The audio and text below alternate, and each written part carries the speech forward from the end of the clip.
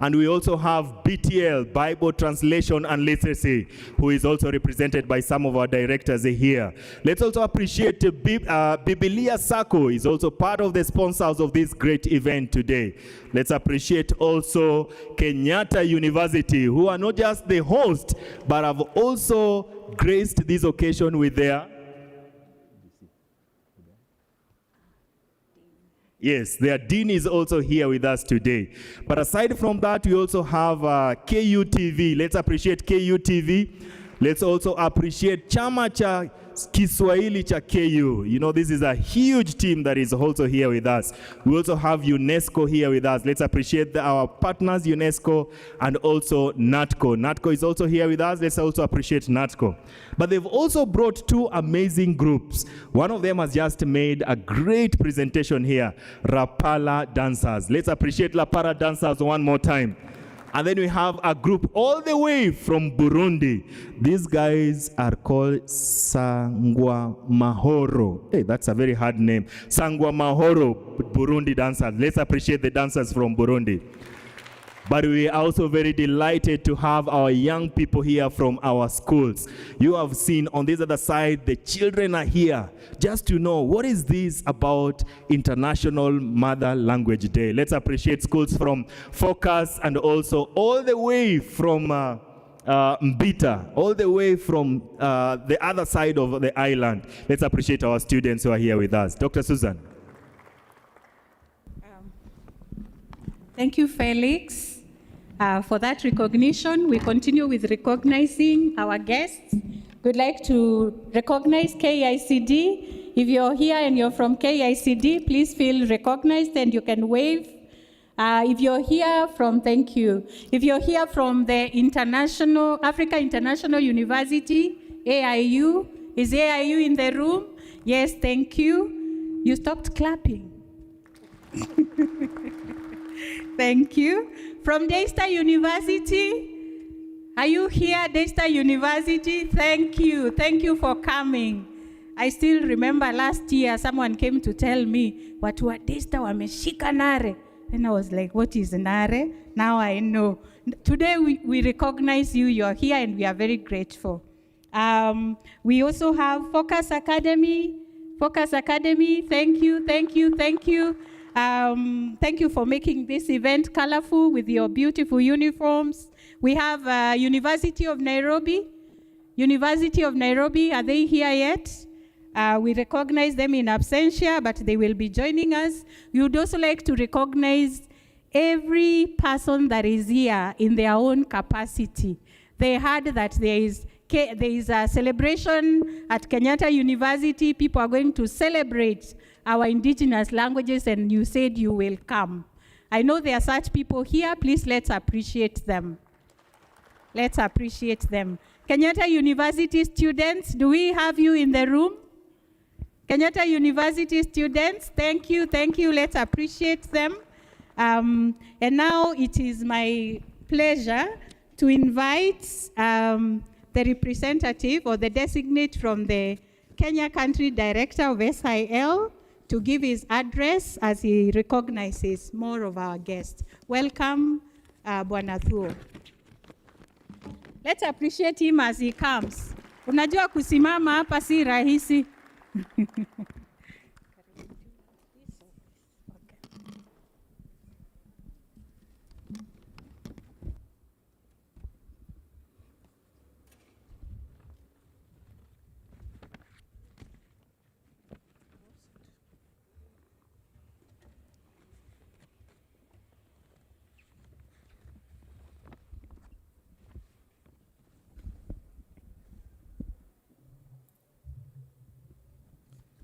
Yes, thank you, Dr. Susan.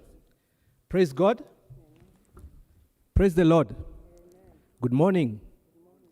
Yeah, my name is Charles Thuo from SIL, and today I have the honor of representing the SIL National Director, Mr. Manasseh Wekunda, who is currently out of the country on another engagement. He sends his warm greetings and sincere appreciation for this gathering. Allow me to acknowledge our chief guest, Dr. Njogu, the Secretary General, Kenya National Examination for UNESCO. I also recognize Dr. Njengere, the CEO of the Kenya National Examination Council, who is also the keynote speaker for this event. We deeply appreciate our partners, Bible Translation and Literacy, BTL, Kenyatta University, Kenya National Commission for UNESCO, that is NATCOM, and the Kenya National Examination Council. We also appreciate the participating institutions, including Daystar University, Africa International University, Focus Academy, Biblia Sacco, the Bible Society, and all others who continue to support this noble cause. A special congratulations to the schools and students who participated in the EC competition. You have made us extremely proud. This year's theme of International Mother Language Day is focusing on the youth and digital frontier is very timely. Young people can harness technology to document, revitalize, and promote indigenous languages through digital platforms, apps, and creative content, ensuring that these languages thrive generations to come. As SIL, this day is at our heart because we value languages and we value people. This forum provides a valuable opportunity for us to reflect on how we can unlock this immense potential that lies with our young people and how we can bring in together the government, academia, development partners, and other communities to work together collaboratively to support and empower them.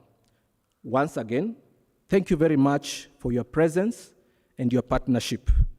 May God bless you and happy International Mother Language Day. Thank you.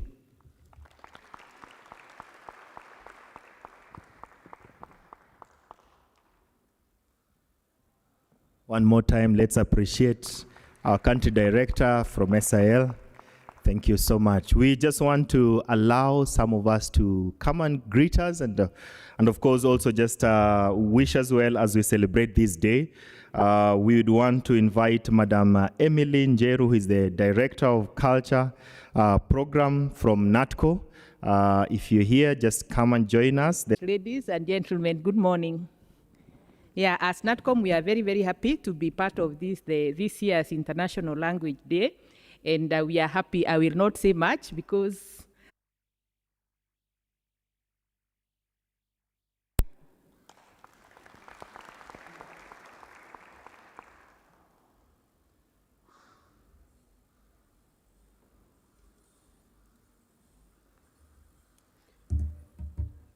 good morning. Nejoe ha kwena dokuma Cedro na dreda kumogeithia. Murega rege. Yes, ago ngen gole mi bi chibo Rift Valley yu. Tos mi jine bunu Rift Valley? Ngono? Nega se gutite? Yes, chamge go gen. Na kuline wandu kuma kwa ma Western. Omubugusu. Orio? Sawa. Sawa. Yes, this is a wonderful occasion for us to celebrate our languages. And I come here to represent our executive director.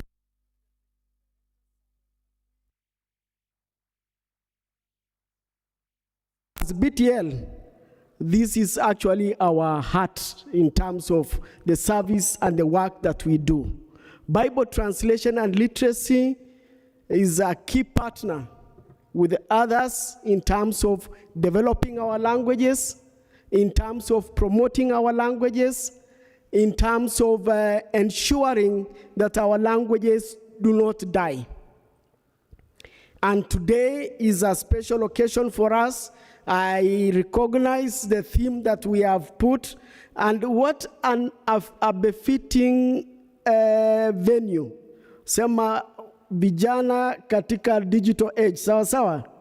And I want to reiterate the fact that as Bible translation and literacy, of course our major text is the Bible. And we go a step ahead to ensure that the Bible is available on the digital space. We partner with others to avail it on the digital space. And I want to welcome the young people to get into the digital space. Already you are there, and look for content that we have availed in that space. We work with YouVersion, a Bible app, and you can be able to interact with the Bibles that we have been able to generate. Something else that is happening, we are here at the university, and thank you Kenyatta University for hosting us. And I want to say we are currently working with the Chuka University, the Tharaka University, to digitize Tharaka materials and avail them on the digital space. We have entered into a partnership with them. I know, okay, we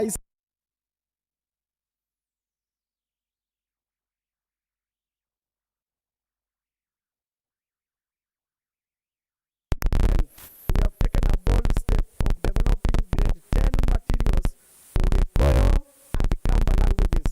And we are sure that by the end of this year, we will have presented them to KICD for approval and inclusion in the curriculum that we are offering. And I'm happy that our Executive Director for Kenya National Examinations Council is here. Of course, it has changed into a Kenya National Assessment. And it is interesting as we look forward to developing these materials and developing our indigenous languages and putting them in the curriculum to see how we are going to assess that.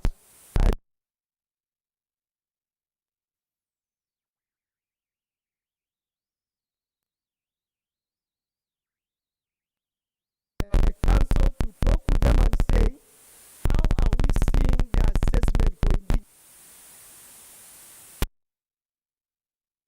As we interest institutions to offer indigenous language as part of the curriculum, then we are also preparing them. I know the assessment begins from, the school-based assessment begins from grade 10, grade 11, and the final assessment. So we know that by the end of this year, there will be an assessment in indigenous languages. And that is something that we would also want to partner with the Kenya National Assessment Council for that purpose. So I don't want to take much time. Of course, I was representing our executive director, and I want to say we are here. We have a big team. Yes, BTL, tafadhali tusimame kidogo. I'm representing you. We can stand. Our brother Ted is one of our partners. Caroline Kamau is one of the directors for human resource.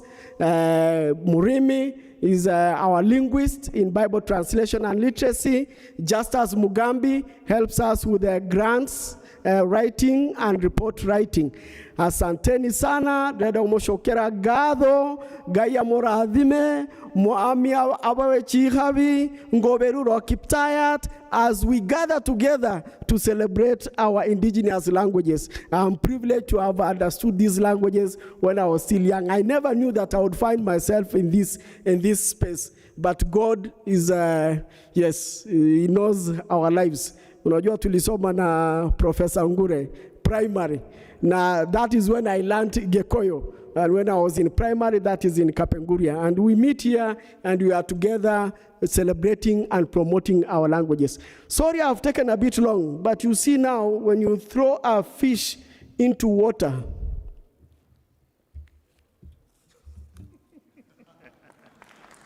what does the fish do while in water? You know, we just realized that as we represent the youth normally love something that is very exciting. They love taking selfies. Daktari, Yes.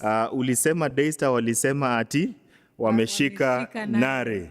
Sasa tutaki the youth washike nare. So may I just request you to remove your phones, the iPhone, the iPad, all the phones, and take a nice selfie with your neighbor.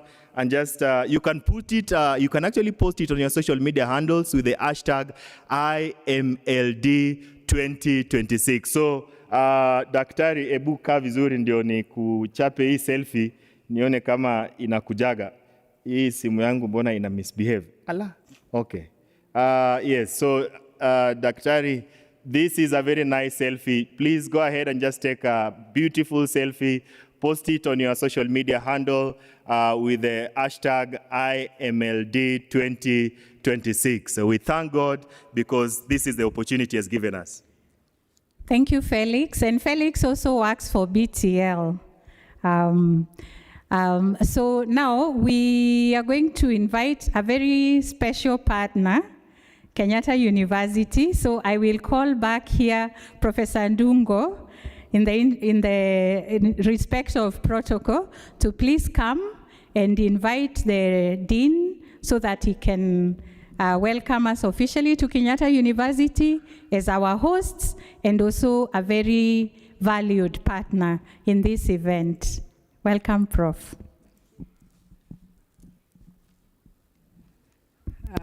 Thank you again.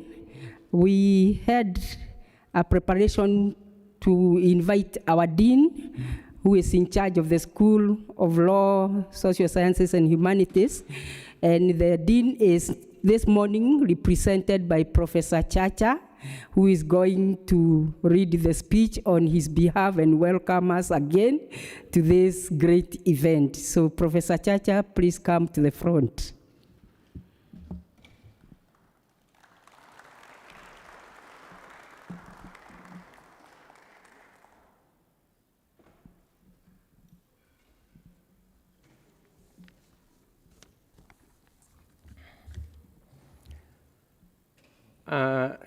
Moriega, Chamge, Amkaze. Nobody can respond to that. Amkaze. And then Mbuyemono. Habari za asubuhi. My name is Leonard Chacha Mwita. I'm from this institution. Currently, I'm the director, Confucius Institute. So maybe I should greet you in Chinese. Ni hao ma? That's good. At least I know Dr. Ngure can respond to that. So saying that I'm the director, Confucius Institute, but today I'm here to represent the Dean, School of Law, Arts, and Social Sciences. The executive dean has sent his apologies. He was not able to come because of other pressing and urgent issues which kept him away, and I hope that you've accepted those apologies. So I know today is a great day for all of us. We usually gather every year to celebrate the Mother Language Day. And today is even more special because the celebrations are being done at Kenyatta University. So without talking so much, I'd like to read the speech of the Executive Dean, School of Law, Arts, and Social Sciences. The chief guest, Dr. James Njogu, Secretary General of NATCOM. The keynote speaker, Dr. David Njengere. The County Director, SEAL, Mr. Manasseh Wekunda. BTL Executive Director, Mr. Samuel Kakui.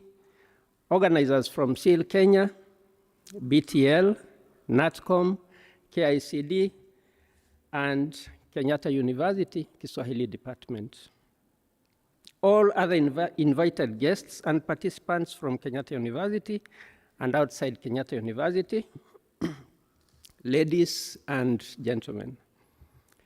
Today, as we gather to celebrate International Mother Language Day, we are reminded of a powerful truth. Language is the carrier of our culture. It holds our history, our worldview, our values, our songs, our humor, and our wisdom. In spite of this critical role, many languages in the world face extinction due to the hegemony of a few international languages and the apathy of speakers of marginalized languages towards their own languages. The increasing over-reliance of technology resulting in a one-way extraction of knowledge from the marginal languages to the dominant languages continue to threaten the less commonly spoken languages, accelerating the loss of linguistics and cultural diversity.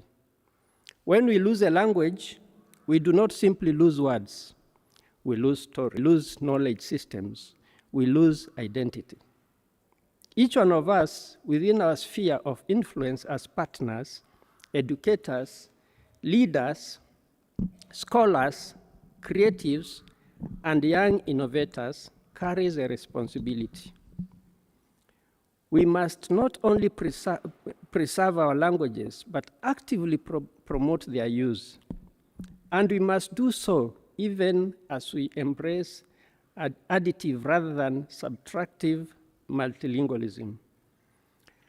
Multilingualism should not be a threat to our indigenous languages. Rather, it should be strengthened by them. Research and experience consistently show that mastery of concepts in our indigenous languages makes it easier to master the same concepts in other languages. When a child understands a scientific idea, a mathematical principle, or a moral value deeply in their mother tongue, they are better equipped to transfer that understanding into Kiswahili, English, French, or any other language. This fact has been emphasized by UNESCO since 1953. It is unfortunate that the perception that mother languages have to be abandoned for faster proficiency in preferred mainstream languages continue to dominate public discourse. In light of this scenario, the future of our languages depends on one critical factor: transgenerational transmission. Languages survive when they are spoken at home, taught with pride, and celebrated in public spaces such as what we are doing here today. They survive when children hear them, not as relics of the past, but as living tools of expression, creativity, and innovation. In this digital age, young people thrive in digital spaces. The digital frontier is where conversations happen, where trends are born, where ideas spread, and where identities are shaped. The content that wins and carves its domain in the digital platforms has a chance for survival, while the one doesn't is obscured. If our languages are absent online, they risk becoming invisible. However, if they are present in podcasts, short videos, blogs, apps, music, coding, memes, and storytelling, among others, they gain new life. Considering that the future of our languages depends on their use by the youth, we encourage the youth not only to consume content in global languages, but to create content in their mother tongue as well. Let us support innovation that integrates indigenous languages into technology, education, and entrepreneurship. Let us speak our languages with pride at home, in schools, in places of worship, and in the marketplace. We also call upon the institutions at both county and national level to empower indigenous languages by promoting their use. They should also invest resources in their development and teaching in order to ensure that they are equipped to handle all the demands of modern communication. This will ensure that we not only deploy them as critical tools in development, but we also value them as the best safeguard to our heritage, diversity, and cultural vitality. As the Dean School of Law, Arts, and Social Sciences, I'm proud to head a school that is at the epicenter of this noble goal. The departments of Kiswahili, Literature and Language, Music and Dance, Theater, Media and Film, Fine Art, Fashion, and Design are a testament to the importance that Kenyatta University attaches to the promotion of language and culture.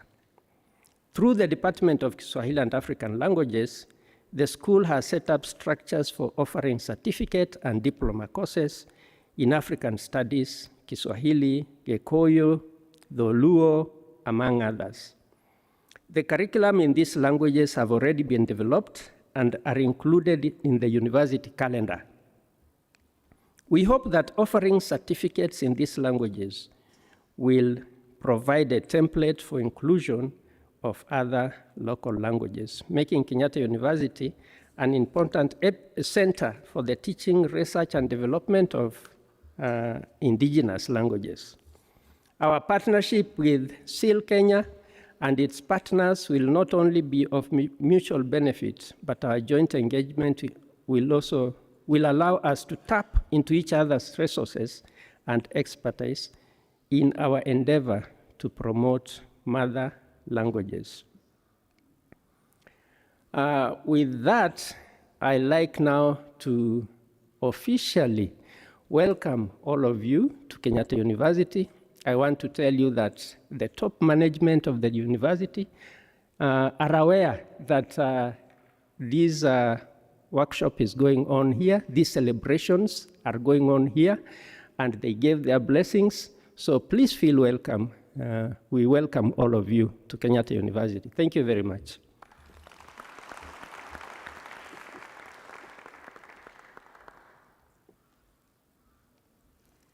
Thank you, Professor Chacha. Let's appreciate him one more time and feel welcome at Kenyatta University, which is also my alma mater, by the way. We are going to switch gears a little bit so that we have our keynotes before we break for tea. And before I read the bio for the keynote speaker, allow me to inform every one of you that this event is being live streamed. Photos are being taken, videos are being taken, and those are likely to be shared online. So please be informed. And now it's my pleasure to read for you the bio to introduce our keynote speaker. Our keynote speaker for this event this morning is none other than Dr. David Jengele, MBS, the Chief Executive Officer at the Kenya National Examination Council from January 1, 2021. Dr. Jengele is the Accounting Officer at Kenya National Examination Council, and he is also responsible for the running of the council affairs to ensure that the NEC mission is achieved and the efficiency of the council operations are realized. He is the secretary to the council and the chairperson of the senior management. He is responsible for spearheading partnerships of the council. Dr. Jengele holds a PhD in education, a Master of Philosophy in English, and a Bachelor of Education in English and Literature, all from Moi University. He also holds a postgraduate diploma in curriculum design and development from the International Bureau of Education, UNESCO, and Open University of Tanzania. He also holds a certificate in design and development of large-scale assessments from Education and Testing Services, Princeton, New Jersey. Dr. Jengele is a council member of the International Bureau of Education, UNESCO, the Executive Secretary and Chief Executive Officer of the Association for Education Assessment in Africa, and has been a resource person for the government of Malaysia. Ladies and gentlemen, this is the prominent gentleman that we have giving our keynote speech this morning. Let's give it up for Dr. David Jengere, MBS. Karibu sana daktari.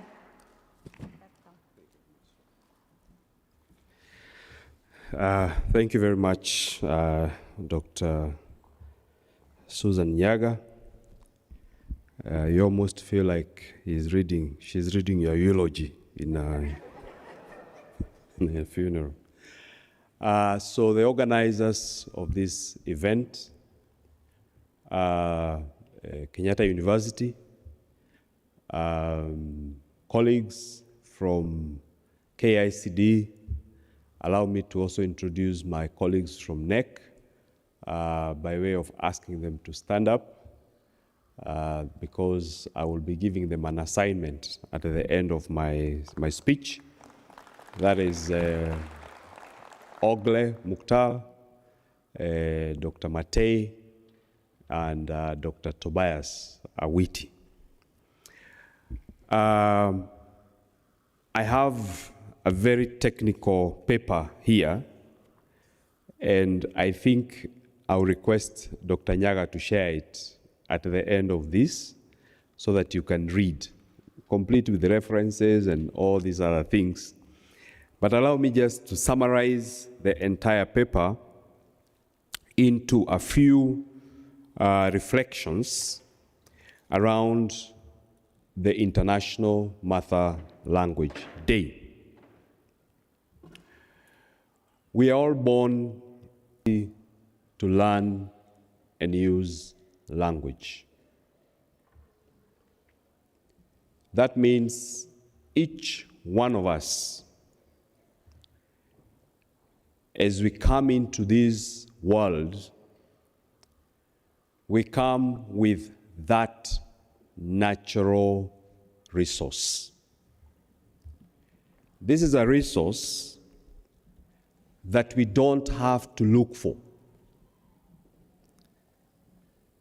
Sometimes when we want to implement very ambitious programs, we always think of looking for resources. I'm sure BTL, a long time ago when I was at the university, I was a contributor to BTL, and we used to send, I think, 200 shillings, and they would appreciate. These days, I don't know what happened. They don't mobilize us anymore. And it is common for us to always assume that when we are designing a program, we start looking for resources. And in many cases, you will hear people reduce everything to financial resources.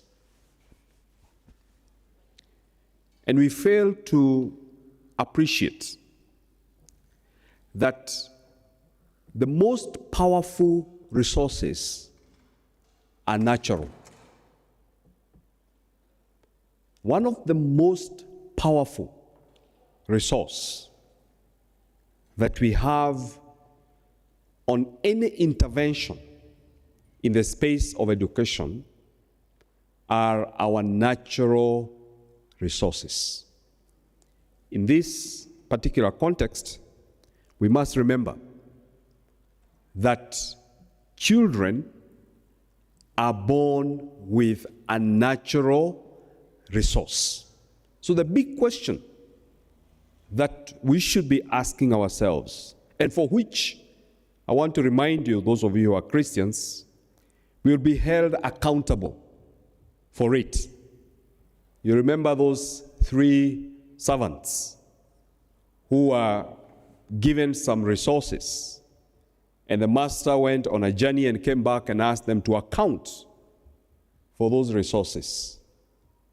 We who occupy the spaces that we occupy, we have a free resource that every child has. So when we begin to plan for any program, or any intervention, we need to start by asking ourselves, what are we doing with that natural resource that the child has? Chomsky broke that down and deconstructed it to what he called the language acquisition device. Education is yet to take full advantage of this natural ability. You don't need anyone to teach you listening and speaking. It is inevitable that those who don't have any special need and disability in terms of hearing, inevitably they will listen and speak. If you put any child, according to Chomsky, in an environment where they receive a healthy input of a language, it doesn't matter which language it is. Inevitably, that child will start speaking that language. I grew up not too far away from here at the Coffee Research Institute. And we had all languages spoken there. No one taught me words of Maragori. I picked it because when the mother is calling the children, we just listen and observe the action and we pick the language. No one needed to teach me Kiborana and Kisomali because we had them in our environment. All those who grew up in that environment, they spoke multiple languages without necessarily having a teacher stand in front of them.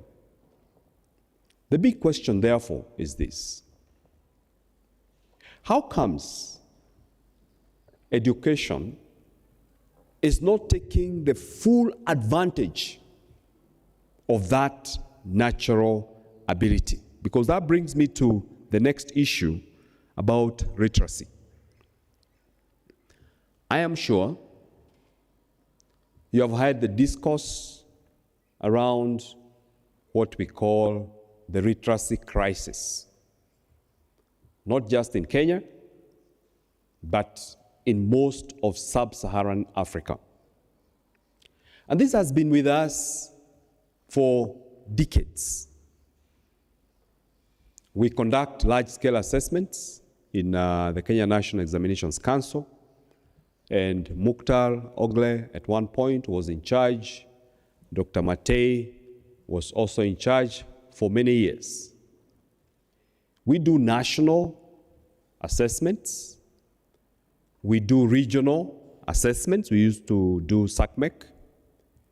And recently, we started to do PISA, Program for International Student Assessment, which is administered through OECD. The results actually will be out in the next few months. In all these studies, the running finding in each one of them is that we have challenges with literacy. Literacy, according to the neuroscience of reading, is not a natural ability. Actually, reading is a very recent phenomenon. It is not very old. Human beings taught themselves how to read not very long ago, because the human brain is ideally not wired. It is not naturally developed to read. We have to make certain parts of the brain add to this process of decoding some symbols. Because they are symbols, they are actually arbitrary. There is nothing that makes the letter A and the sound R have any meaning based on that symbol that you create. You could as well create another symbol, and when you give it that meaning, it will still mean the same thing. It's arbitrary. So the human brain has to go through now the process of being taught. You cannot naturally develop the ability to read unless you are transferring your ability from one language to another. Like no one taught me how to read my mother tongue. Very unfortunate. But I was taught how to read Kiswahili. So I transferred my ability to decode Kiswahili into my mother tongue. Unfortunately, Kiswahili has 5 vowels, my mother tongue has 7. So I've never learned, even at my age, I hope this is not very good disclosure with children around, I've never learned how to deal with those 2 vowels, extra vowels that are not in the Kiswahili language. So that is the complexity of literacy. And this is where I am inviting the researchers to action. Rather than just spending time and resources every year to repeat the same narrative that our children are not reading, let us get to the action, Prof. And we in NEC have said, we don't want to continue telling people that children are not reading. We want to get to the space where we start to conduct action research on what needs to be done. And we have recently established an educational assessment resource center. And that resource center has the benefit of the oldest assessment data in Kenya. As old as 1924, we have assessment data. So we want to take a step back and analyze that data. We don't want to start any new intervention before we learn our lessons from all that data. And so we want to invite partners who are willing to come into that space. And when you are coming into that space, remember the first statement I made about resources. Don't come with the mentality of financial resources. Come with the mentality of what natural resources do we have? Because we have killed too many initiatives in this country because of chasing financial resources. That any new initiative you want to start, everybody asks, how much money do you have? So for this one, we want to invite partners who are willing to come without clogging the whole conceptualization with financial resources. Now, under this Educational Assessment Resource Center, we are starting a bureau of research and intervention in early years education literacy. In this bureau, we will be able to share the tons of data that we have. We also look at the interventions that have been made in the past and do a meta-analysis that will tell us what has worked in the past. Because I want to assure you there is something that worked in the past. Those of you who are a little older, and you had the advantage of growing up in a language homogeneous community, particularly in the rural areas, you will remember that you were taught literacy in your mother tongue.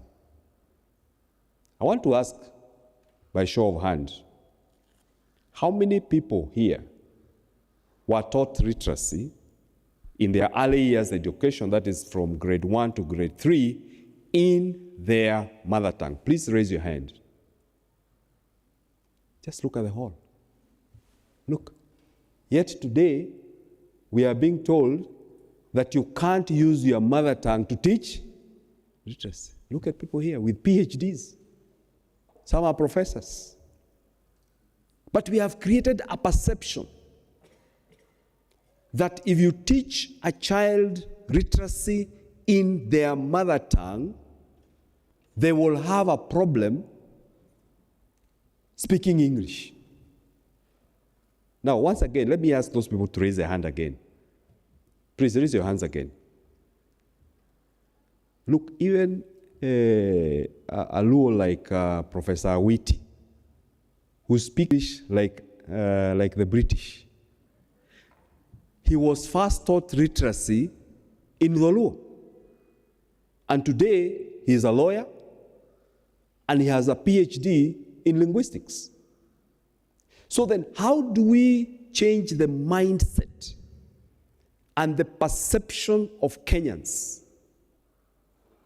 that it is possible to begin teaching literacy in the child's first language, in the child's familiar language? Because I want to invite you to consider the first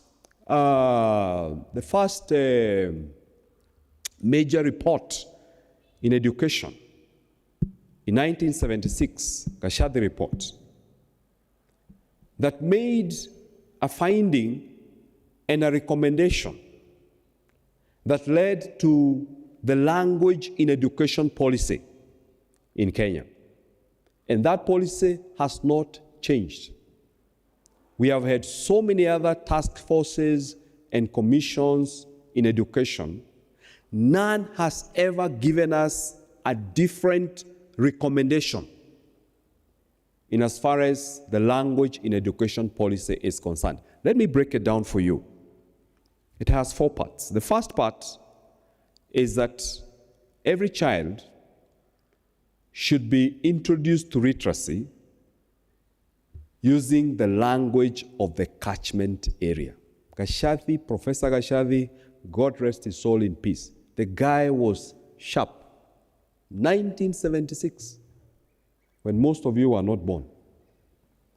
He was able to foresee that for us to get it right with teaching literacy, we need to use the language that the child comes with to school.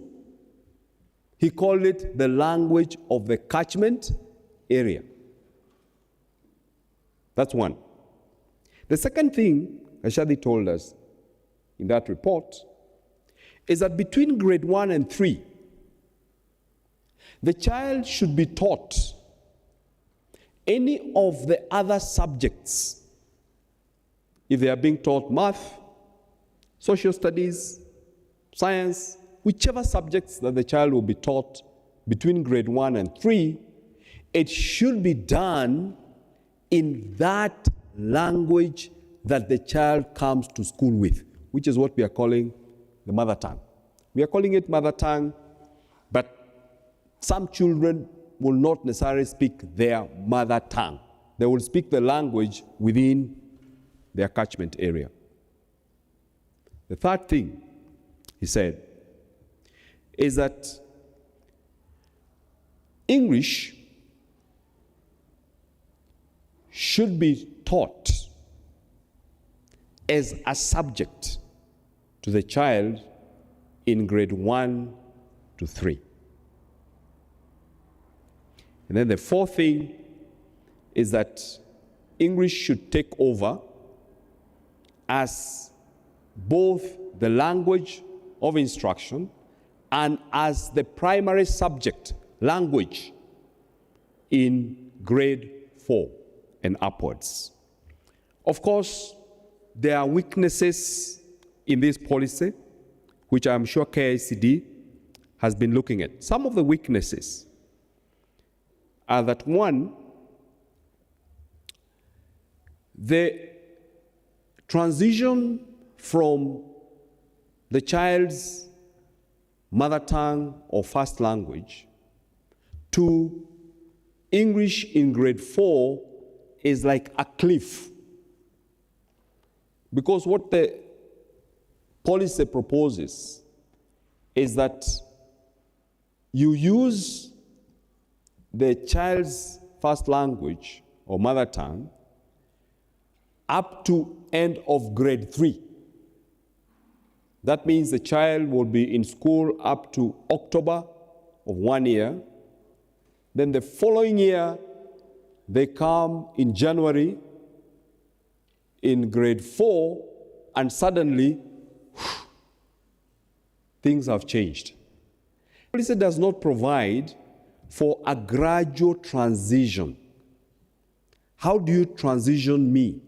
So that's one of the things that I'm sure KICD needs to reflect on, so that you start that gradual transition from that child's first language to English, maybe using a subject that doesn't have a lot of complex terms, like maybe social studies. Then the child can start to get used to this English instruction as they prepare for the next grade. The next one, and which is even more fundamental, is the question of the language of instruction. There is a big challenge that teachers face when we tell them, use the child's mother tongue for instruction. But the textbooks for the different subjects are in English. So the child is holding a mathematics textbook in grade 1, which is written in English. And the teacher is using the child's mother tongue. So clearly, there will be a breakdown of communication. So we need to start thinking, and I'm glad that Dr. Nyaga, one of the groundbreaking things that she has done is to attempt to develop the textbooks, the instructional materials in those local languages. And that was there. There were instructional materials that had been developed in these local languages. So if we want this policy to succeed, therefore, we must invest. The usual story, once again, is about money. When you say we want to develop this auto law, it's too expensive. You have too many languages. We cannot afford.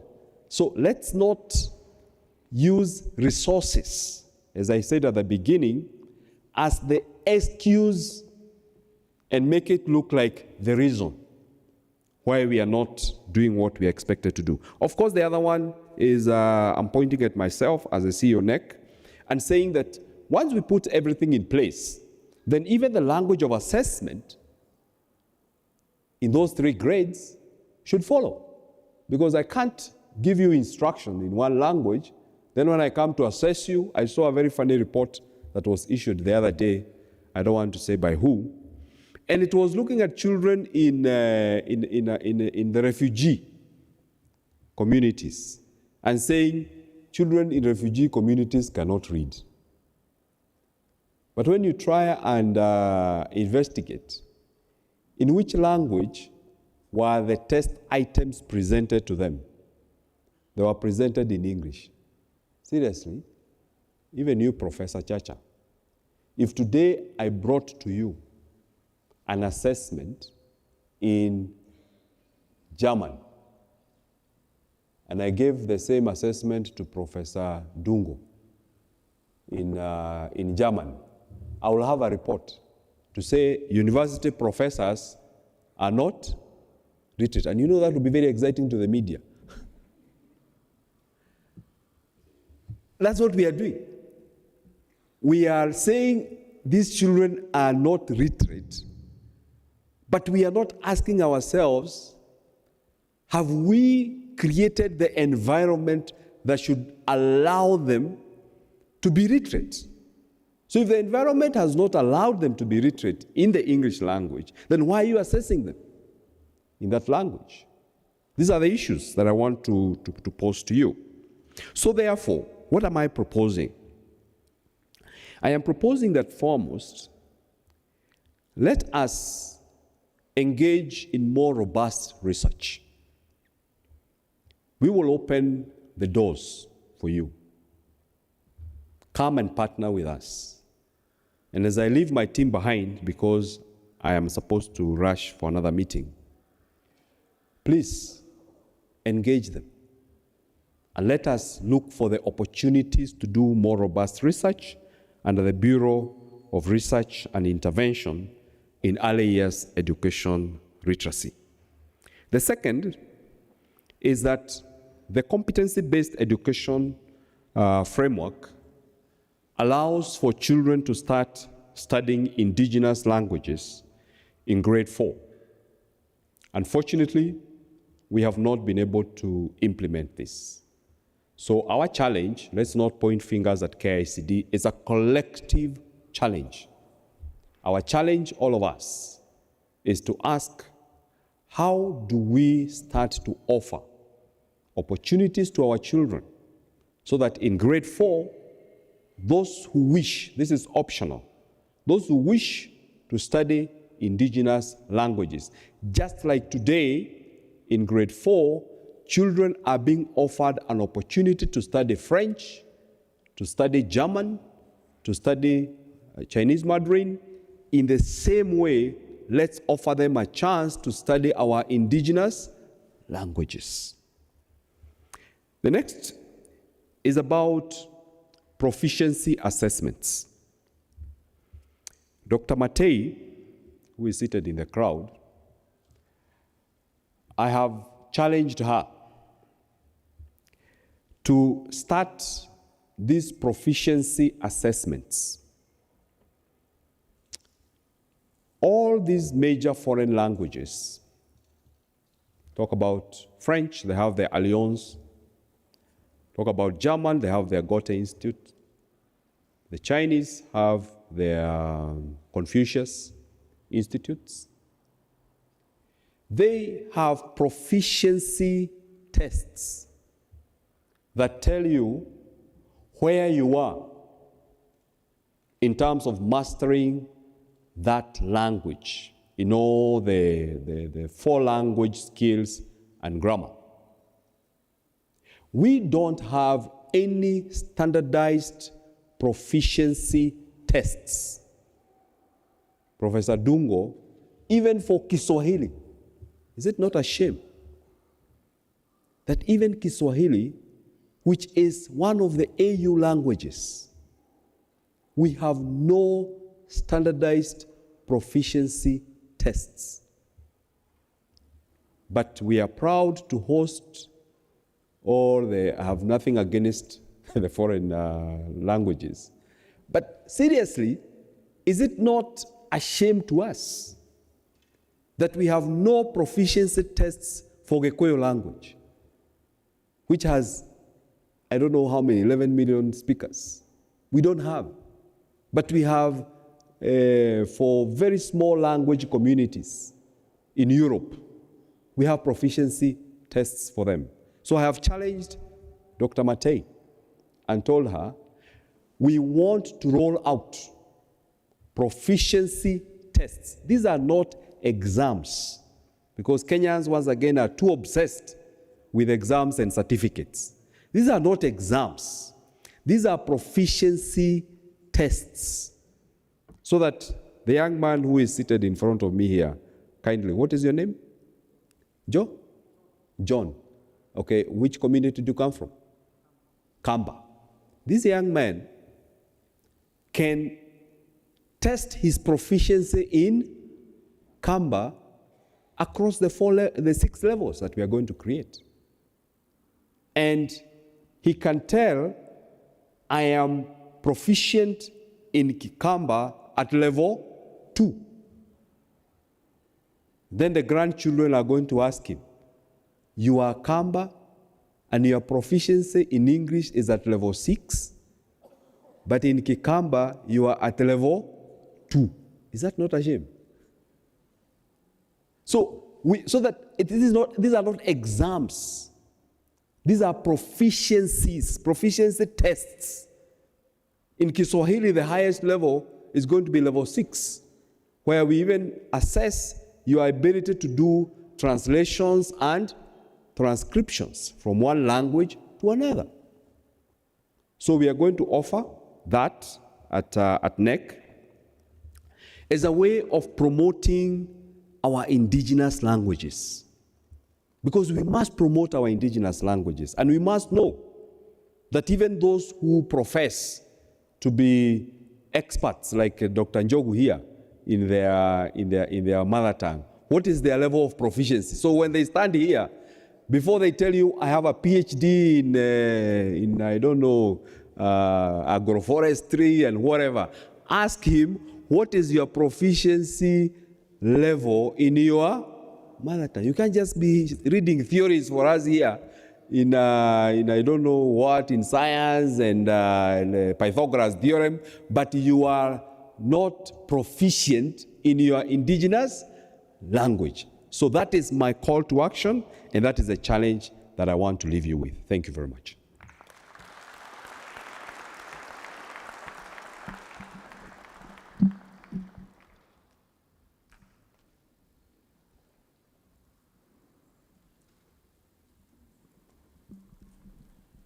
Please let's appreciate him some more.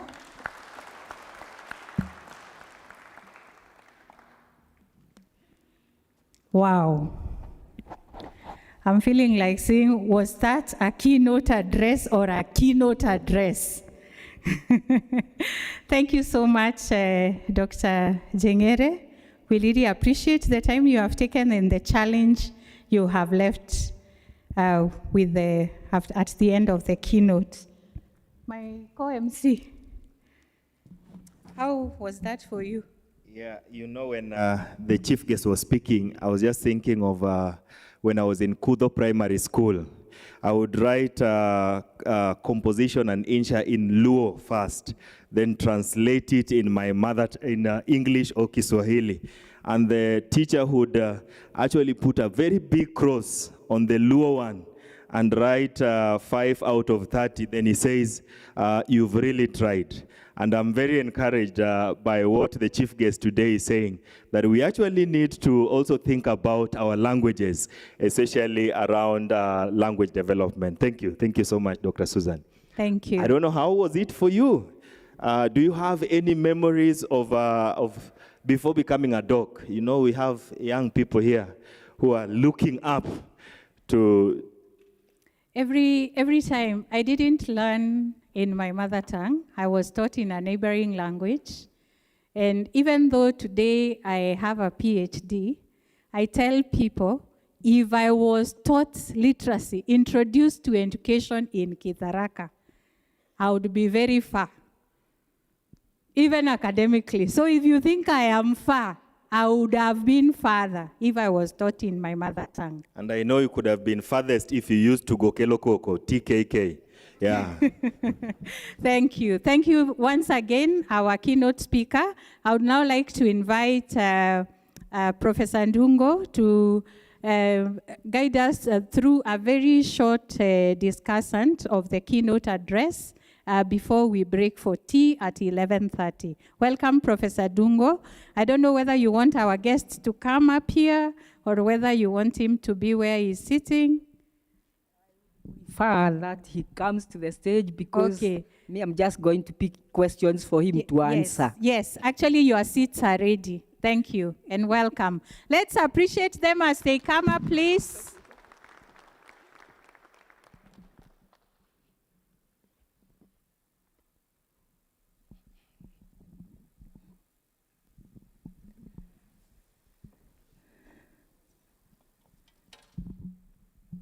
Okay, Daktari, let me take this opportunity first to congratulate you for triggering our minds. Well, let me do self-disclosure. I was one of those people who were taught through a trial one, which was called New English Medium. So we started from standard 1. We were taught in English. And of course, we were very proficient in English, but we couldn't do anything with our mother tongues. So I'm very happy that you have triggered us to think about our mother tongues.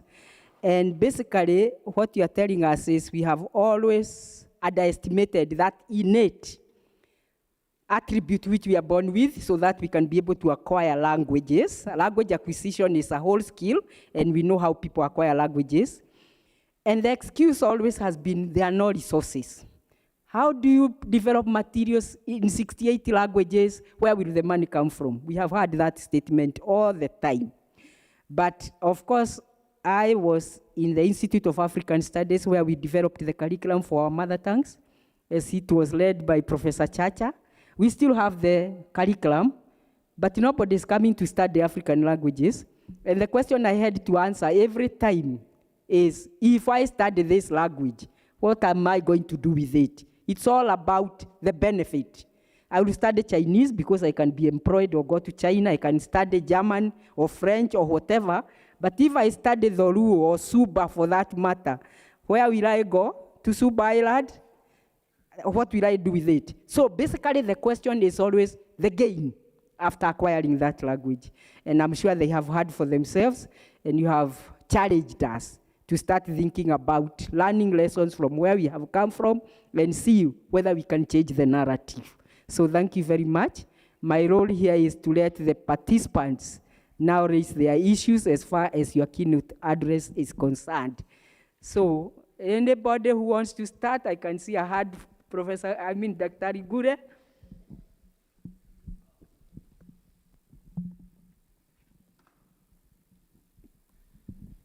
Thank you so much. I am Kenneth Ngure, and I want to thank the chief guest for that wonderful keynote address.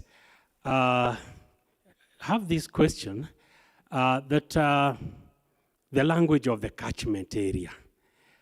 Our interest, personally, I'm mostly involved in research on the minority, the endangered languages. So if we encourage that route of the language of the catchment area, what will happen to these small languages? I'm thinking of an area like Marsabit County, around mountain area there. The dominant language is Borana. But we have speakers of Burji, for example, a few who speak Rendile. What will happen to these small languages? Do you have maybe a suggestion for that? The small languages among the dominant ones. Thank you. I would suggest that we pick a few so that you can answer a number together. Any other question? Yes, Timothy?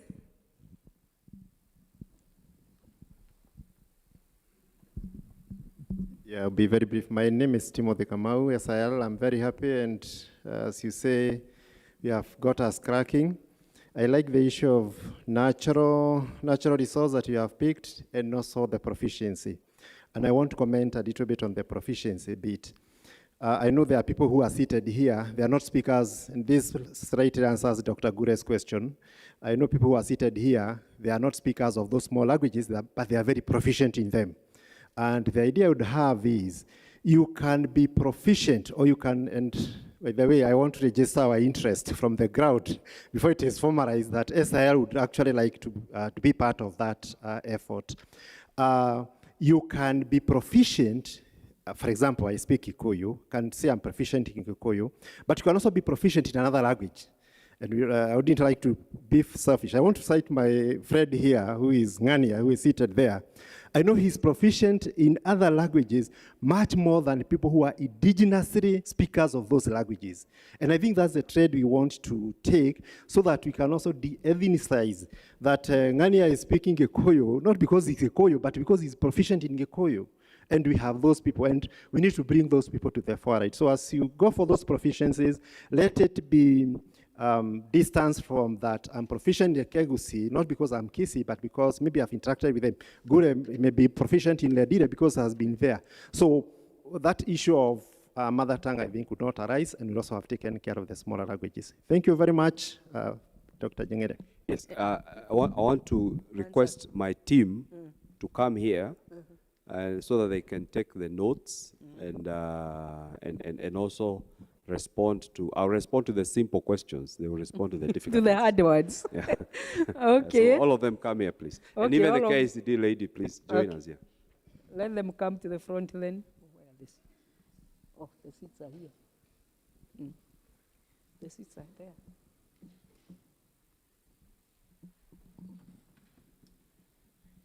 Bring others. Okay, if there is another question. Yeah, here. Yes. Where? Here. Oh, Prof. Yeah, okay. I want to say, first of all, that the keynote speech was a wonderful speech, and it made some of us to start thinking about some of these issues that we take for granted, and yet they are very important. I usually like referring to a case scenario. There was a time I taught in Uganda, somewhere in Kavale, very close to Rwanda. Now, one thing I realized with those people is that despite the diversity of the languages, they are very proud of their local languages. You'll find even in the university, they are speaking those languages. Those languages are taught up to degree level. You'll find somebody doing one of the local languages plus Kiswahili or plus English plus maybe another subject. They are doing that I think even at higher level before they now formally do them in the university. Now, why is it that we can't have something like that in our country? As Professor Ndungo said, the Institute of African Studies had prepared programs to offer those local languages. We even thought of why can't we have heritage languages, what the Americans call heritage language teaching, whereby some of our kids who are in schools can't speak those languages, but maybe they understand, so they come during the holidays and we polish that up. But the issue is that why can't we have them offered even in the university? Maybe the CBE is trying to correct that. But I think there is another issue socially, politically and socially, that comes into this, that brings a negative tag. You know, the issue of ethnicity. How do you think we can separate this, the language, from the group somebody belongs to, so that a child is proud of the language they are speaking and they can use it anywhere without any fear or anything? Thank you. Okay, thank you very much. Any further question? I want to cut it at 4 so that he can answer the 4 questions. Anybody else with another question? Okay, Baraka. Thank you so much, Prof. I also want to appreciate our keynote speaker for the wonderful presentation, and I picked something that indeed our languages can be a resource that is God-given. I want to mention that when I have to travel to the United Kingdom or the United States of America for my further studies, I'll be requested to do some tests, either in English, we know how they are called.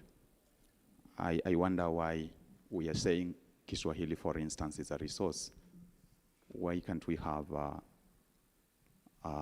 Kiswahili proficiency tests across the world, where we can send our Kiswahili teachers across the world also, so that they can teach people Swahili, for this case, in our various ambassador in our various immigrations departments across the world. I think this is a way that will make our languages be monetized. And what Professor Ndugo is saying, that why should she study a language when it's not having value? What's the government input? Like, however much we are saying that we shouldn't mention the issue of resources, but such an initiative for real needs an input from the stakeholders. Thank you. Thank you. Dr. I think now you can respond to those. Just one, last one. Eh? Thank you very much. My name is Titus Kioko, and I want to thank the speaker for the input. But now there is one thing he did not address. Of course, he addressed the good things you are going to do is the examination council. But from where I stand, the harm is always done at home. And I know where we come from. There are these academies, there are so many everywhere. And some of the parents we have in our neighborhoods, you'll always see them encouraging the children to speak in English. I don't know whether they don't understand this thing of first language or what, but they feel that when the children start speaking in English very early, then they are going to be very proficient. But the problem is the parents themselves are not good models for that language. They are not even proficient. Worse still is when they force the maid, the house help, to always speak English to this child. And you know the level of English our house helps have.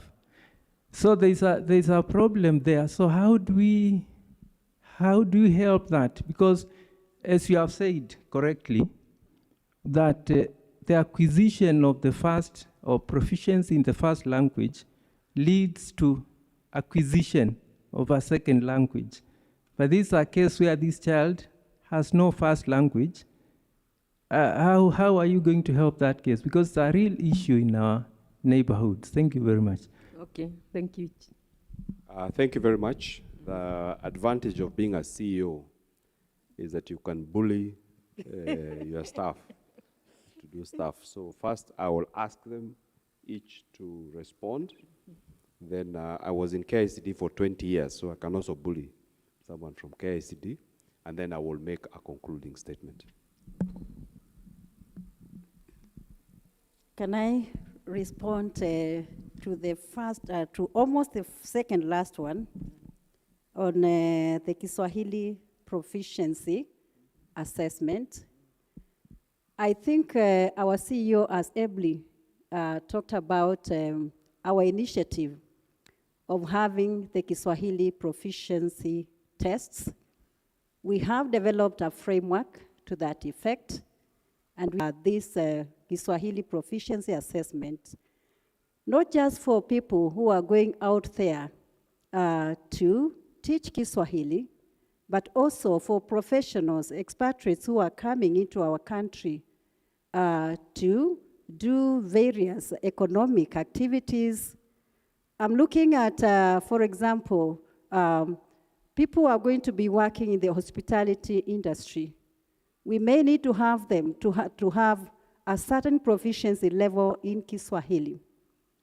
And so we are going to be testing them. The way we test for German and French, we are going to be testing their proficiency, not to deter them from doing the economic activities in Kenya, but also but to ensure that they have the right proficiency to walk around as they work and interact with us in our social and economic environment. So that is already an initiative that the Kenya National Examinations Council is undertaking, and we are going to take it further and make it better as we involve our stakeholders and partners in the entire framework development and implementation of the same initiative. Thank you, Dr. Tobias.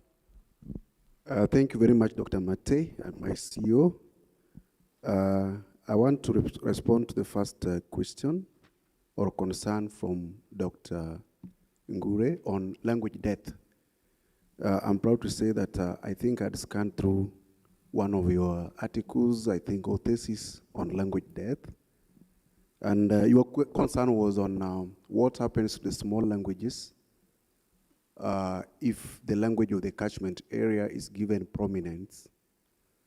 I think at that point, that's when we need to invite the intervention of researchers to help in the development of these other small languages in terms of orthography, so that we can have them recorded, we can have them in textbooks and as reading materials.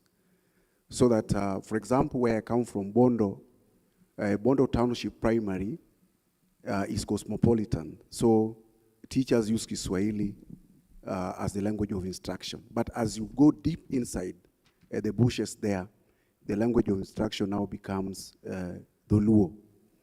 So I think the intervention by researchers to develop even textbooks in these areas will make these other languages remain alive and will not lead to language death. Another concern was on the parents' attitude towards mother tongue. That is true. We find that the contemporary parents are very hesitant in allowing their parents to their children to speak in their mother tongue.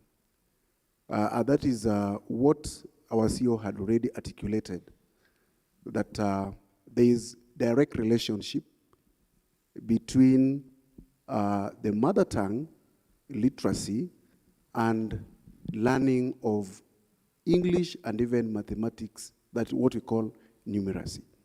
And this has been proven by theories. Just the language that we use at home acts as like a vehicle. So we can map what we learn in our mother tongues to the second language or even foreign languages. And the child learns faster. So we need just to sensitize the parents so that they understand the urgency and also the critical nature that the first language plays in literacy and numeracy. And these are not things that we are just talking about. If you read social interaction, language is very key in learning, and therefore we need to sensitize the parents so that they see the damage that they are doing on the learning process of the children. Thank you. I want to make a comment on Dr. Gure's comment also, not Gure's, the last speaker, on the language at home. And I don't know what to say, but the more literate the parent is, the more illiterate they are making their children to be in their mother tongue. I'm one of those people who benefited from learning mathematics through my mother tongue. And I want to say this, I learned the 12 tables in a hospital bed. And I did it in my mother tongue. I said, Ile kundwe mwenile, you know? 2 times 1 is 2. And up to now, I have never forgotten the tables. So I think we need to call upon the parents that they expose our children to the language, to their mother tongue, so that they can make it, they can have ease in learning, not only mathematics, but also the other subjects. But we have the challenge also of the teacher proficiency. How proficient is the teacher in facilitating learning through use of the language of the catchment area and through the use of mother tongue, for example? In the past, we've had the issue of delocalization, where you find that in the village, in a Kamba village, for example, the teacher is a Luya, or better even a Kikuyu because it's a Bantu. How do they facilitate learning through mother tongue?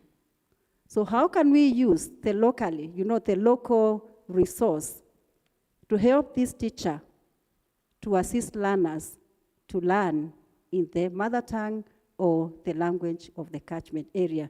I think it's a challenge that we can surmount so as to make learning easier for these learners and to improve the levels of literacy and numeracy in foundational years. Thank you.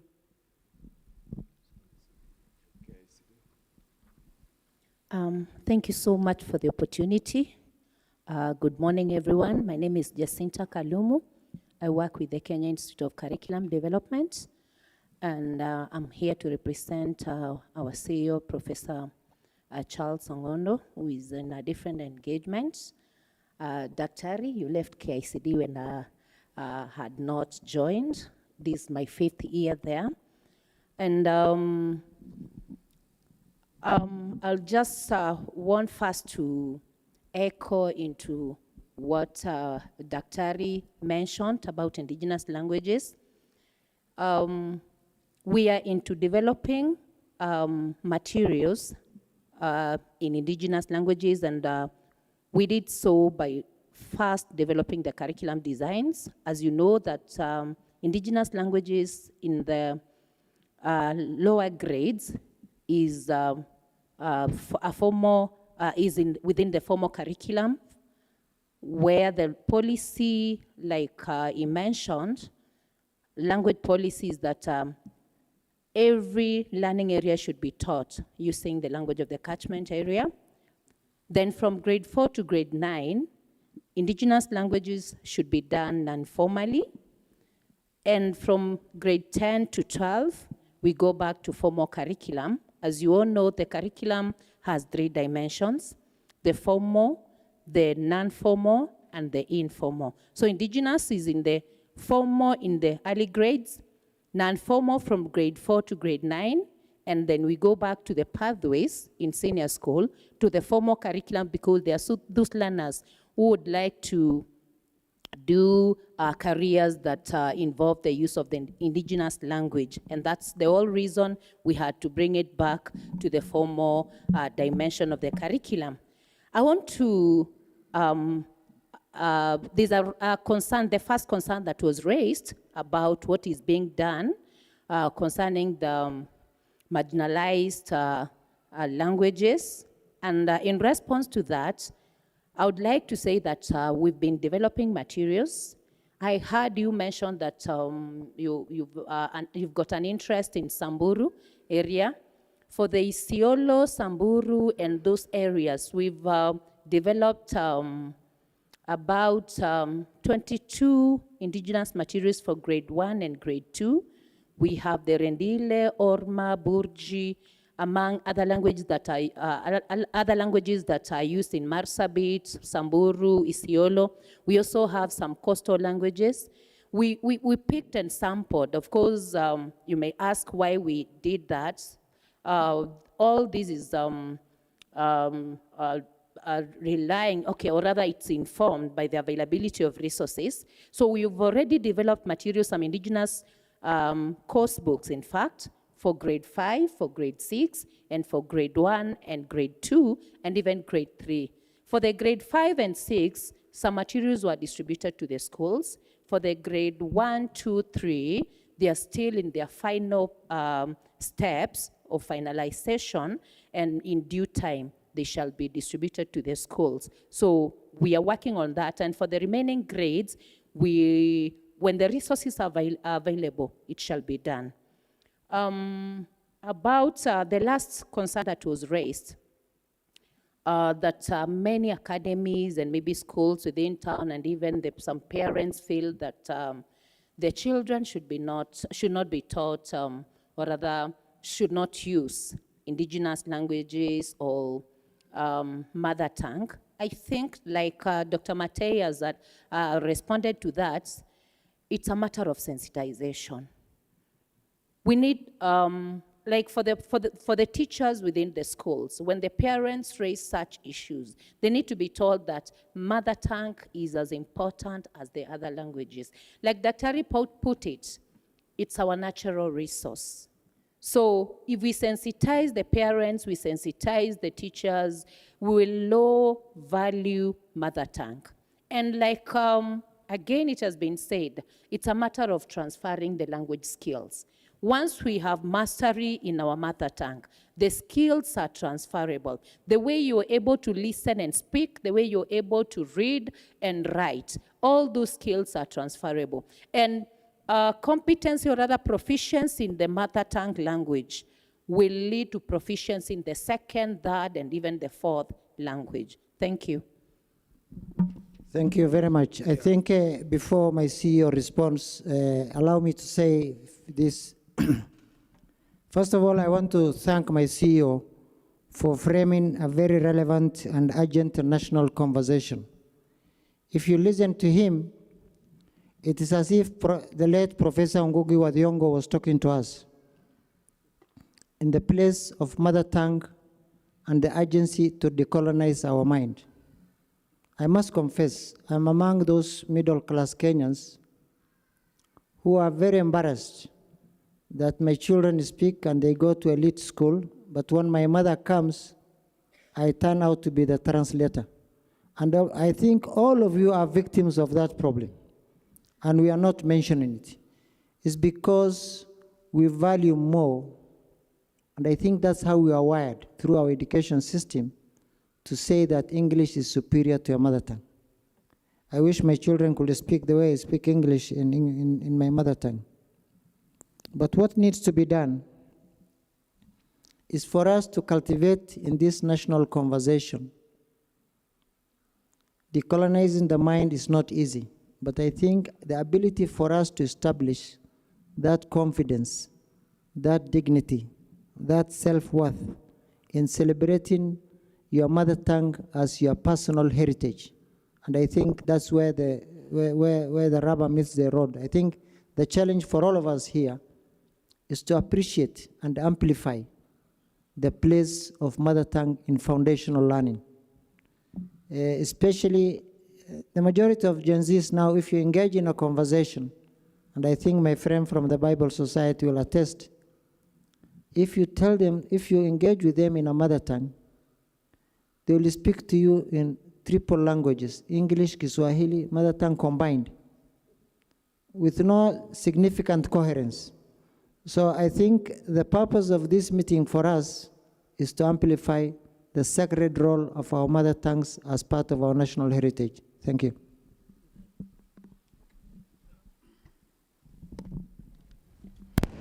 Thank you very much. At least I had to demonstrate to you that we have very intelligent people in NEC and KICD.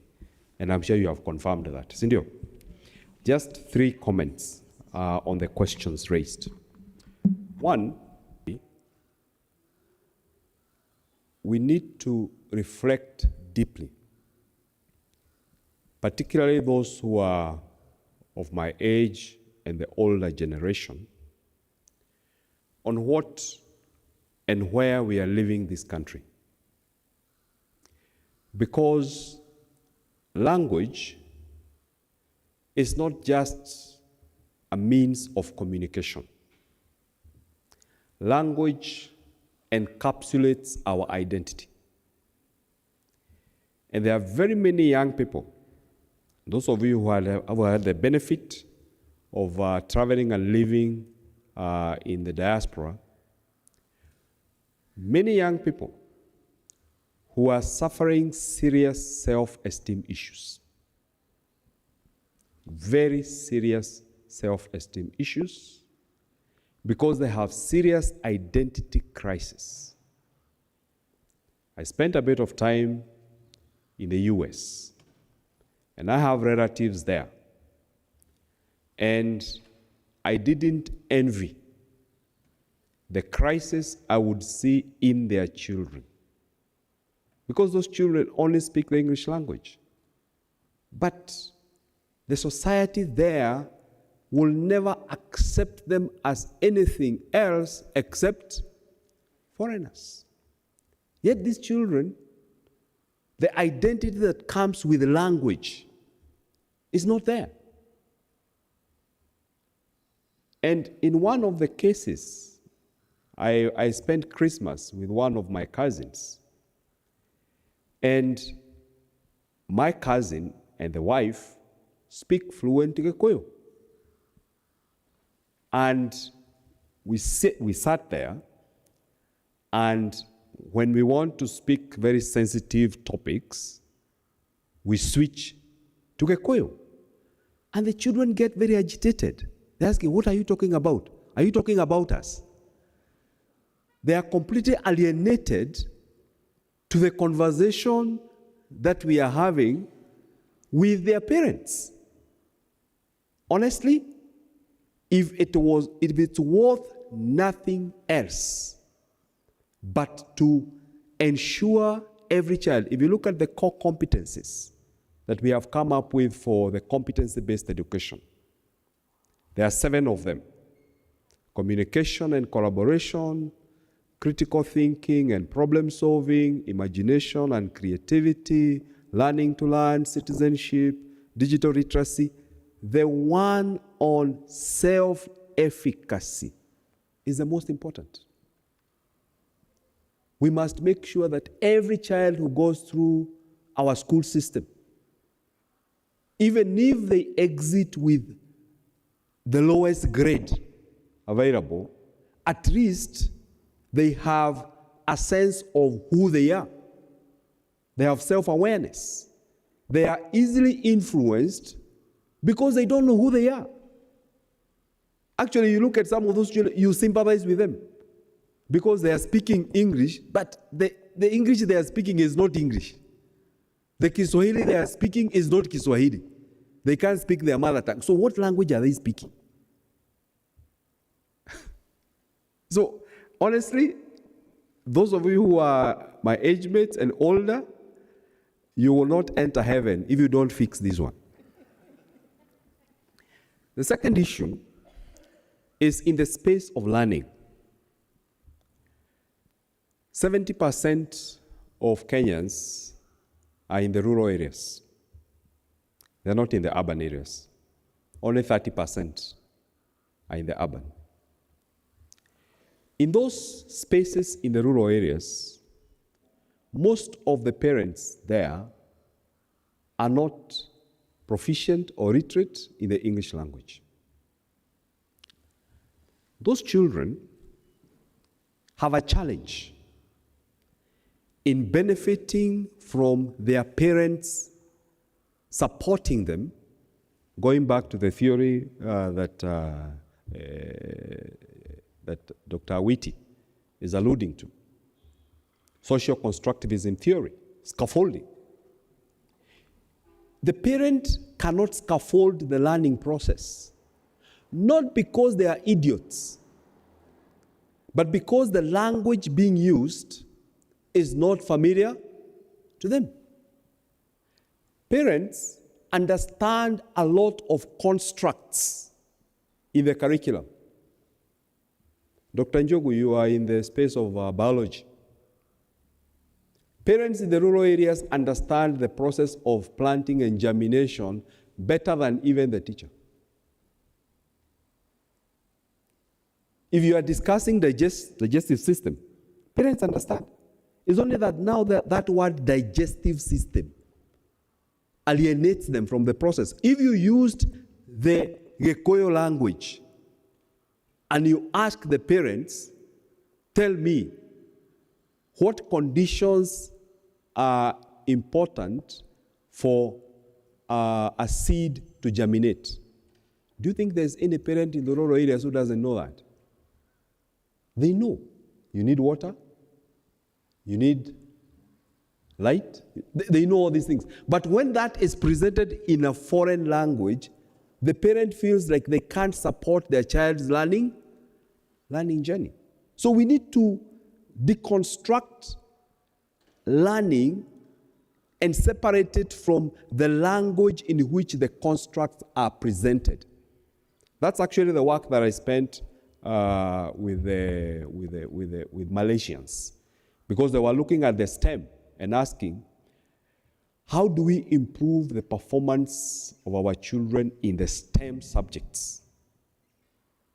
And I went there to help them understand that STEM is best understood when the construct is presented in the language the child understands. So in Kenya, the child is battling with the language and the construct. So they get lost somewhere there because they have not mastered the terms in English. But if you were to present that term in the language they understand, that's why you find industrialization in the global south, especially sub-Saharan Africa, is becoming a problem. You go to Gekomba, the innovations that are happening there, those innovations are not being presented in English. But those guys innovate anything. The last point, I'm very excited that we have quite a number of people who are saying that they want to collaborate with us. Please, we have a symposium coming up in the month of April. And yesterday we had a very robust engagement with UNESCO, International Bureau of Education, UNESCO Institute of Statistics, and all these other players, and NATCOM. And we agreed that we have to start putting indigenous languages in their rightful place. Let's not just make speeches, and after the speeches we go back. Next year we come, we make more speeches, and the next year more speeches. Let us start to break the cycle. Let us start to deal with the lowest hanging fruit, as we also aim at the highest sitting fruit. So all those who are willing to renew with us, in the month of May, we have a national symposium, and we will adjust the program so that on one of the days, we will be discussing this issue of indigenous languages and their place in the competency-based education. Asanteni.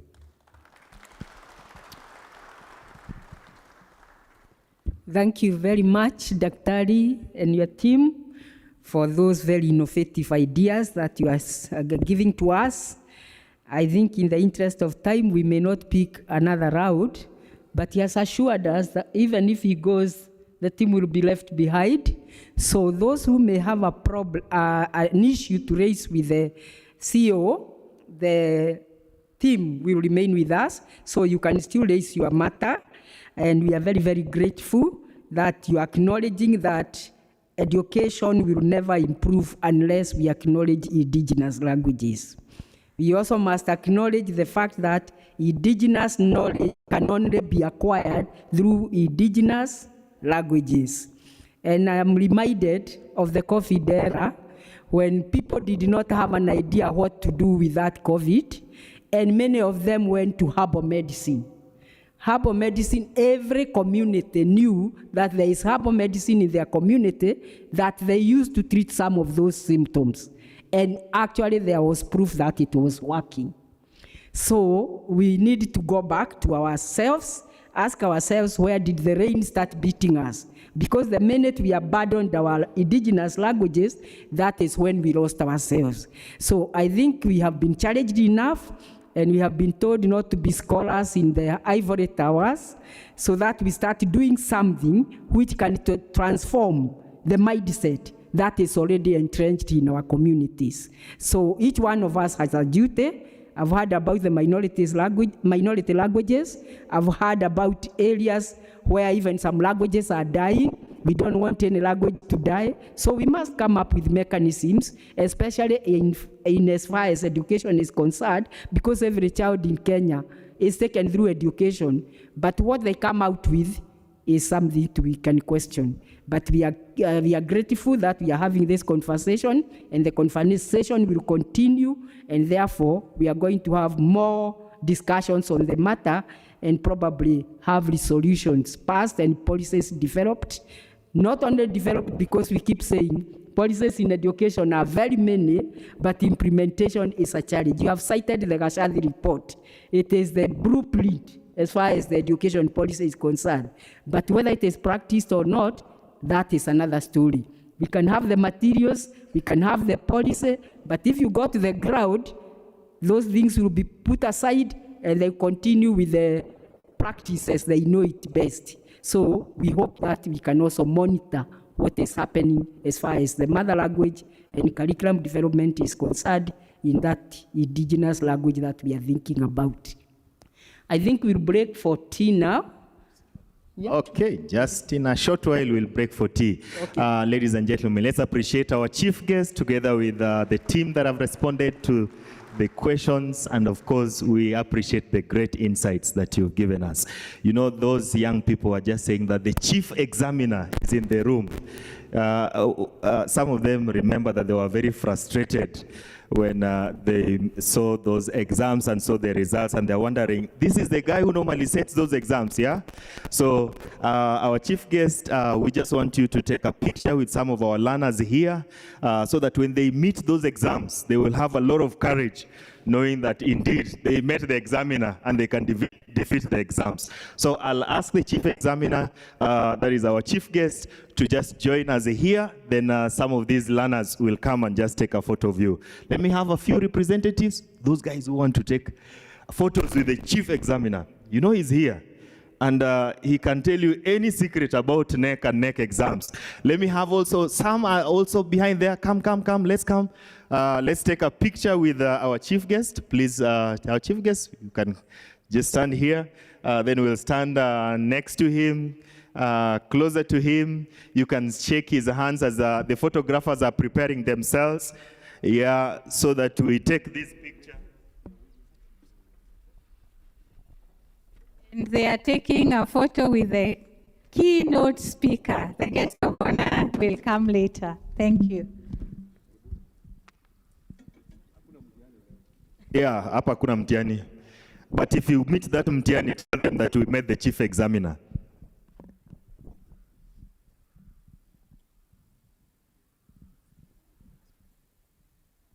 Yeah, with some. Great. Let's appreciate these dear learners. Yeah, I know you wish you met the chief examiner before meeting those exams. But here our students have met the chief examiner and they have courage that they'll pass all those exams. One more time, let's appreciate our chief guest. Thank you so much. Dr. Susan. Thank you. The students can go back and sit, but I will request the keynote speaker, Dr. Jengere, please remain for 2 more minutes. The others, the colleagues from NEC can go and sit as well as KICD. And now I would like to invite the chair of our IMLD Planning Committee to appreciate our keynote speaker. And our chair is none other than Ms. Grace Njeru, who is a literacy and education consultant. Grace, over to you.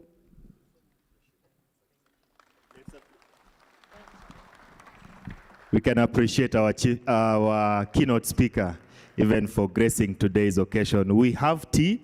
We just want to bless God for the tea and say the grace. But of course, Dr. Susan, where are we having this tea? We are having tea at the Business Services and Student Center, which is I'm looking at that building from where I'm standing, so you will go out through here, some can go out through here, and we all converge in the restaurant in that, the ground floor. There is a room that is already set up for the tea for all of us. Thank you. Then after the tea, we are coming back. We come back here quickly. If you do not want to miss the Tharaka dancers, you come back quickly. So take your tea quickly, then come back. I will also join them in the dance. So if you want to see me dancing, come. Now that you've won like them, shall we be upstanding even as we say the grace for tea? Dear Lord, we are grateful this morning for your goodness and even the great insights that we've received from our keynote speaker. Lord, we don't take it for granted. Indeed, your word tells us that many years ago, people spoke different languages, and you gave us this diversity to appreciate how beautiful we are. We want to thank you even for this day, this program as we continue. Lord, we pray that you would bless us. But even as we go for tea, bless the tea and bless even our conversations over tea. In Jesus' name, amen. And then we take the next 15 minutes, then we'll call you back with the Tharaka dancers.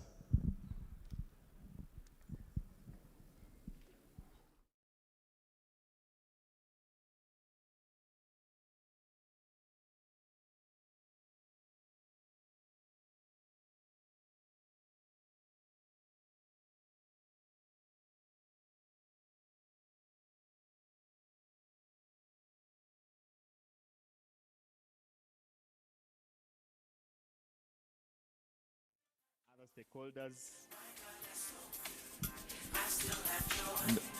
And of course, our Tharaka dancers, we can have tea, then come back and present. We are starting off with you.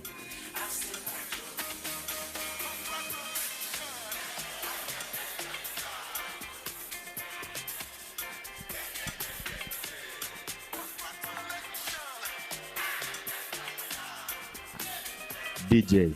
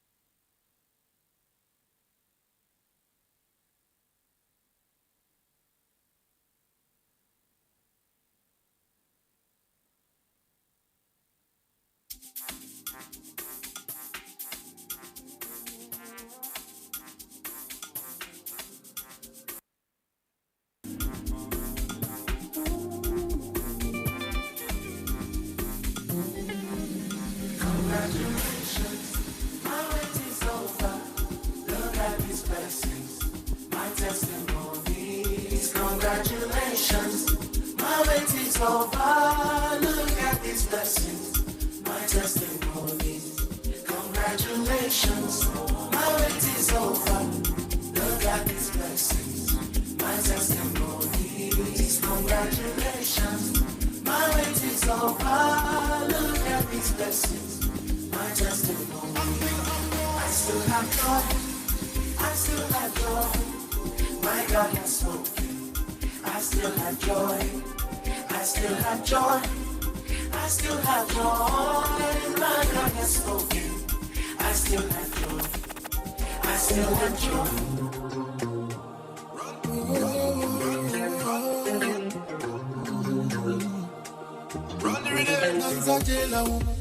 La viliisha mapema, mapenzi yashanidhulumu, maisha haya ya sinema.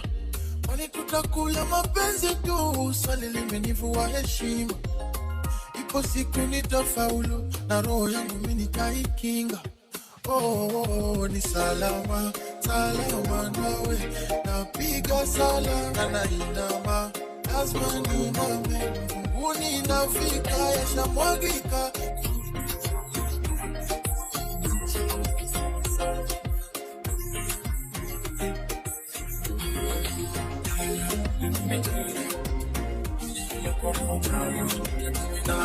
Sina ubaya, nilikoda mukita poki simo taya. Angomi jana, hera olo korea kaya. A baby na, sina ubaya, nilikoda mukita poki simo taya. Kirisima na taya, kirisima na taya. Oh, kirisima na taya, a bibo kirisima na taya. Asibedu kamanyo manyonga gima maramari. Makino mayudo okromi ju anybody.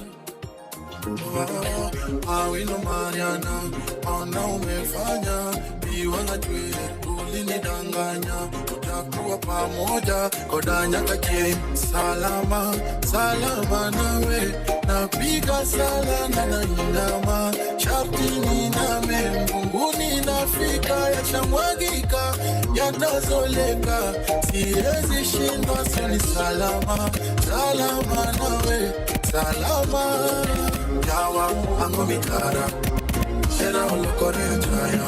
A baby na, sina ubaya, nilikoda mukita poki simo taya. Angomi kara, era olo korea chaya. A baby na, sina ubaya, nilikoda mukita poki simo taya.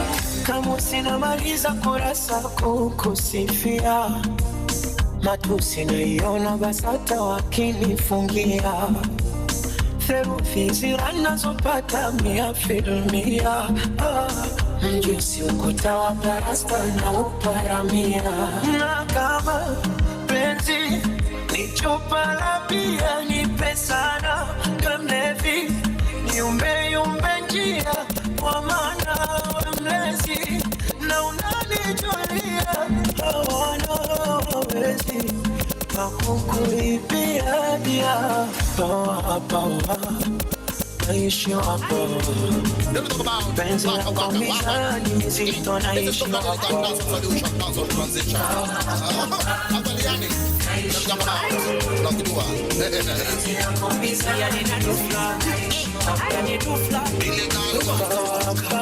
Wanasema nimesota, ni sina do, mara niko wash na osha do. Wacha kuspread hizo rumors. Ati gari yangu ni alone, mara nimewekwa na sponyo. Wacha kuspread hizo rumors. Don't spread, don't spread, don't spread. Don't spread, don't spread, don't spread. Don't spread, don't spread, don't spread. Don't spread, don't spread, don't spread. Lucky to me na fat. Baby dina jasho anywhere ka hapa. Ini kufa, anakula baka. Wenye wivu wajinyonge wakitaka. Wanababaika sana wakiona vile Mungu anafungua njia. Mwenzangu we pambana, usiseme Illuminati na nisaidia. wanahangaika sana wakitafuta vile wataniharibia. Kile nachopata naridhika na najivunia. Wanasema nimesota, sina do, mara niko wash na osha do. Extra pressure, baby, when you want man boy. You're killing the boy, of course. You're killing the boy, of course. You're killing the boy. Extra pressure, baby, when you want man boy. You're killing the boy, of course. You're killing the boy, of course. You're killing the boy. I had to put my life on pause and follow you where you're going. And if I make you my business, I suffer no loss. Cause I'm in love and it's showing. No force, can't separate. Baby, no law, keep me away. I take you on tour. Really, baby, I'll give you something to live for. My girl, extra pressure, baby, when you mind and boss. You're killing the boy, of course. You're killing the boy, of course. You're killing the boy. Extra pressure, baby, when you mind and boss. You're killing the boy, of course. You're killing the boy, of course. You're killing the boy. Kutoka alo nilikutana naye Kilimani, Nairobi 2015. Kibaridi cha asubuhi, kijua fani sio kikali saa 5. Oh, Nairobi 2015. Nikamchagua yeye katikati ya wenzake 5. Nikamuomba kanio namba, moyoni Mungu nikampa. Please, if you are done with your tea, start making your way into the auditorium. My namba moja, yani namaanisha kwamba ndo tushawana, ndo tushawana.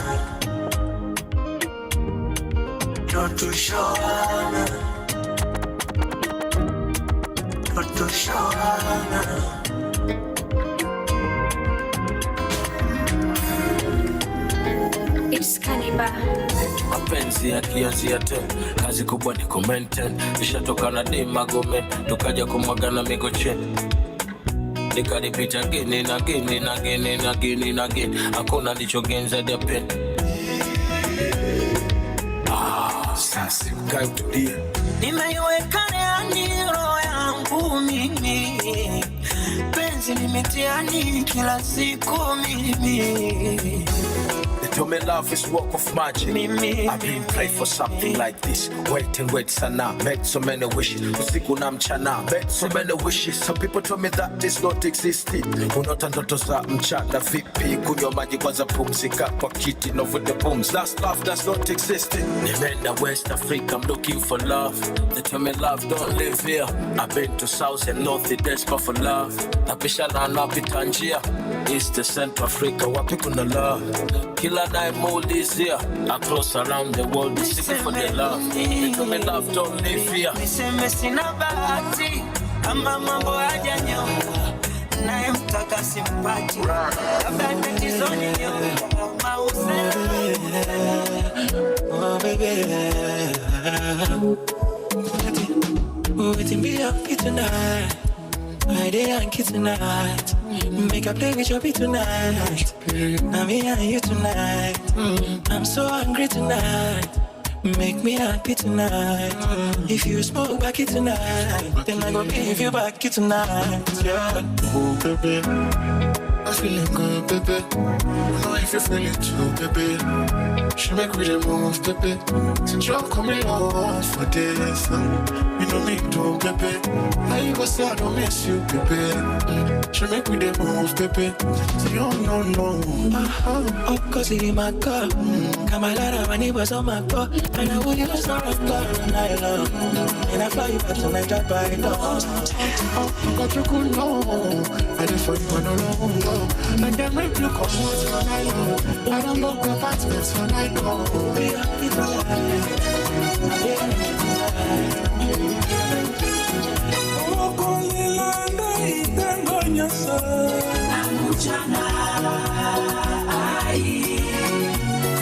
Virtual DJ. Virtual DJ.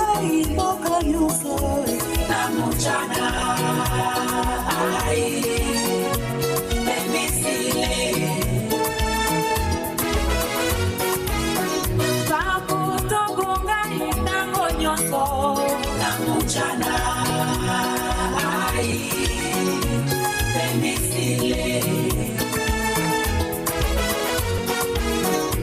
okolukanga isamba nyonso na mchana ai bemisile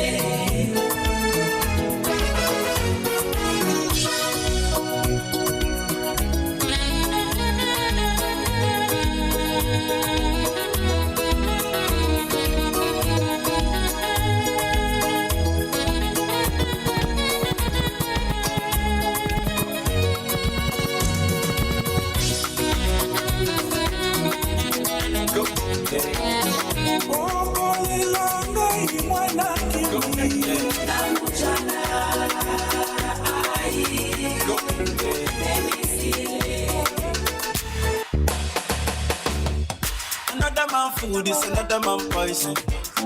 Go, yeah. Monkey no fine, but in my mind like I go, oh yeah. Sure you want come calculate my money. Go, oh yeah. You want to dance or you want to shake, oh yeah. Who got the blessing, bless, oh yeah. Chop the rice and banana, oh yeah. I go do my best, oh yeah. Chop the way do and banga, oh yeah. The way you don't start, oh. Shayo down for the matata, slim daddy. I love my life, I love my life, I love my life, yeah, yeah. Oh, mortal la jaye. Go, go. Rihanna make you always so. Yeah. Go, do your own, make I do my own. Go. Them mama, them papa, all of them want you. Such a beautiful day. You know that. Go. Bang, bang, bang. When you hear that sound, bang, bang, bang. It's a proof we live in life. Hey, ladies, call your friend. Ladies, call your friend. Wanatona na mapesa leo nataka kuspendi. Wow. Umeachwa mataya, jiji.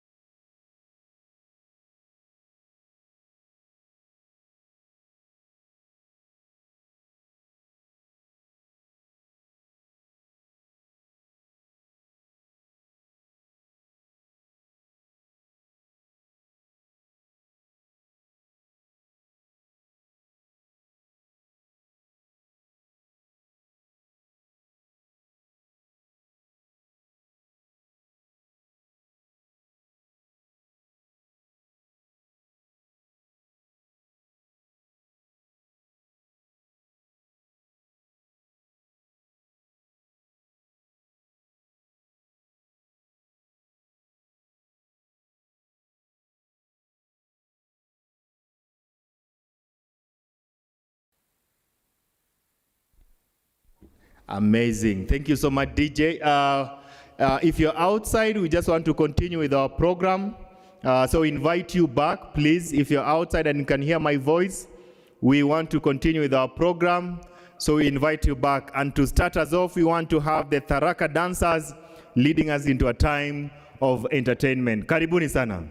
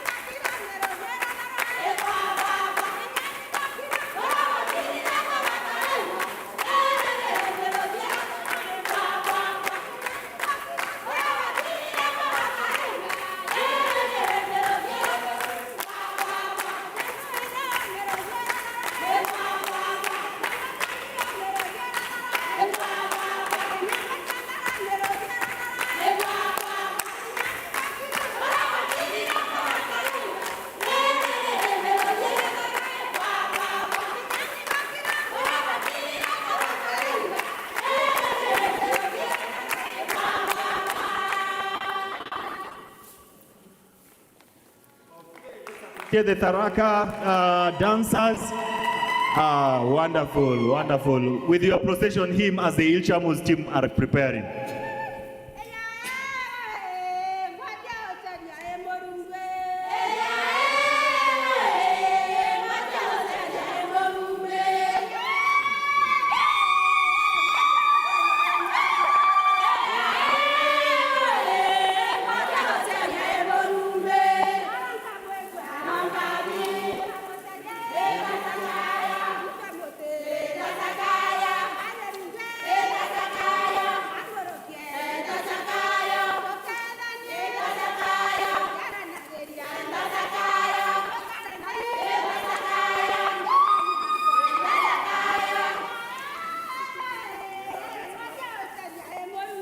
Let's clap for them. Amazing, amazing, amazing.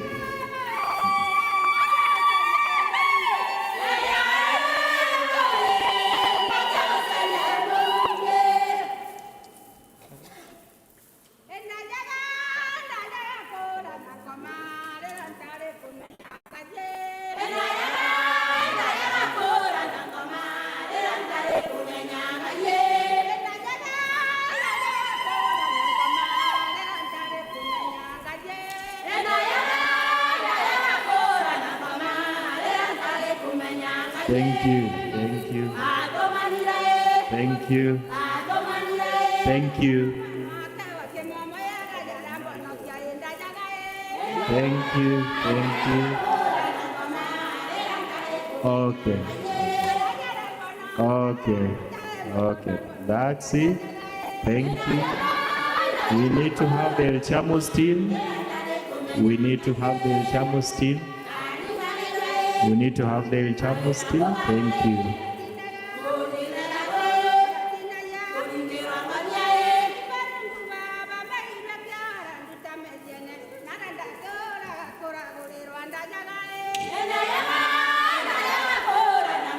Thank you, thank you, thank you.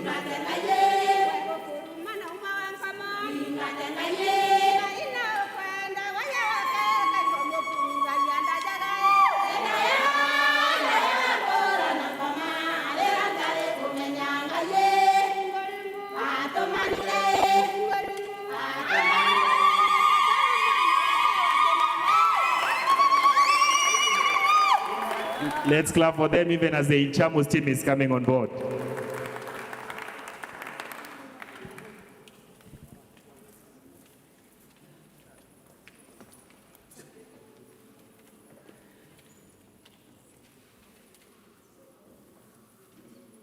Let's appreciate the Ilchamus team even as they take on stage.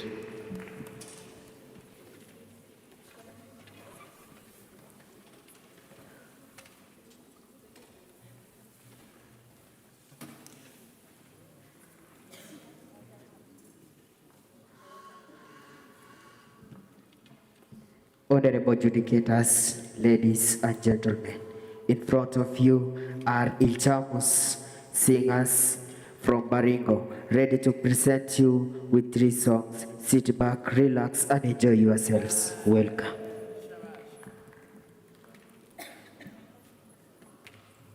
DJ.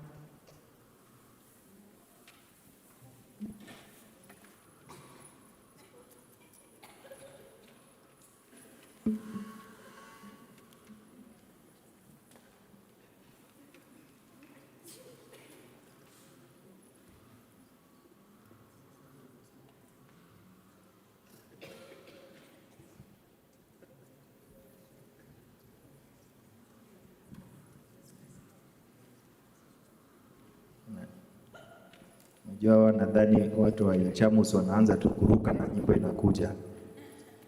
Okay, now we are ready.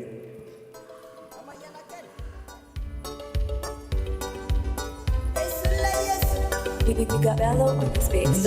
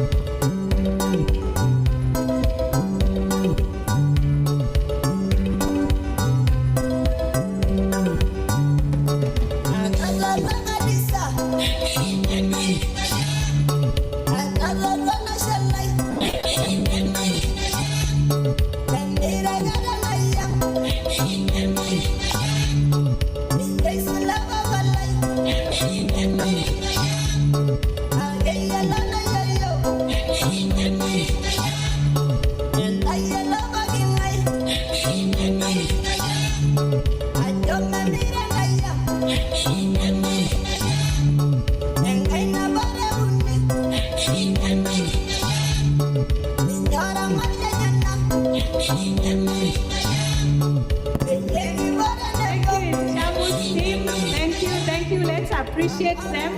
We will give you another opportunity to sing the other two songs. Thank you. Asanteni sana. Let's appreciate them. Yes, they said they have 3 songs. They have sung one, so we'll give them another opportunity. And thank you for coming all the way from Baringo to come and celebrate this day here at Kenyatta University. I would like now to invite Miss Emily Njeru, who is the Director for Culture at NATCOM, to come and invite the guest of honor on our behalf, the chief guests. She will tell us a little bit about the chief guests.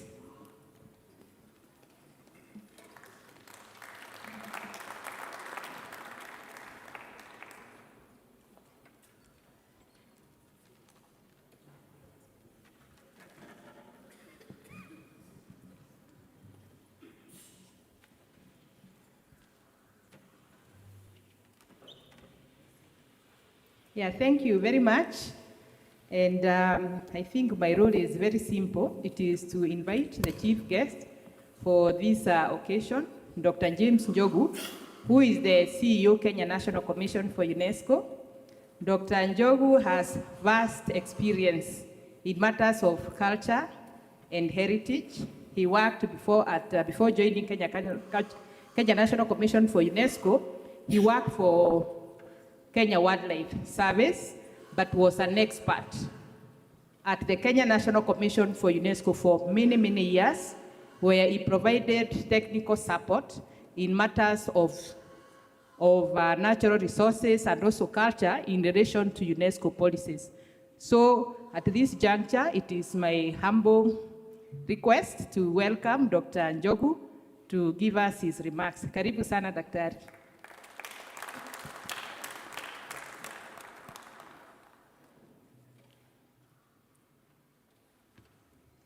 Thank you very much. May I first of all recognize those who spoke before me and also recognize Kenyatta University for hosting us, to recognize the sponsors, Summer Institutes, Bible Translation, and of course, we are part of the team. The persons involved, Professor Chacha, thank you very much. Professor Gidenji, who is represented, Mr. Manasseh from Seoul, and of course, my friend Jagere, I'll miss him. I would have really loved to speak when he's here. He's a good friend and a student of literature, and with vast experience, especially in the education sector. As you heard, my background is basically environment, having worked with Kenya Wildlife Service, trained in wildlife management. So basically, kind of an ecologist. At master's level, I veered off, and to PhD level, I became a social geographer, and have worked with the National Commission for UNESCO for quite a while. Went outside, because at Kenya Wildlife Service, I was in charge of the international agreements and conventions related to wildlife, and international institutions like UNESCO, among others. So for 15 years, I interacted with UNESCO. So I'll be mentioning much about UNESCO, quite a lot. Really, and our keynote speaker talked so much about languages, and we were very impressed. And language, this indigenous language are so important to all of us. And I think we truly understand. I'm one of those very, very, very old, just like Emily expressed, and that we were class 1, class 2, class 3, we were taught literacy using mother tongue. And within a given environment, and for me, because I was born in Maasai land, so my TKK was Maasai, and I can speak Maasai a bit. And Asobabokin, that is Maasai, but I also speak Kikuyu, Muriega Inyode. And of course, if we were to be given a test for other languages, there are some words we know because of certain interests, especially greetings in different languages. So at UNESCO, one thing we talk about is that because war starts in the minds of people, then peace is constructed in the minds of people. What language do you use to do that? And in 1999, UNESCO thought that we need a proclamation of a day to celebrate mother's language. And this is what we are celebrating today. And not only celebrating, we are communicating to the whole world. And I am very happy that it's being streamed live. We shared with UNESCO Fraternity. We have a WhatsApp group for all Secretary Generals in East Africa. We shared. And Secretary Generals in the whole of Africa, so they could be watching and asking themselves, are we celebrating this very important UNESCO Day to celebrate these indigenous languages? And there are many. So for us, this is very important to acknowledge, and also to acknowledge that languages are not just for communication. This was said before. Languages are used to express ourselves, a form of identity, which Jengere really highlighted. It deserves that. And I like the example he gave about US. Coincidentally, that is even happening within our own country, when our children, especially the middle class, not the 70% in the villages, where children actually lose. In culture, we talk about heritage. How do we transmit our heritage? We talk about World Heritage Sites, we talk about this intangible heritage, intangible heritage, and language is one of them. Kenya National Commission for UNESCO, we have put a lot of effort to also preserve some of these languages. And my colleagues here, whom I highly recognize in the culture department, Julius Mwahunga, the acting director, Emily Njero, and we have 2 interns, Faith Really, and another one, I think we have 4, put a lot of effort. For instance, Wata language, we developed an app to try and put words so that even others can learn. Now, in context of over 60 different languages, and you know how many have been recognized in our country, those minorities matters a lot. And I like the question that was asked. If we are talking about a certain ecosystem or a certain catchment area for which the languages or certain languages are to be taught, what do you do with the minority language? And these are languages we need to also preserve. If we want to preserve the tangible heritage, which is plenty in our country and globally, would you be able to preserve it without the expression of it in form of language? It is not possible. So to us, this is very, very important that languages, indigenous languages, be recognized. They hold histories. As an ecologist, they hold a lot of information, indigenous and traditional knowledge, very much captured even in the conventions, say, for instance, Convention on Biological Diversity, Article 8J on indigenous knowledge that must be preserved. Knowledge, all our traditions, worldviews, but of course within the context of youth at the digital frontier and revitalizing indigenous languages in this multilingual space or world, with thinking about how do you use the advantage of technology then to enhance and preserve these languages. It can be a nightmare if we are only preserving them and not using them and transmitting them. In fact, in conservation, wildlife conservation, we stopped using the word preserving, but conservation, because conservation is more suitable, where you are saying you're talking about sustainable development. You use while ensuring that the future generation is not compromised over that specific resource. And therefore, to preserve the language, I think it's best when it is being used. And I really support NEC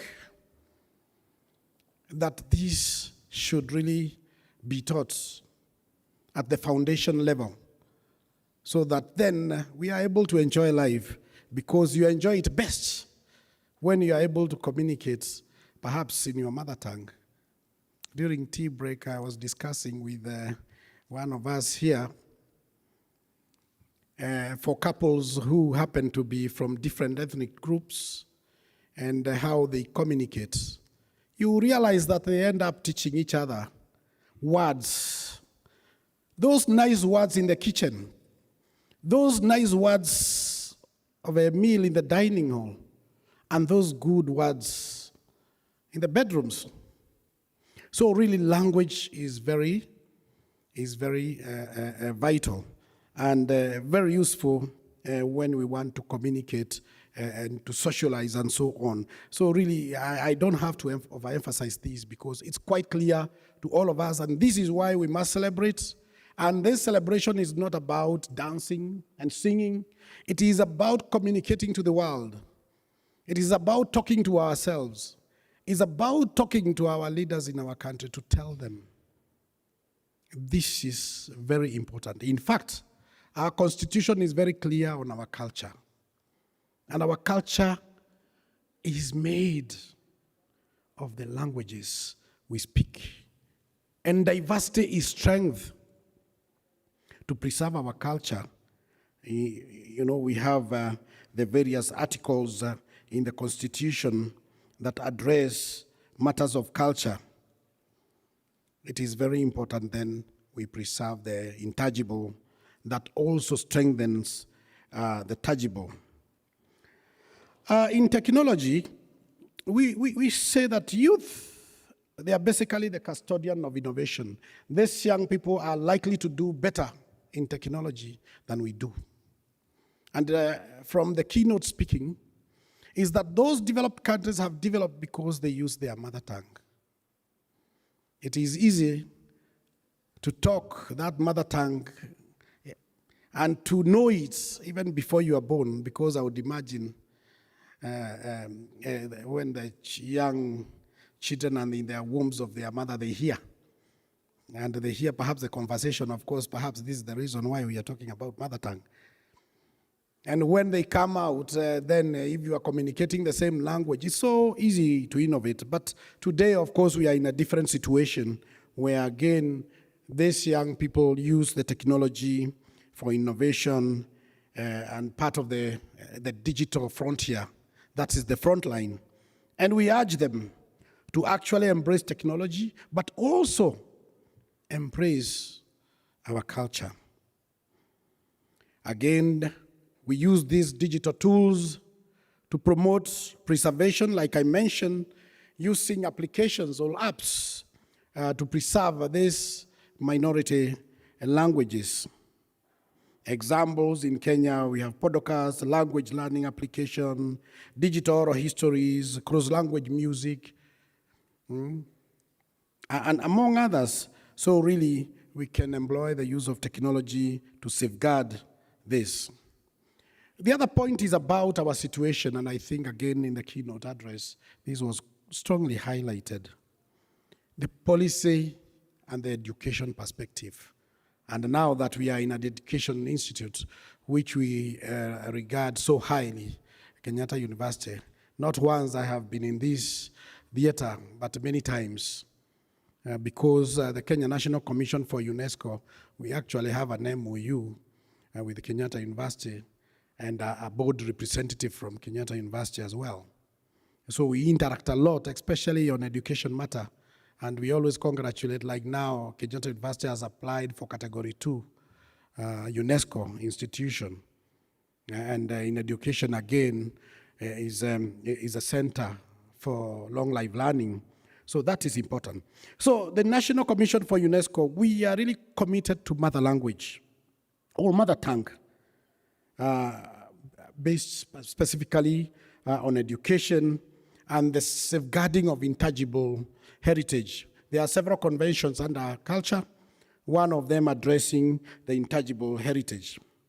We have also the UNESCO Framework for Culture and Arts Education, done in 2024, which integrates culture and the arts in education.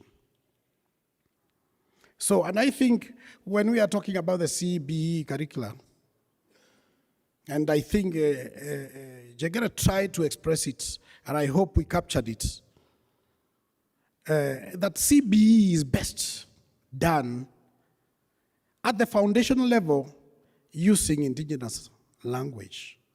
Because CBE is very practical. And if it has to be practical, where do you start? And we have rung the bell many times to say foundational education is very critical. And we all know that, because even when you are building, you're putting a structure. The civil engineers and the designers will tell you how important the foundation is. Perhaps how we were founded at early age in our learning stages and I think I have no doubt about that, is what has made us who we are.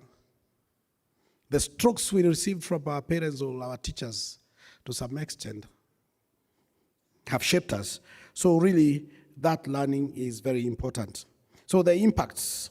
Learners see language in digital textbooks, in the current situation, in the software, in the multimedia, and of course, in the right way, because I'm sure most of you have seen what is in the TikToks, what is in the Instagram, and so forth, which sometimes is not what is right to put. But of course, reshaping and using the digital technology in a better way. The second point is about community. And I can see a representative of communities. When dances are done, you feel that language. You feel the expression of a culture, which is very, very important. So at community level, parents and communities really should encourage the use of mother tongue, more of an informal education space. Now, because I don't want to speak for too long, we may talk about what actions then do we communicate to ourselves? What actions need to be taken? Do we communicate to our policymakers? There are key areas, some highlighted during the key notes. And we are saying multilingualism as a bridge should be used, and not as a barrier. Perhaps during the colonial time, this has been used in the wrong way to divide. Just like the story in the Tower of Babel, Genesis 1:1-9, where we are told they were using the common language. And at one point, they wanted to build a tower reaching heaven. And God had to confound them so that they don't speak the same language and scattered them all over. And that's how perhaps languages started and different cultures according to the stories we read in the Bible. But of course, there are other stories elsewhere. So really, we need to invest in programs to keep languages thriving for the future generation as a way of preserving them. We need to empower the youth to be able to use the digital space to help educate on the various languages, to help preserve them, among others. So in short, we are saying that linguistic diversity is the foundation for sustainable development and social cohesion, and certainly for peace, which UNESCO stands for. Actually, the UNESCO mandate is about sustainable development, peace, and collaboration, and particularly academic collaboration. Those three, and that puts UNESCO in a proper context with regard to preserving the indigenous knowledge. So, friends and colleagues and partners, I highly appreciate that you organized this, and we are able to share it widely using the digital platform. I feel very comfortable seeing the numbers that we are, because I know we are speaking to very many through the digital means. If it were politicians, they would be counting perhaps empty chairs. But for me, I'm seeing a huge crowd we are communicating to. I have actually received some feedback.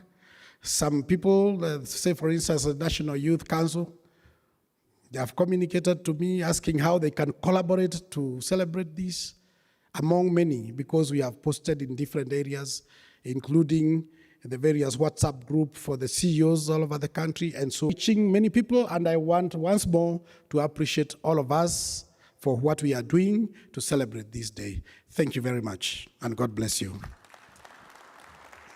Great, great. Thank you so much, Dr. Njogu, for such insights. We really appreciate you for your remark. Please don't go.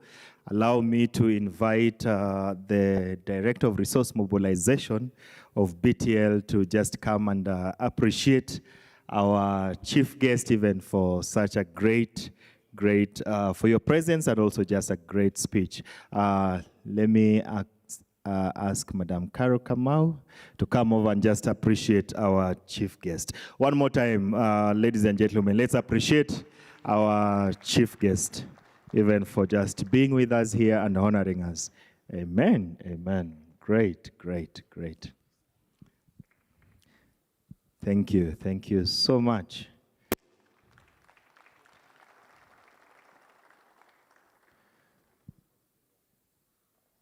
Wonderful. Thank you, Madam Carol. Thank you so much, Madam Carol. We are very honored to have the students and the youth here. Allow me to ask all the students and all the youth, the Gen Zs around, just stand wherever you are. Just stand wherever you are.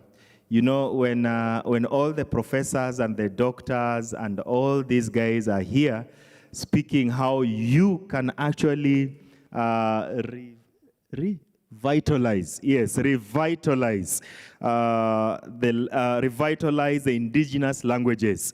Actually, you are the major beneficiaries we are looking at, because you might not know of TKK, but very soon you guys will be on the social media, on the social media spaces, just to talk about these indigenous groups. So, ladies and gentlemen, can we appreciate these dear ones? We're actually talking about them. We are actually talking about how they can create an impact in this space. You may have your seats. We are honored also to have the director of Focus Academy. I don't know if she has left. Madam, oh yes, there she is, Madam Nancy. Thank you so much for honoring us with your presence and coming with such a huge crowd of learners. Indeed, this is a witness of what IMLD is doing in our spaces. We also have students from Beta all the way from Suba, and some students also from, I think, the central part of this nation. Dr. Susan. Thank you, Felix. We made the students to stand because we are entering a very special session that is going to have a focus on them in terms of entertainment, but also the award ceremony. Tell your neighbor, award ceremony. Award ceremony. Now tell them that in your mother tongue. Kwani Michael MC ameenda na nilitaka aniambie hiyo kwa lugha yake ya mama. Award ceremony. We call it Mitch Mamigao. Yeah, award ceremony. Award is Mitch. Yeah, yes. And my brother John is also listening, because I realized my proficiency of Luo is somewhere higher. Thank you so much, my brother. Thank you. So it's we are entering into the award ceremony. We will have entertainment from the Focus Academy. You're coming forward for a presentation. And then we are going to have Daystar University. Daystar, are you here? Daystar, oh yeah. Yes, they are here. We are going to have Daystar. Then we'll have Chama cha Kiswahili cha Kenyatta. Nilikuwa nimesema, karibu niseme Chama cha Kiswahili za Tanzania at some point. Because we never think Kenya has Kiswahili. Chama cha Kiswahili cha Kenyatta. They will also come and entertain. Am I forgetting another group? Those three first. Yes. So let's start with Focus Academy. And don't they look beautiful? Please welcome them.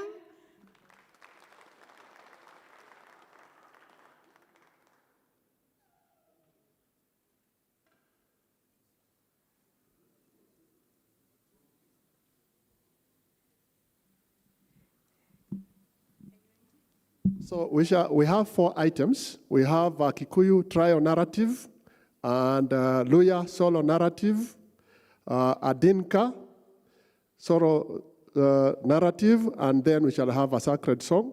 All those items in total will take 10 minutes. So on stage, Janice, Jailin, Patience, come for your Kikuyu narrative.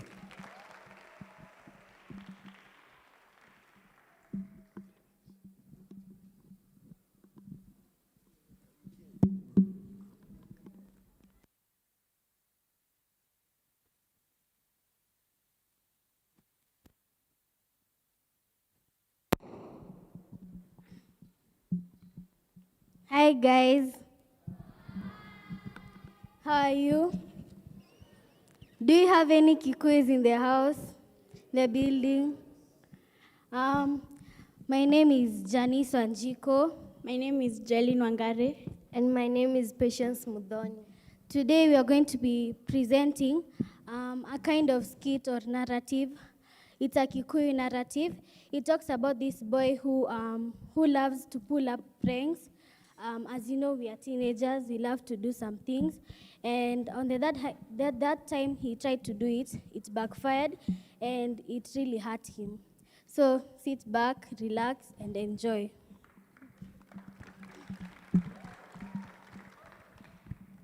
Ama ritwa Jetagwo Wangare na umuthi ndinaratakwa Patience Muthoni na Janice Wanjiko tukumuhe karugano ka marimu.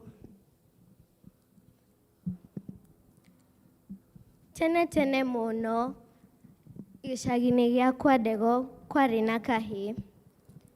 Kahĩ gaka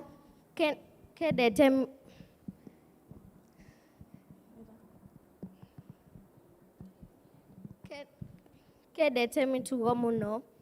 Thikũ ĩmwe kagĩthiĩ mũgũnda kũrĩithia mahiũ, no tondũ kahĩ gaka kendete mĩtugo mũno, kakĩhaica mũtĩ kakĩanjia kugĩrĩria, ui ui okai ui mũtĩ okai muone ui. Andũ a gĩcagi magĩthiĩ kũmũteithia. Nĩkĩ kĩũru? Mũtĩ ũyũ nĩ mĩthako. Andũ makĩrakara magĩcoka mũciĩ. Thikũ ya kerĩ andũ kahĩ kau kagĩcoka kũu mũgũnda na ota mĩtugo kakĩhaica mũtĩ gakĩanjia kugĩrĩria, ui Ngare, ui mũtĩ ũkĩmũndeithie, ui Ngare, mũkai. Andũ ota rĩngĩ magĩthiĩ kũmũteithia. Nĩkĩ kĩũru? Nĩ mĩthako ĩngĩ. Andũ a gĩcagi magĩcoka marakarĩte mũno.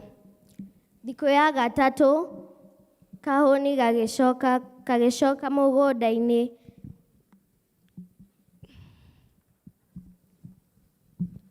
Kakĩhaica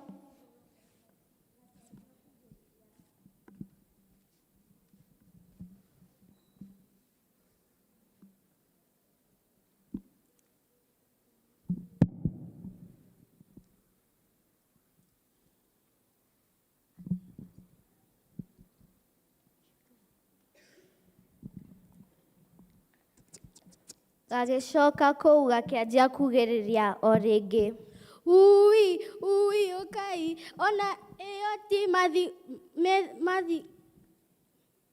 No andũ a gĩcagi matiathire kũmũteithia tondũ nĩ moĩ no mĩthako ĩrĩa yake.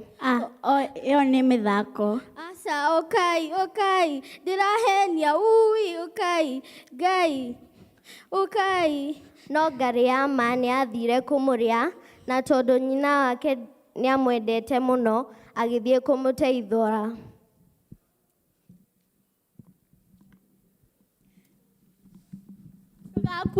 Ndũgakue, nĩngwendete, ndũgakue, ũkĩra. Thank you.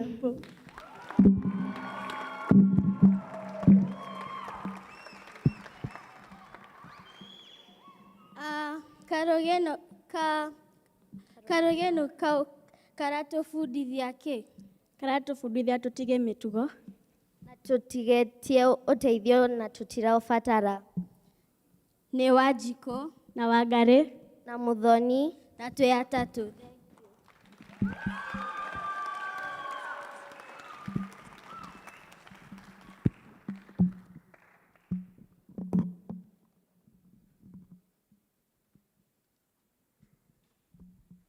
Everyone. My name is Samara Buloma. I am ready to present.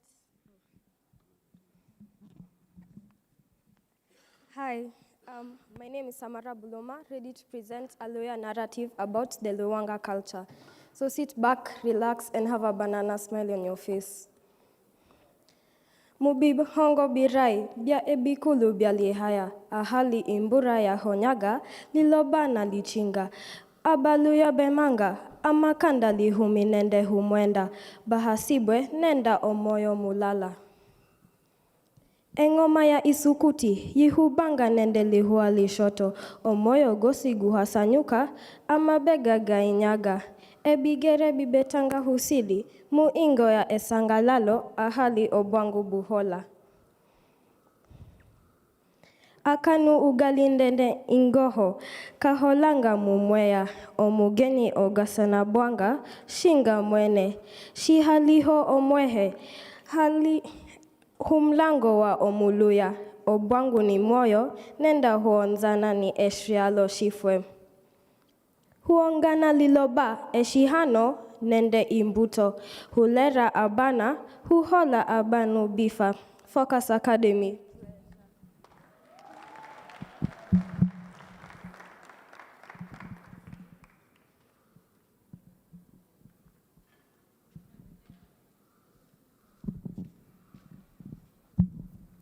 Hi, my name is Margaret Queer, and I'm from South Sudan, the Dinka community, and I have a narrative.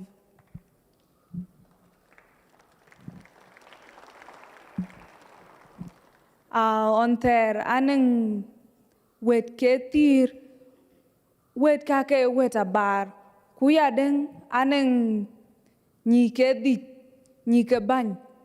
Ku piam de ni ya dengan kro aye ben bu ko bi jor kulo kule ke cham ke kro ha rere adumit e ko cha ke jor kule ka adumi bi ke la cham ke kul tu go kro go ben bu ku jor ni ke ban ke de ke dit ne on le ban ping le ni ka ke jor kan ya ni ke arit ko ke chi ke kur cham bu ke to go ko go ke chol kule ram bi ni ke la be ke de ke dit ke kinto aba gamdab kwa binyi kia beke tiak go wintin wet ke kadia ke tir go pingo buku le wet akakinde kulwel mitakakia o mitabar akuku midane miabe bent no manden di kunyir ke kunanchu kala be o beke gamdam kwa buku ngi kwindane miabe bent no go wet akakinde go ke gam Jeki loke diabin leke tuto adumi loku lum ke abil ku teo ke pin adumi chambe winti ne belopin ku binyi ke bekala bebe na winti winituk binyi ke beka bebe bin go wet ke wita kakinde go ka bil go ke poltok chana ke tinim bat win kini den tine e dung tin be were piate nyi ke bany go ke nim bat win kinde Aguche kola kunanche winti ni che bepir amachito. Thank you.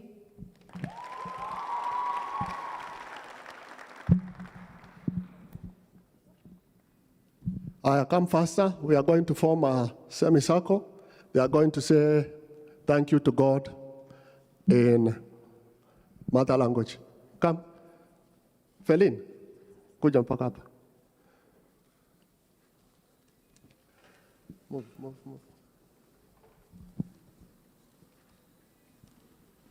A few of you can have the mic. Where is Teresa? Make a semicircle, please. Come this side. Teresa, go to the center. Teresa, come here. Come here. Make space for her. You have a mic. Okay, somebody else? Somebody else? Mike? Who wants a mic? Telvin? Where's Telvin? So Teresa will start, but all the others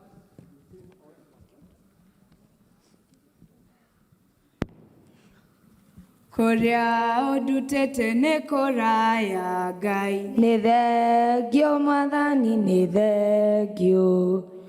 Maria otekeire ne manene gai. Nithegio mwathani nithegio. Ndirio totikiuga no ngũcokierie ngatho. Nithegio mwathani nithegio.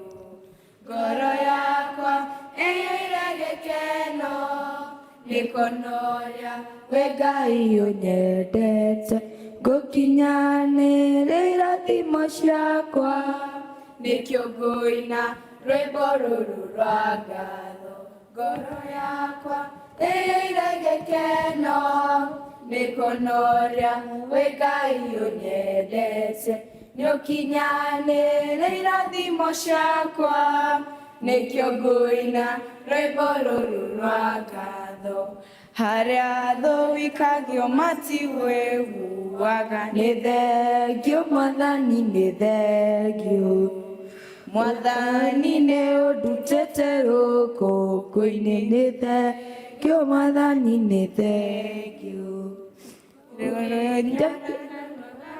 rwĩmbo nĩ thengio Mwathani nĩ thengio ngoro yakwa ĩyũire gĩkeno nĩkũnoria we Ngai ũnyendete nĩũkinyanĩrĩra thimo ciakwa nĩkĩo ngũina rwĩmbo rũrũ rwa ngatho ngoro yakwa ĩyũire gĩkeno nĩkũnoria we Ngai ũnyendete nĩũkinyanĩrĩra thimo ciakwa nĩkĩo ngũina rwĩmbo rũrũ rwa ngatho ũhotani ũyũ nĩ waku we Mwathani nĩ thengio Mwathani nĩ thengio reke njage kuonekana wonekane nĩ thengio Mwathani nĩ thengio rĩtwa rĩaku rĩgocagwo nginya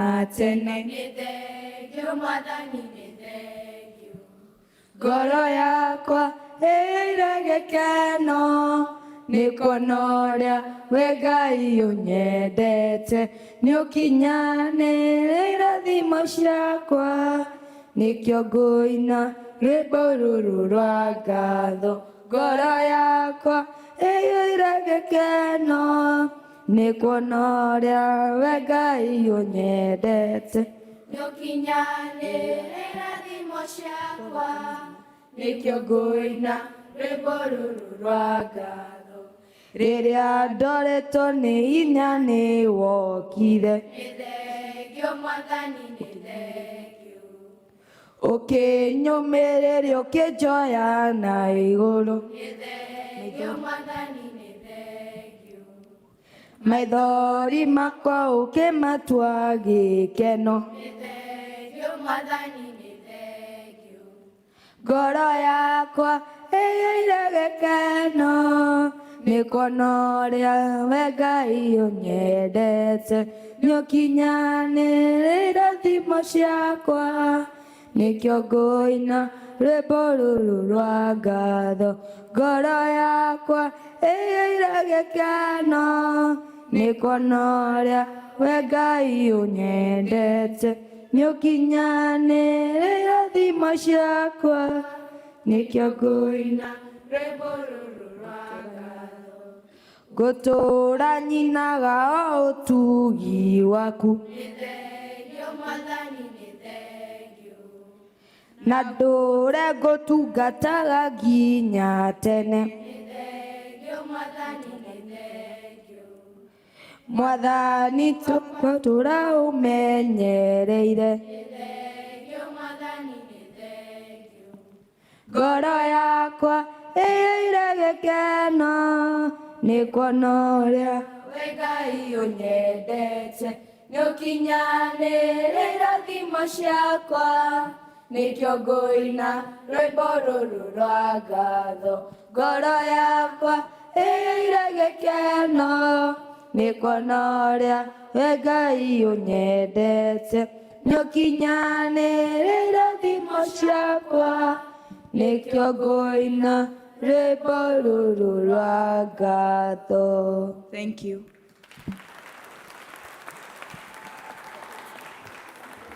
Amazing. Let's appreciate Focus Academy for the 4 presentations. Thank you so much.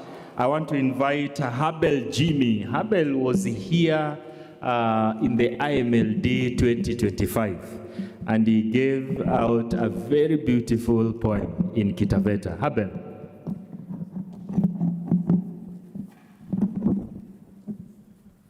Let's appreciate him. He has chosen to become an ambassador of IMLD. This wonderful man who also wants to be a professor and a dean. After Habel, we'll have chama cha Kiswahili cha Kenyatta, and thereafter we'll have the Daystar coming on board. Msongorana henyu ni Habel Jimmy niova itie ishairi ligamba malumbo bakitu beta lanye meneteka twasineta kumabina mtami kaka wetu na Shera Kodawa na Baangela malumbo makitu beta menona de na twasineta kumabina meneteka amuni molu bwano lwetu nani mome na tuguranyi esa tuoke kindu kimwe tuvire na ngoni mwe malumbo makitu beta lanye meneteka twasineta kumabina malumbo metu makitu beta meete kilanga cha kuiseja nisangano jetu kanabuya hamwe na masomo yoeni uruasi mdodo na izumo vyose hivi ni lubano lwetu malumbo makitu beta lanye meneteka twasineta kumabina mageri tutonga ngondeni tuvineni kitubeta pada mtano isangal dedem amu twasikibina kitubeta tukundie kibinwe ni yani malumbo makitubeta lanye meneteka twasineta kumabina na tukate tonga uko masanga mto tunete kubina malumbo makitubeta na tukate tonga kichinda bula bula tutonge tubina malumbo makitubeta na mageri tuondisheni turisheni tubina malumbo makitubeta malumbo makitubeta lanye meneteka twasineta kumabina na ete mageri uima mtemeni ima ubina malumbo makitubeta na kuraba raba kihetu tanana kuraba ngai utem Kikuyu na ete mageri tuo bafu tukoje tubina malumbo makitubeta malumbo makitubeta lanye meneteka twasineta kumabina malumbo makitubeta menagera ngasukilanga malumbo mena hemberi javana vashinjie malumbo mevekie malosho mavulavula mena ndumi ja kuinyalwa malumbo mena shingira havifwa na kungola kiteto chakwe mzuri malumbo makitubeta lanye meneteka twasineta kumabina malumbo makitubeta mena tuguranya tugurane madi sambambada malumbo makitubeta mena keta tutisibikani amuni moluvano lwetu malumbo makitubeta mena shingira havifwa na kungola kiteto chakwe mzuri malumbo makitubeta lanye meneteka twasineta kumabina tiricho swi na fuma turumisheni kitubeta pada mtano isangal dedem amuto sikibina kitubeta tukundie kibinwe ni yani malumbo makitubeta lanye meneteka twasineta kumabina haikeni. Amazing, amazing. Let's appreciate Jimmy even as I invite chama cha Kiswahili. Chama cha Kiswahili cha Kenyatta. Tuko? Okay. Come. Let me invite Daystar to come closer here so that we also redeem time. Daystar, let's just come closer here.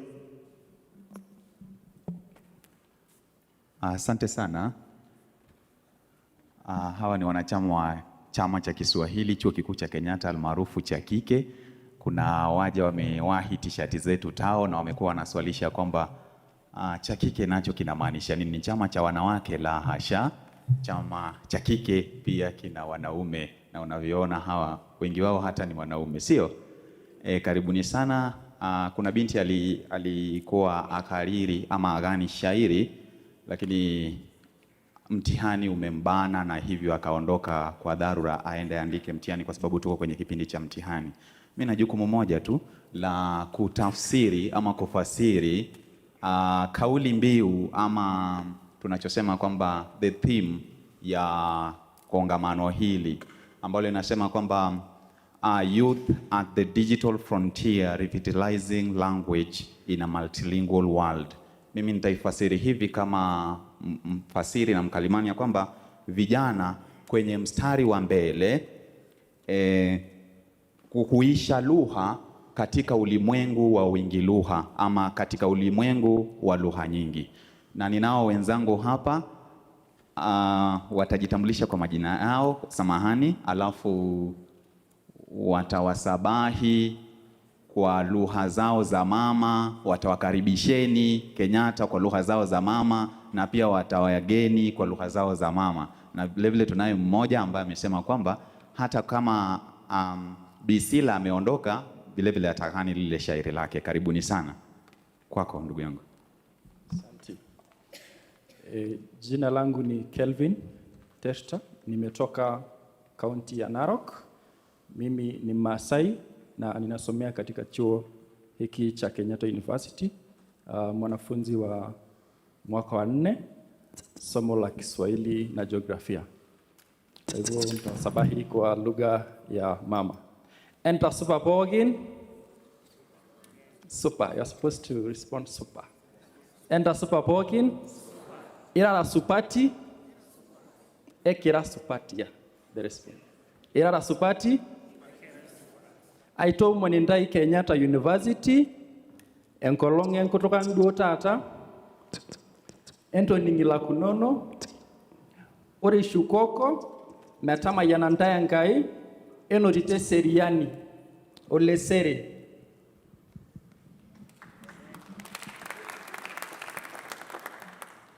Jina langu ni Rispa Wanjiru Githaiga kutoka Kirinyaga County. Na mimi ni Mkikuyu, nitawaeleza jinsi tunavyosalimiana kwa Kikuyu. Muriega. Ohoro wanyu. Ukiambiwa muriega unajibu turiega ama demwega. Ukiambiwa uhoro waku ama uhoro wanyu unasema ni mwega. Sawa sawa? Muriega. Uhoro wanyu.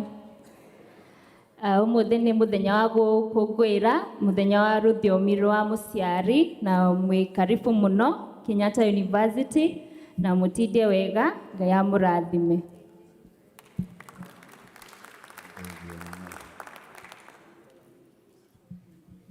Okay. Hamjambo. Kwa majina ni Martin Mugo, mwanafunzi katika chuo kikuu cha Kenyatta. Niko katika mwaka wangu wa 4 na mimi ni Mkamba kutoka kaunti ya Makueni. Kwa hivyo salamu ni kuna watindata, mwatindata. Yeah. So ni mobea muno kwenye kwa umonde na ninotano kwa mwana na mwetha na mwetha na mweseo.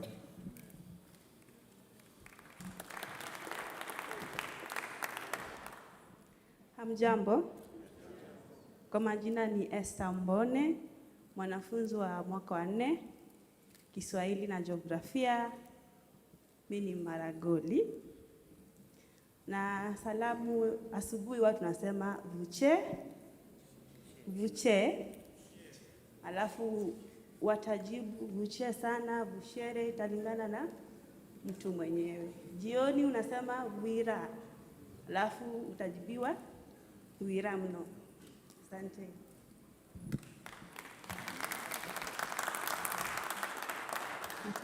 Habari zenu. Jina naitwa Josephine Wanjiru. Kabla ya kugani shairi langu ama shairi letu. Muriega. Mundu wa rũthiomi rwa Gĩkũyũ rũrĩa twendete. Hamjambo. Jina langu ni Klein Kones, mwanafunzi wa mwaka wa 4.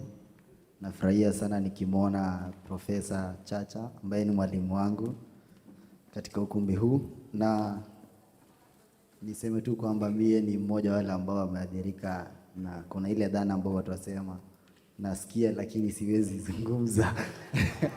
Kwa hivyo kuna baadhi ya lugha za mama nasikia, kwa mfano Kikuyu, nasikia Kiluya, Kimaragoli, Kibukusu na nyinginezo, lakini katika kuzungumza lafudhi ile sina.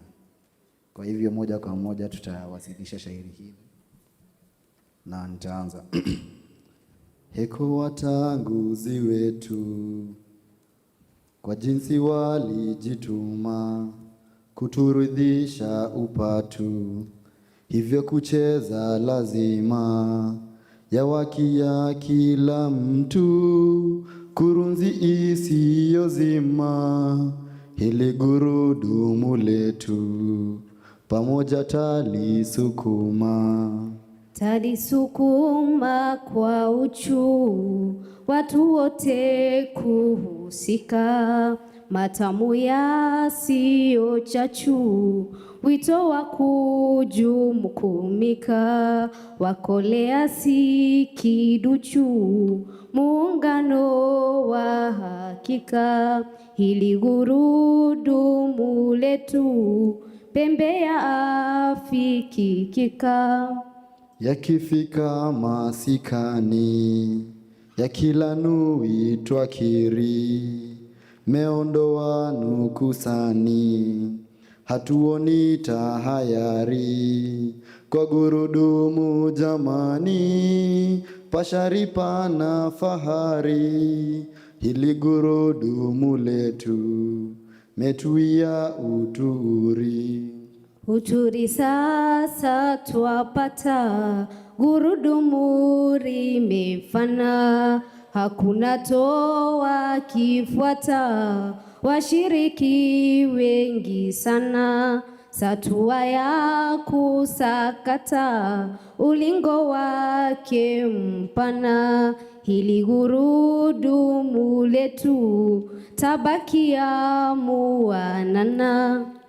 Muanana hatuchoki, mambo yetu yanazidi, yatuondoka mikiki, gurudumu maridadi, tena pasipo na chuki, ajizi tumekaidi, hili gurudumu letu mambo mengi twafaidi.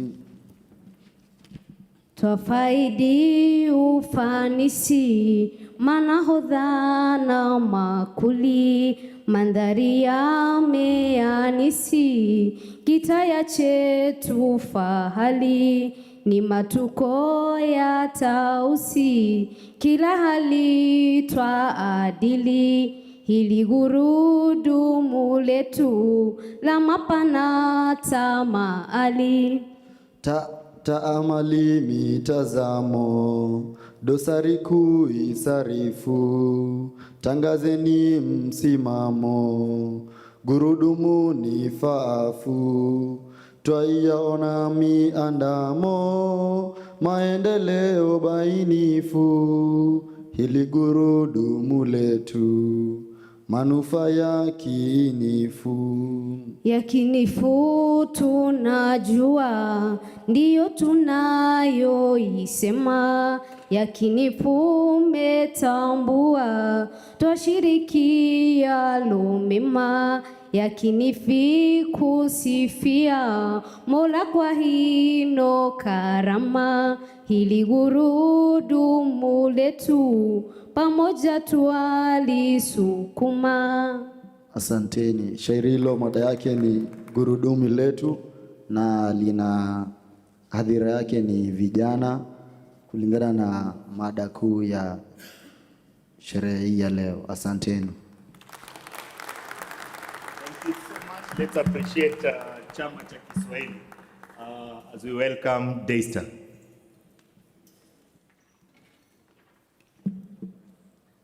After Daystar, I'll ask our brother Timothy and sister Cynthia to get ready.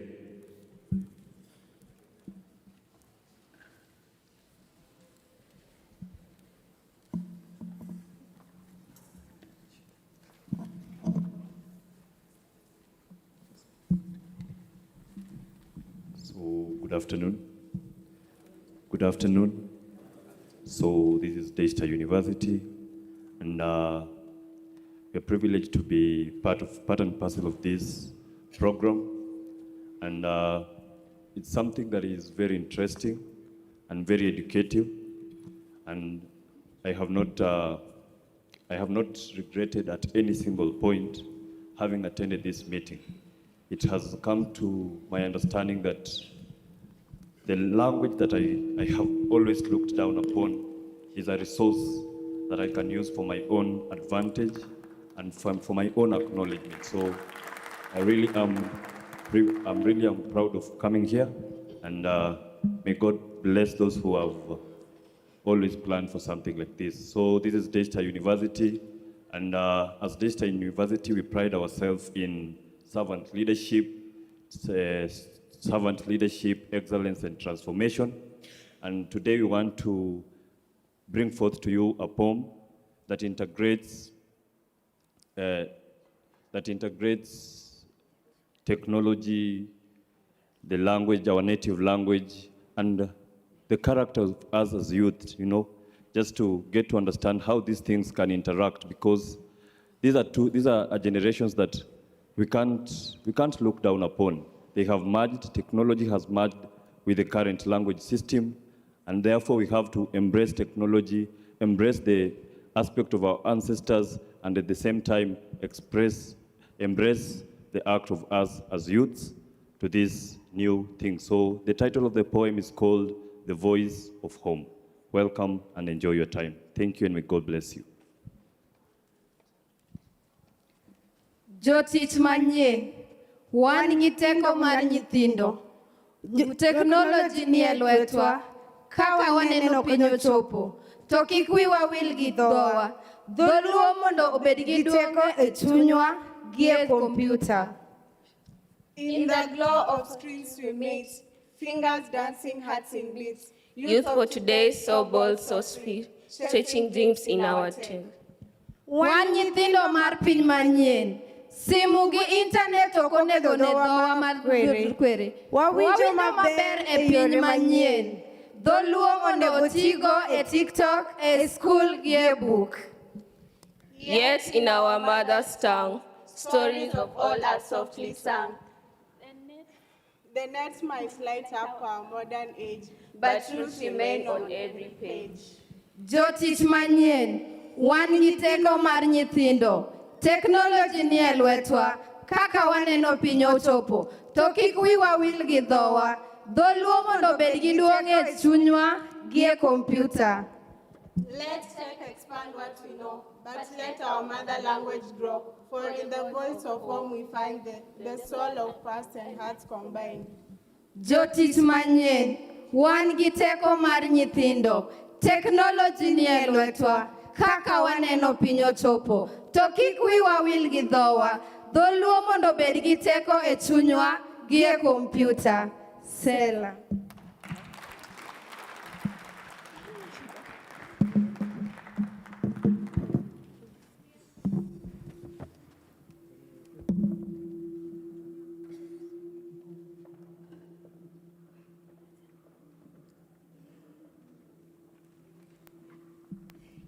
Abandu bose muriena. Mubera balamu. Mwikure. Musangalire. Hiyo najua mnaelewa. So honored to be here right now.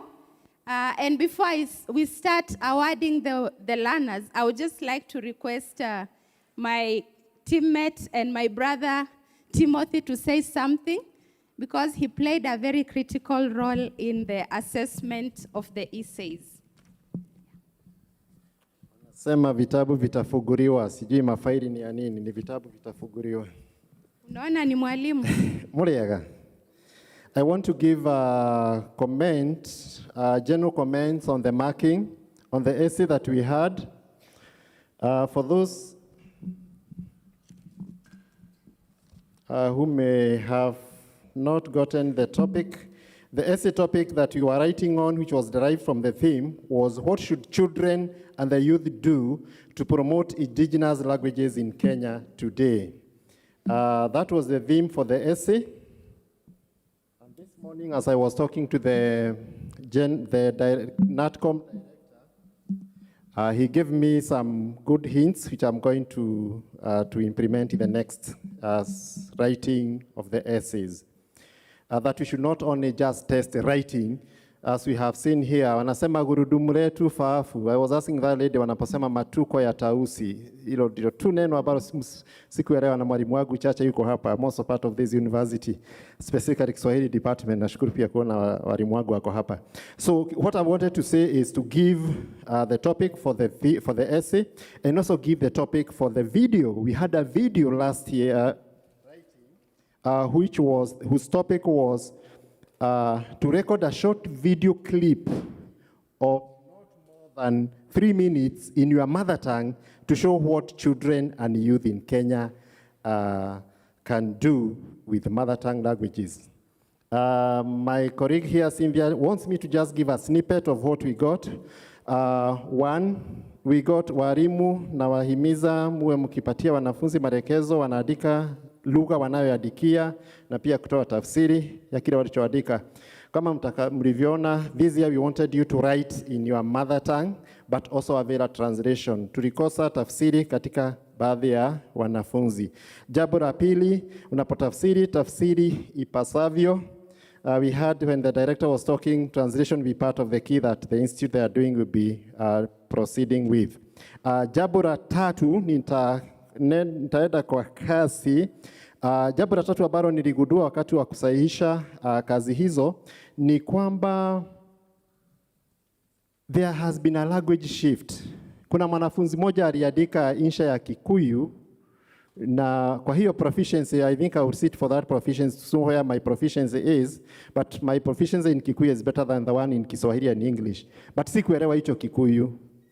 Na ako hapa. In fact, I want to look for that person to see what she meant. Sikuelewa hicho Kikuyu, by the way, and there were Kikuyu words. So we have a lot of big problems in writing. The other thing is next year, I pray that our organization will be able to do something different and something big. We want to thank those who won and tell them that in the year, we also want to do some work with you. I think the office will be accepting that. We do some writing workshop with you to help you improve on your writing. La mwisho, because the others are, we realized we did not have, hatukuwa tunapokea kazi za Kiswahili na Kiingereza as the primary essay.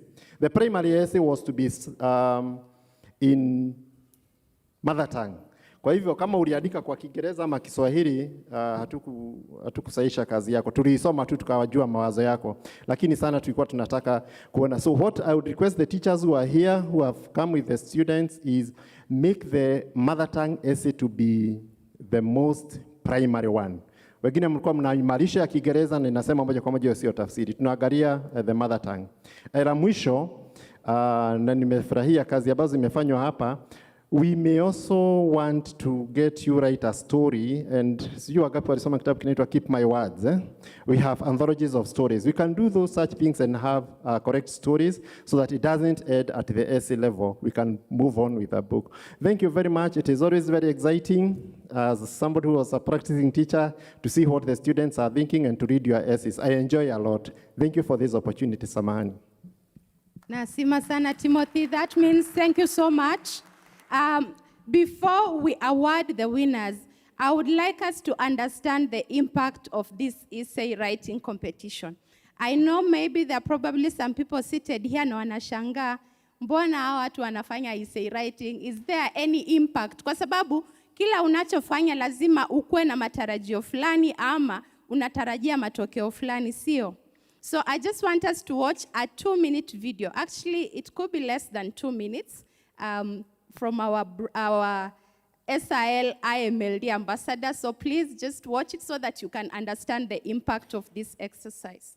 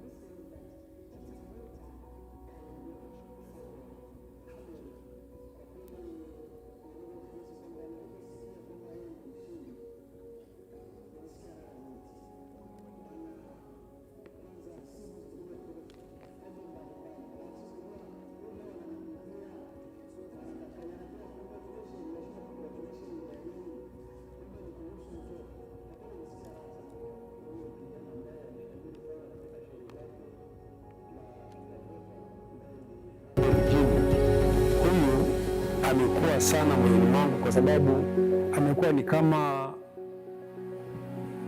kurunzi ambayo sasa imemulika pa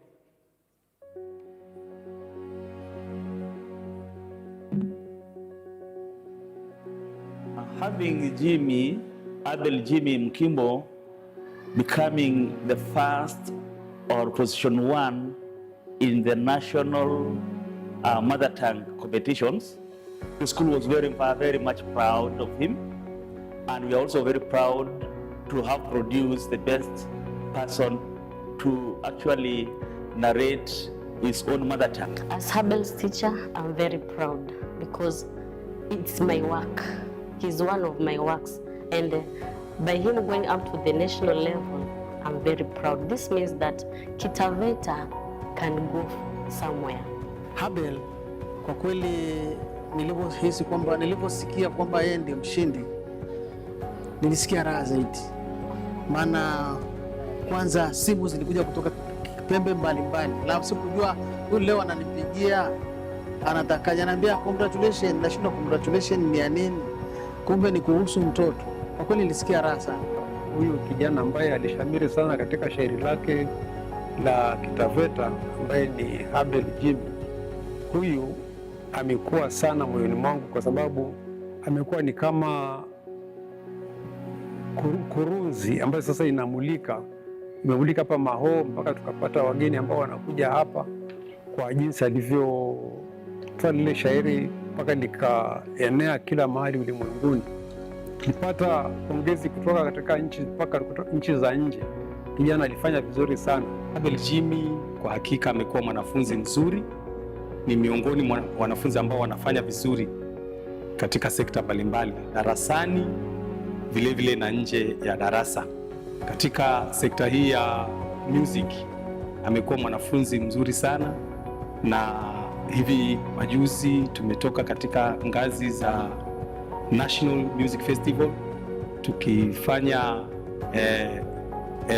dance ya Taveta Folk Dance, na alikuwa miongoni mwa wale ambao walikuwa wanaongoza ile timu katika sekta hiyo.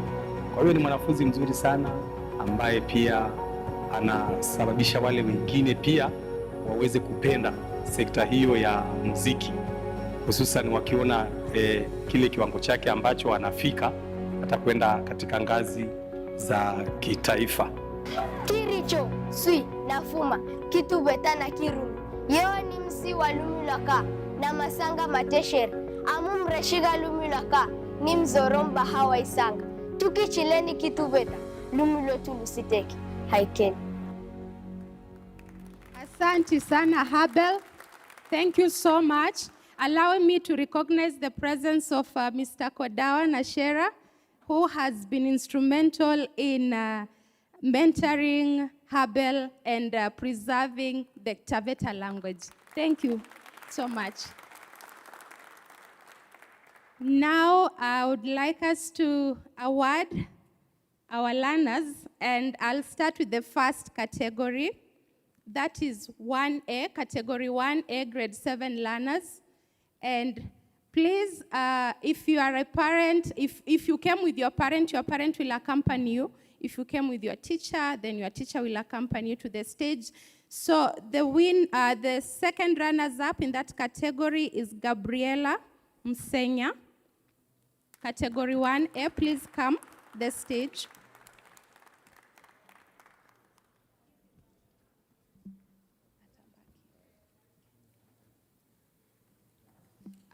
I'll request Madam Carol Kamau, representing BTL, to please come and award the learner. Thank you.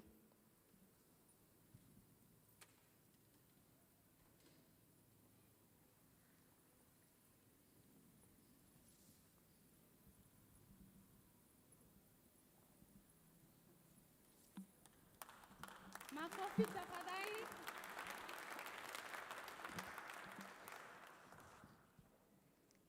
Asante sana. And next on stage is Cecil Odhiambo, the first runners-up in that category. Cecil, please.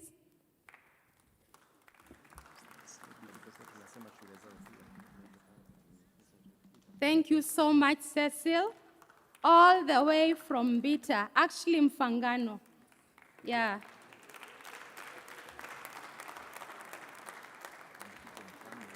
Yes. Next, we have Joy Jepkoech, the winner in that category from Royal School Eldoret. Joy, please join us on the stage.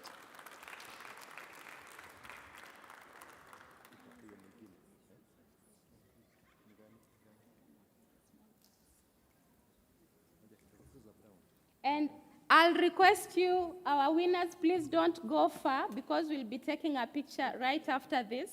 Please, you can just stand close by.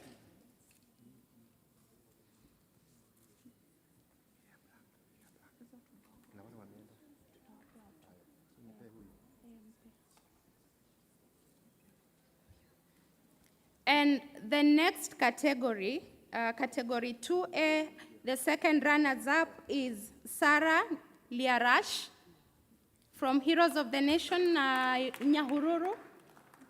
Please join us. I will request Madam Emily to please come and present the award to the winners in that category.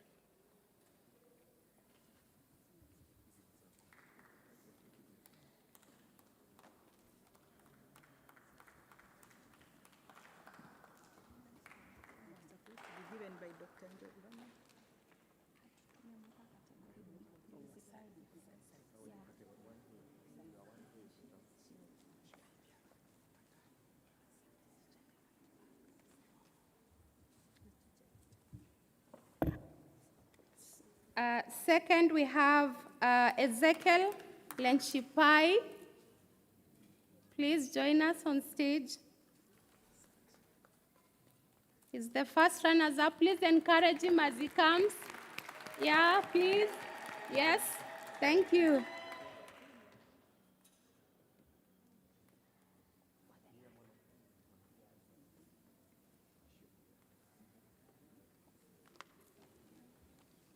Asante sana. Well done for the great job. And then the winner in that category, is Mercy Wanjiru. Mercy from Kikuyu, please join us on stage.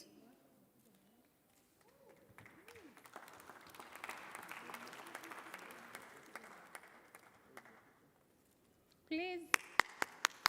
Once more, let's encourage the learner.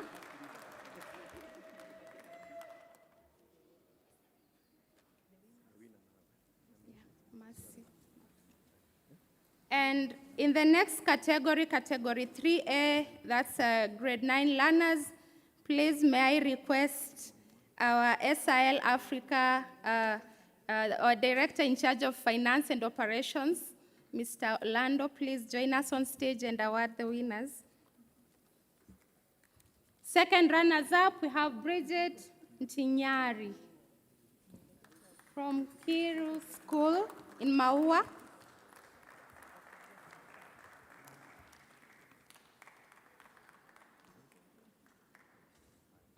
Once more, please, another hand clap for Bridget.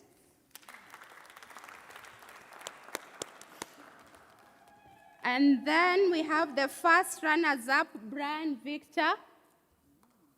Brian Victor, still from Bita. Please, let's encourage him. He's traveled a very long journey to be here.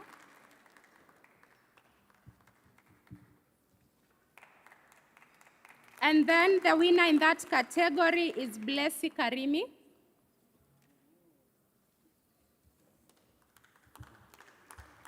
Please, let's encourage Blessy.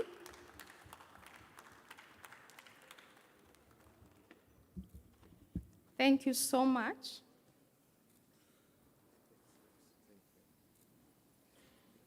And the final category, that is category B, may I please request our chief guest, Dr. Njogu, to come and award the winners in this category. Please, let's, yeah.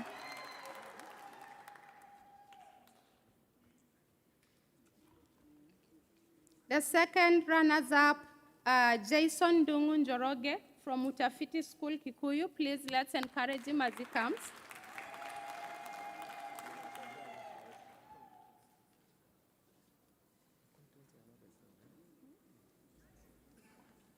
Please. Jason, please.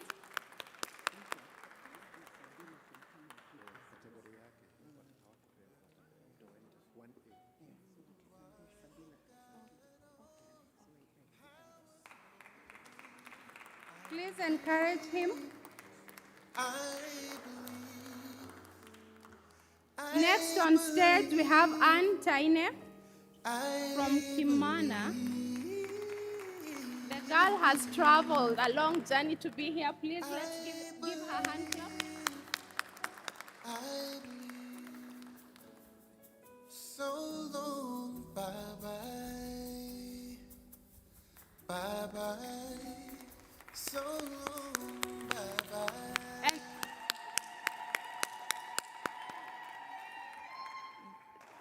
And the winner in that category, this is the audiovisual category, by the way. The winner is Juma Chidanga from Miritini.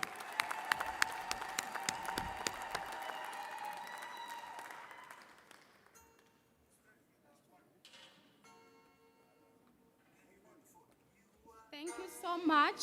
And the winners of category A and your teachers, please, will be giving you your gifts. I realized you missed out on your small packs. So we've not forgotten you or discriminated against. It was just an oversight. Apologies for that. May I please request all the winners to join the chief guest on stage for a group picture, a group photo. Kindly join us on stage. And our guests, our partners who took part in the award, please.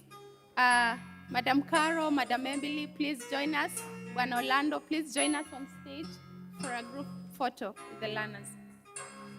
Let's encourage them, guys.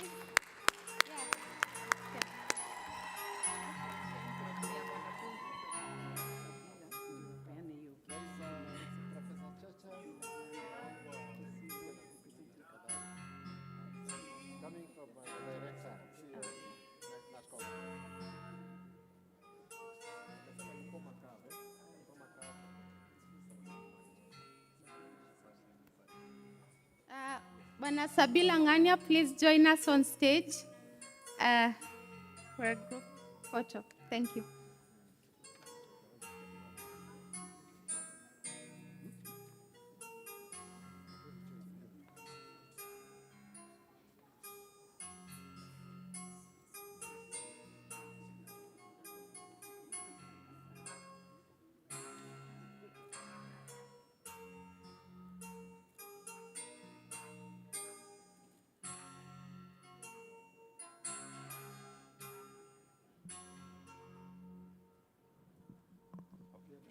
Let's appreciate them. Category 1A, Category 1A, Category 1A with Madam Caro Kamau.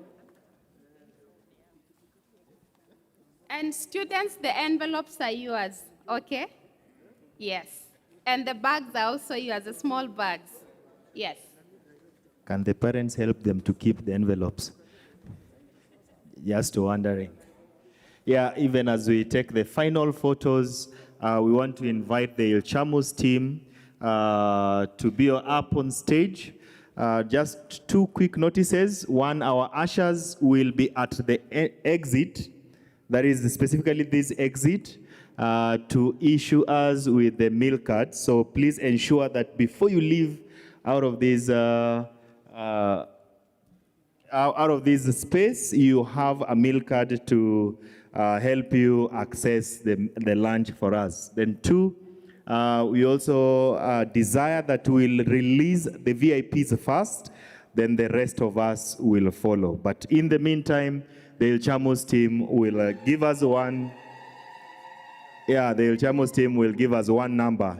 Then I'll ask Dr. Susan to just give thanks for the lunch.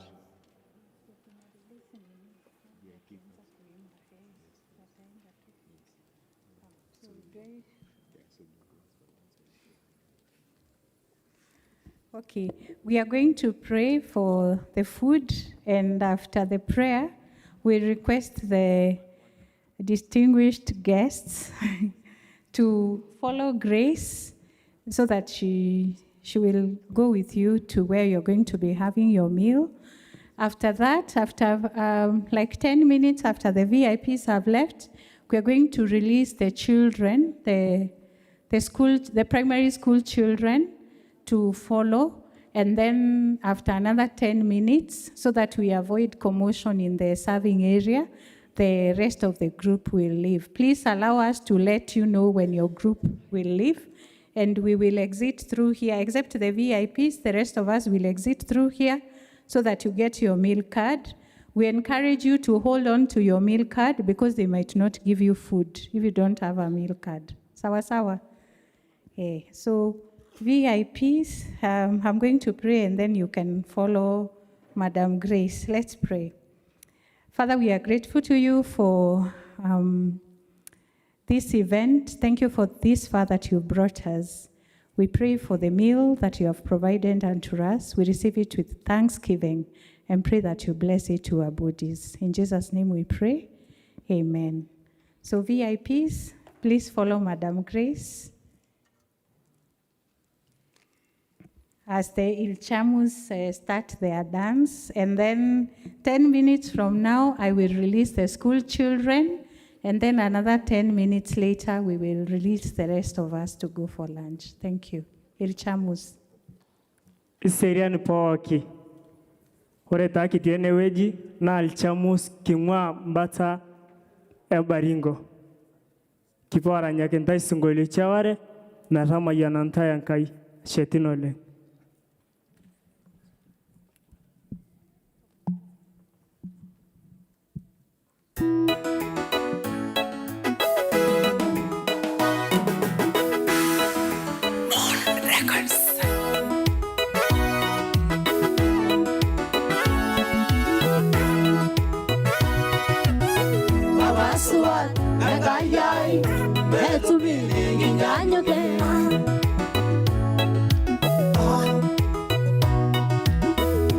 Suat agayay betu biligi nyanyuge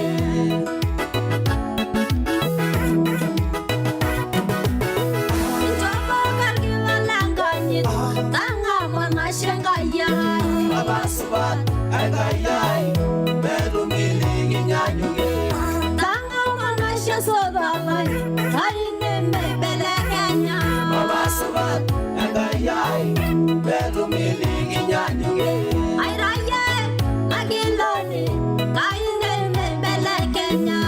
Suat agayay beru miligi nyanyuge Intasa engi suyay betai ligi nyanyuge Baba suat agayay beru miligi nyanyuge Kera ikinsho Baba enyora taino Baba suat agayay beru miligi nyanyuge Ekanisa nadi Baba Suat agayay beru miligi nyanyuge Palosyon Ogi Menday ligi nyanyuge Baba suat agayay beru miligi nyanyuge Tasa enging asya Menday ligi nyanyuge Baba suat agayay beru miligi nyanyuge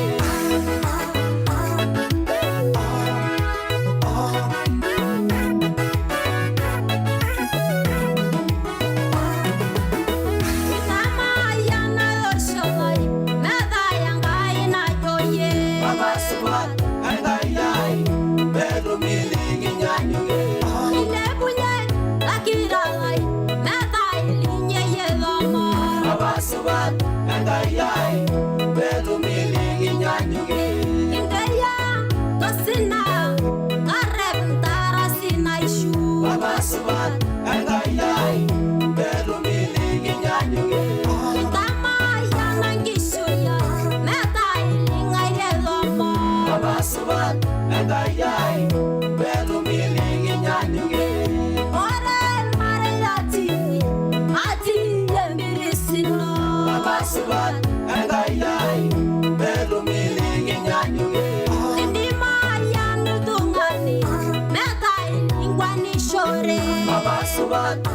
Engayai, Bedumili, Inyanyuge.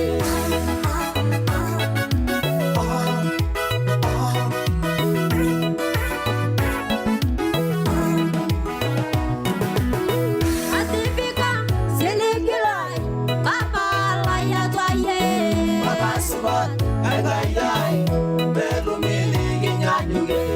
Kai, Nemenau, Nimikin Jagantarasi. Papa Subat, Engayai, Bedumili, Inyanyuge. Namayana, Singana, Papa, Ninjongerai. Papa Subat, Engayai, Bedumili, Inyanyuge. Itamayana Daudi, Metai, Nikinyanyuke. Papa Subat, Engayai, Bedumili, Inyanyuge. Itamayana Mareta, Metai, Odegniche. Papa Subat, Engayai, Bedumili, Inyanyuge. Enjoye ngoni bingera, Papa, Mia Dargela. Papa Subat, Engayai, Bedumili, Inyanyuge. Iralba yeni longonya, Metai, Kaina Joye. Papa Subat, Engayai, Bedumili, Inyanyuge. Yewa seyeni ngoba, Metai, Kingira Joye. Papa Subat, Engayai, Bedumili, Inyanyuge. Nikimiri endarasi, Kaine Nemele Kenya. Papa Subat, Engayai, Bedumili, Inyanyuge.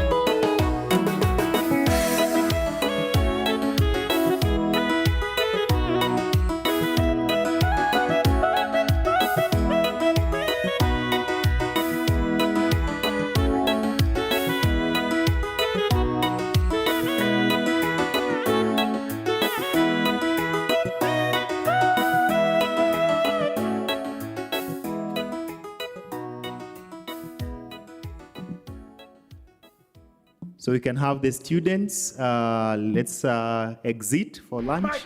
Yeah, then the final song, then all of us will follow after. The students. Okay.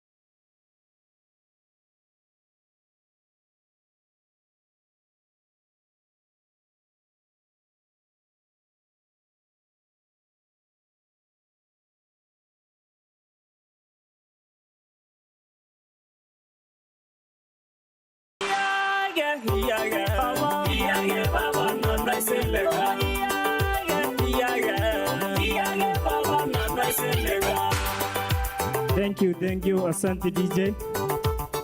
Ukitaka hiyo wimbo, naomba tu uende YouTube, usearch Aleki Lechipai. Utapata pale, subscribe na Mungu atakubariki. Baringo County. Thank you so much. Thank you. Asanteni sana. Chakula kinapoa, tafadhalini. Mwende mkule, tafadhali. Chakula kinapoa, chakula kinapoa.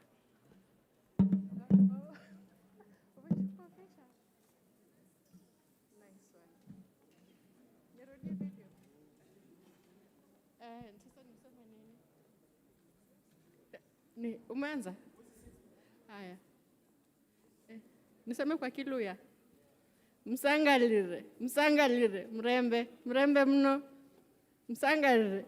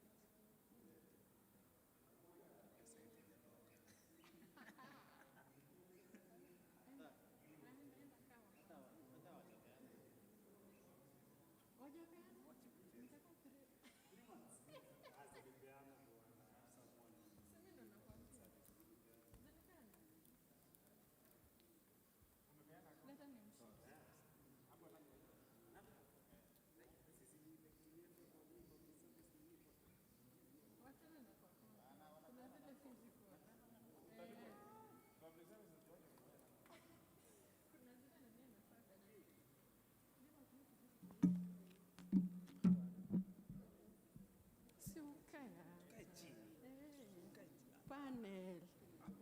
Toa hizi.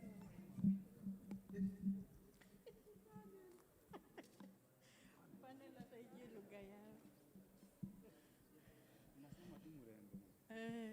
Mrembe mwesi, mrembe mno.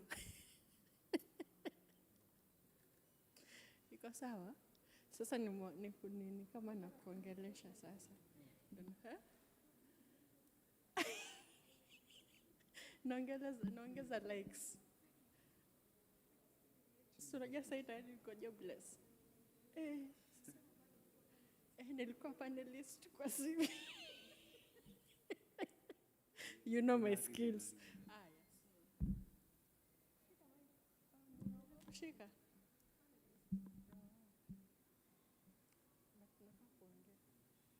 Simtumia tu come on.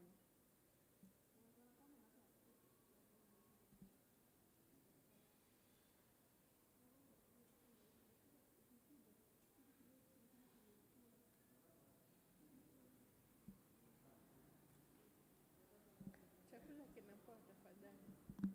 Chakula kinapoa. Hapana, chakula kinapoa.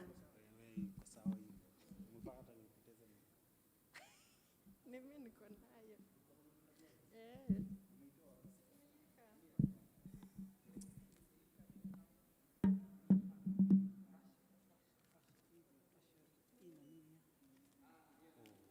Hata vimefanya hata ni jamaa ameenda na nia yangu.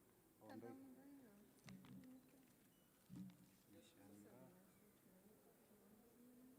Sasa pesa ni ngapi next year?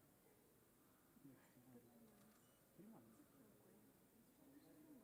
Nani? Yeye ndo mpaka peleke details. Aziingia wacha tani. Nazilieko zote. Nazilieko zote. Zinakatwa. Unajua karibu nikose breakfast. 44 za how many months? Haifai kuwa 44. Si unakata juu ina increase. Ai, na mbona asipeleke hivi? Heri mpewe 1 month. Alisema kupeleka? Sasa hatukuitishwa kwa numbers. Si nasikia mli-upload kwa nini? Kwa nini tuli-upload lakini kwani Si kuna ile ya physical. Sasa si lazima. Si lazima physical. Ilipelekwa ni nini zilipelekwa? Kupeleka ni tulipoingia zile ni tulisaini. Kama hizo zilipelekwa. Nataka bima. Nipige na yangu.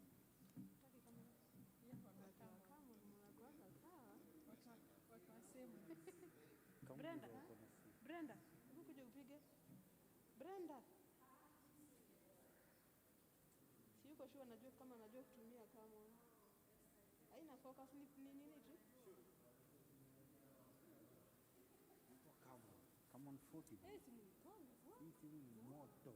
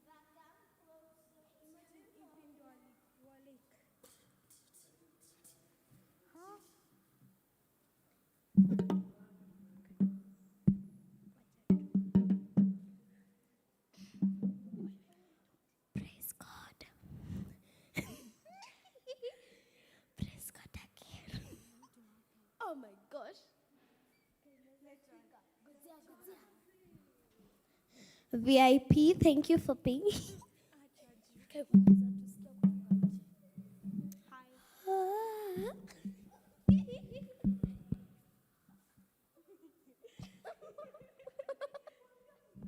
Hi.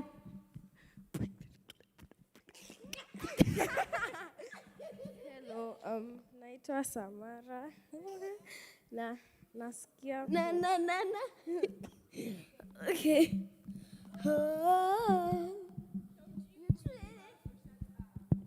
Guys, okay, I'm here with Samara. Yes. So, you have anything to say, Ama Kosa?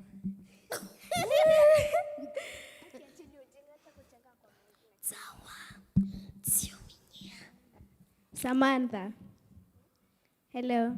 Okay, Macy. I have a question for you. So, like, Tawa. Wait. There goes laughing.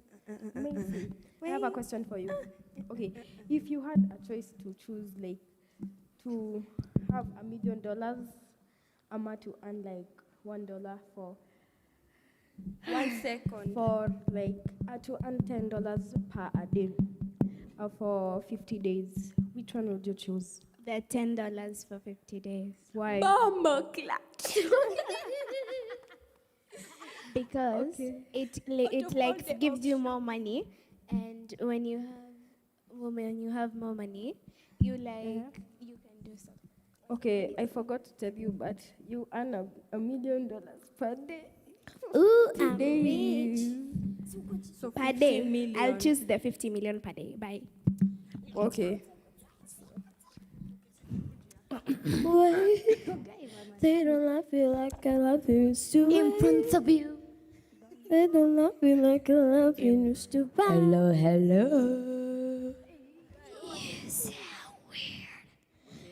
So, which one of you would want to be interviewed? Me. Then I suggest me. Okay, so what's your name at first? My name is. This is my last performance. My name is Talvin Mathia. This is My name is Nico Idaka. I'm proudly to be a Kikuyu. Shut up.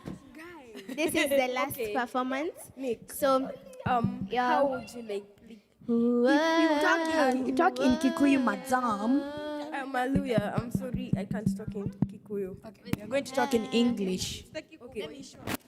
Oh, he's a Kikuyu, now we can talk. Hello, welcome to to the interview. So what would you want to do in life? Nyureda wera. Asa. Doctor and Dina wera already. be able to help as many Uriko. people as I can, as Wera much nyingi as muno. other doctors Yararihiria. have. Even Tumboya. Asante kwa tabia maido. Nierera wakwa. I'm a blood ambassador. Usijali blood ambassador mgani. Usijali. Haya, atusaki kuzua. That's ogone god dereda. Dokamenye. Dokamenye. You do not want to know. Clocky. Okay, Kira. Kira. No. Shut up. Okay.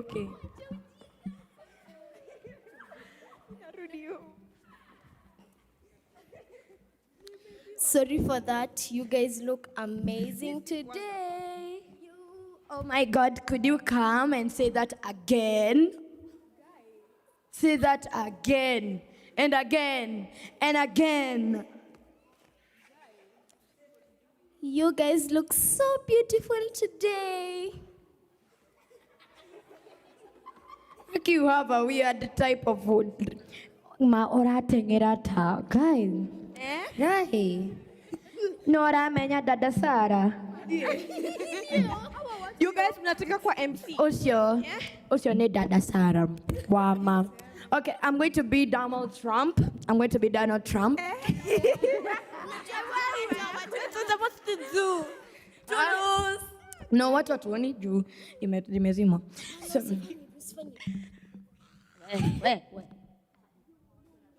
hi guys, so I want to say you look amazing, and also today you've done a good job, and I say thank you. To leave. I'm Donald Trump. As I promised. Achana na huyu. Okay. Thank you guys for being here. Most likely the people who arranged this place. So yeah, thank Donald Trump hapa. Yes. Akona shida. Sina shida. Imagine amekiss microphone. Oh, I love the microphone. Sweetie. Okay, guys, sorry for that interruption. So I want to welcome Ivy on the stage. Wait. Well. Excuse me. Why? I am talking here. I'm the guest of honor. Guest of honor to who? To this whole stadium. You're the guest of honor to yourself. Excuse me, Donald Trump, why do you have short hair? Dude, you're not even a guest. Oh my God. First, let me answer that question. Why I have short hair? Donald Trump. Excuse me. Okay. Wait. Let me tell you something. Let me tell you something.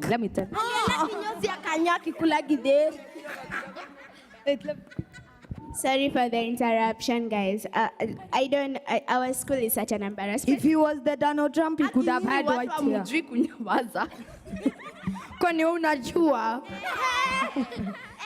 Sorry, guys. Donald Trump went to the kinyozi while eating githeri. Me, I don't eat githeri. I eat fries, McDonald's, and Coca-Cola.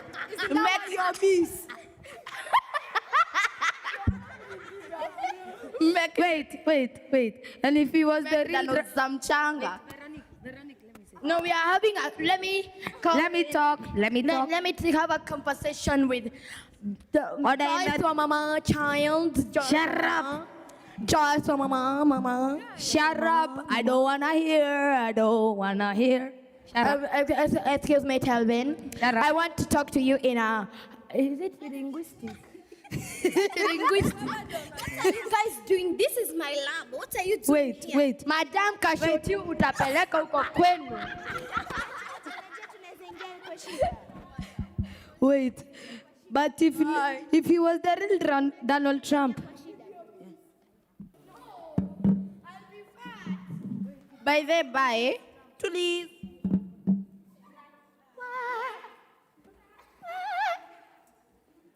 That's a mosquito. Thank you for listening to all our embarrassments.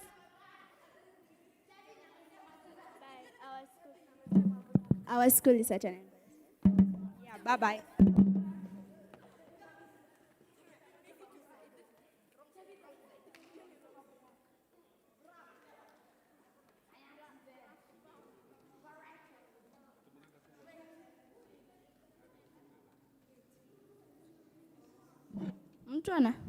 Mtu anashrub vibaya sana kabla aseme black, anasema black.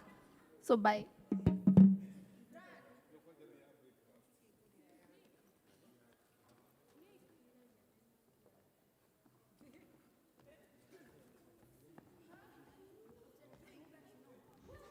Guys, I want to advertise. You can go to M Fries.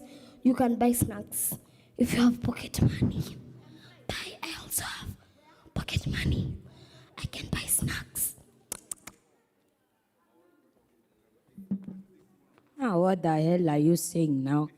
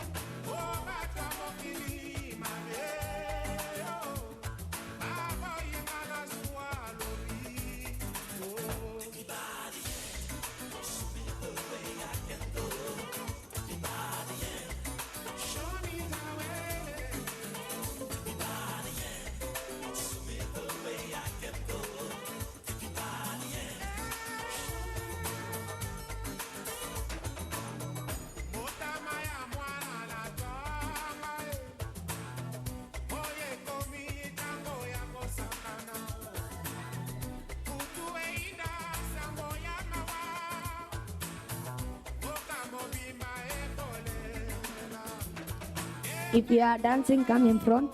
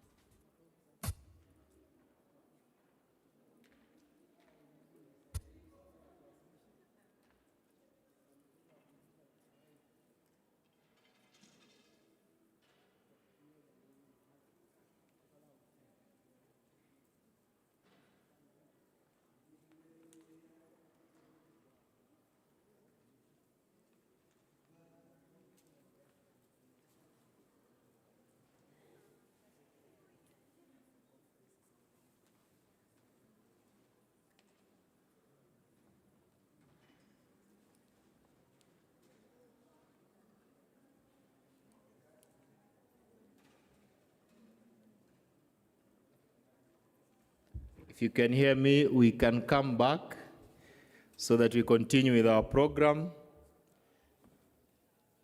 Wherever you are, you can come back so that we continue with our program. We want to finish in good time so that we release, especially those who are going to a far area. So wherever you are, if you can hear me, let's come back. Let's come back so that we finish with our program.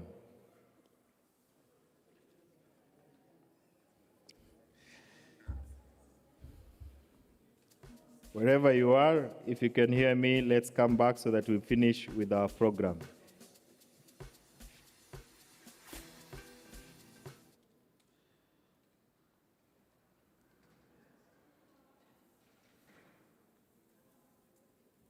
Yeah, there is a particular group that started us off with a dance, and I don't know if they are here. There's a particular group that started us off with a dance.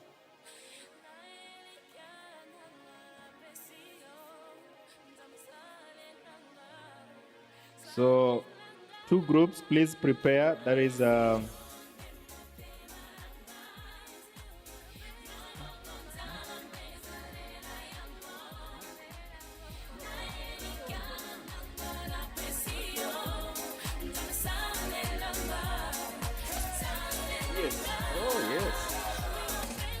yeah, so let me have these two groups preparing.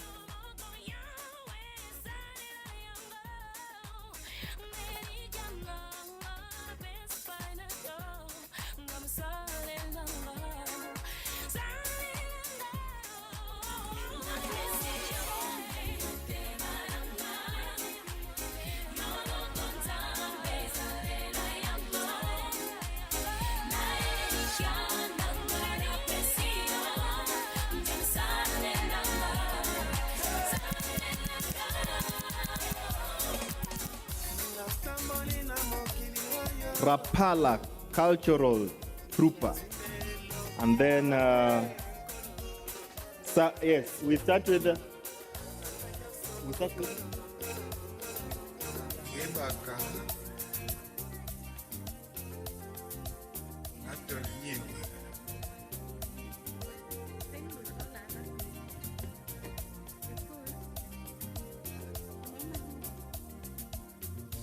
which group is this? Rapala.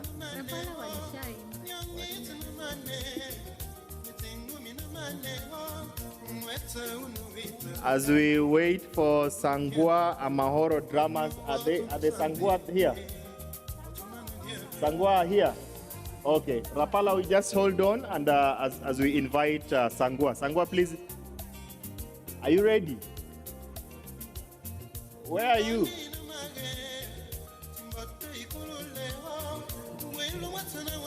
Sangwa, are you ready?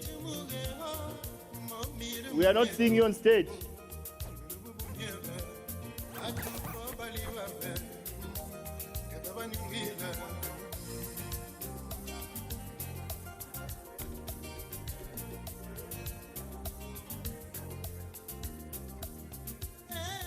As we get our guest in, let me invite the Rapala very fast. One dance, then Sangwa, you join in. Very fast.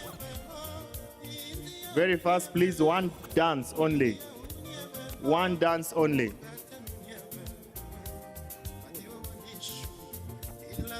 One dance only. Very fast. Then Sangwa, you can join them next.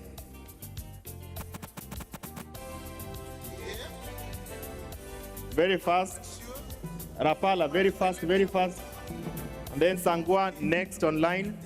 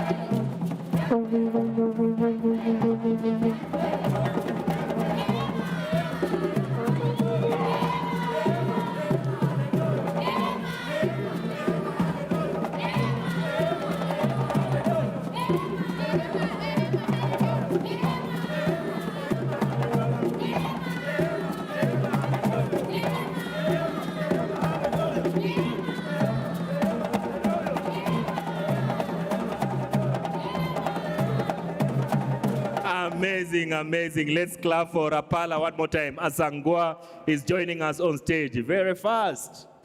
Okay.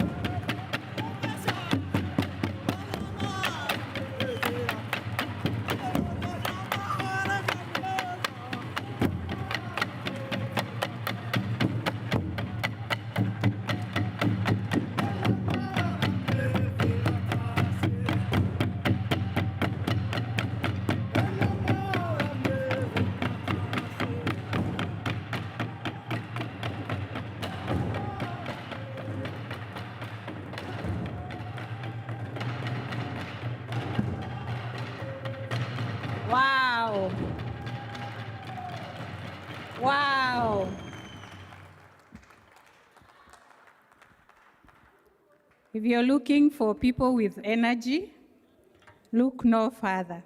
Thank you, Sangwa Amahoro Dramas. We appreciate you.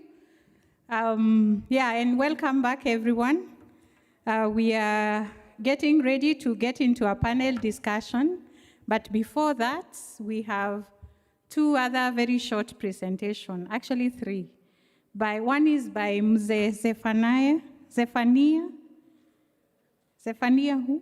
From Chuka. Karibu sana. I think you need some mic. Karibu sana, utuambie what you have been doing with the Kichuka language.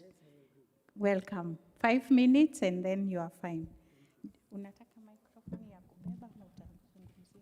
I use this one. If there is another one, I can also use. Okay, there is I have also got a small one here.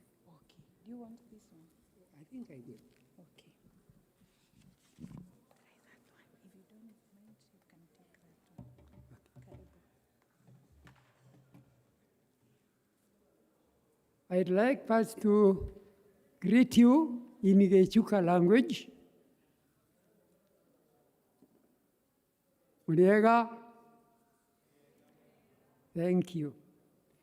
Niyo mbeta kwa Zafania Mumbere, wa Samueli, muntu andeke, kuma Chuka, nando wa mwere wa mudonu ntukote muchuka, ute a clan. From the morning, we've been told about a lot of theoretical but practical areas which can be put into practice. So at this juncture, I'd like to tell you what we have put in place in Chuka practically. The theme, first of all, is very nicely considered. Youth at the digital frontier. That is, to me, very good, and I thank you for choosing that kind of a theme. It is as if you knew what we were to present. It's true, we are living in a world of digital era where youth are nicely digitally placed to vitalize the indigenous languages. And we are in that field to assist them to vitalize them, particularly the Chuka. Now, on the eastern slopes of Mount Kenya, there lives a group of people by the name Chukans or Chuka, who speak a language, indigenous one, known as Gichuka.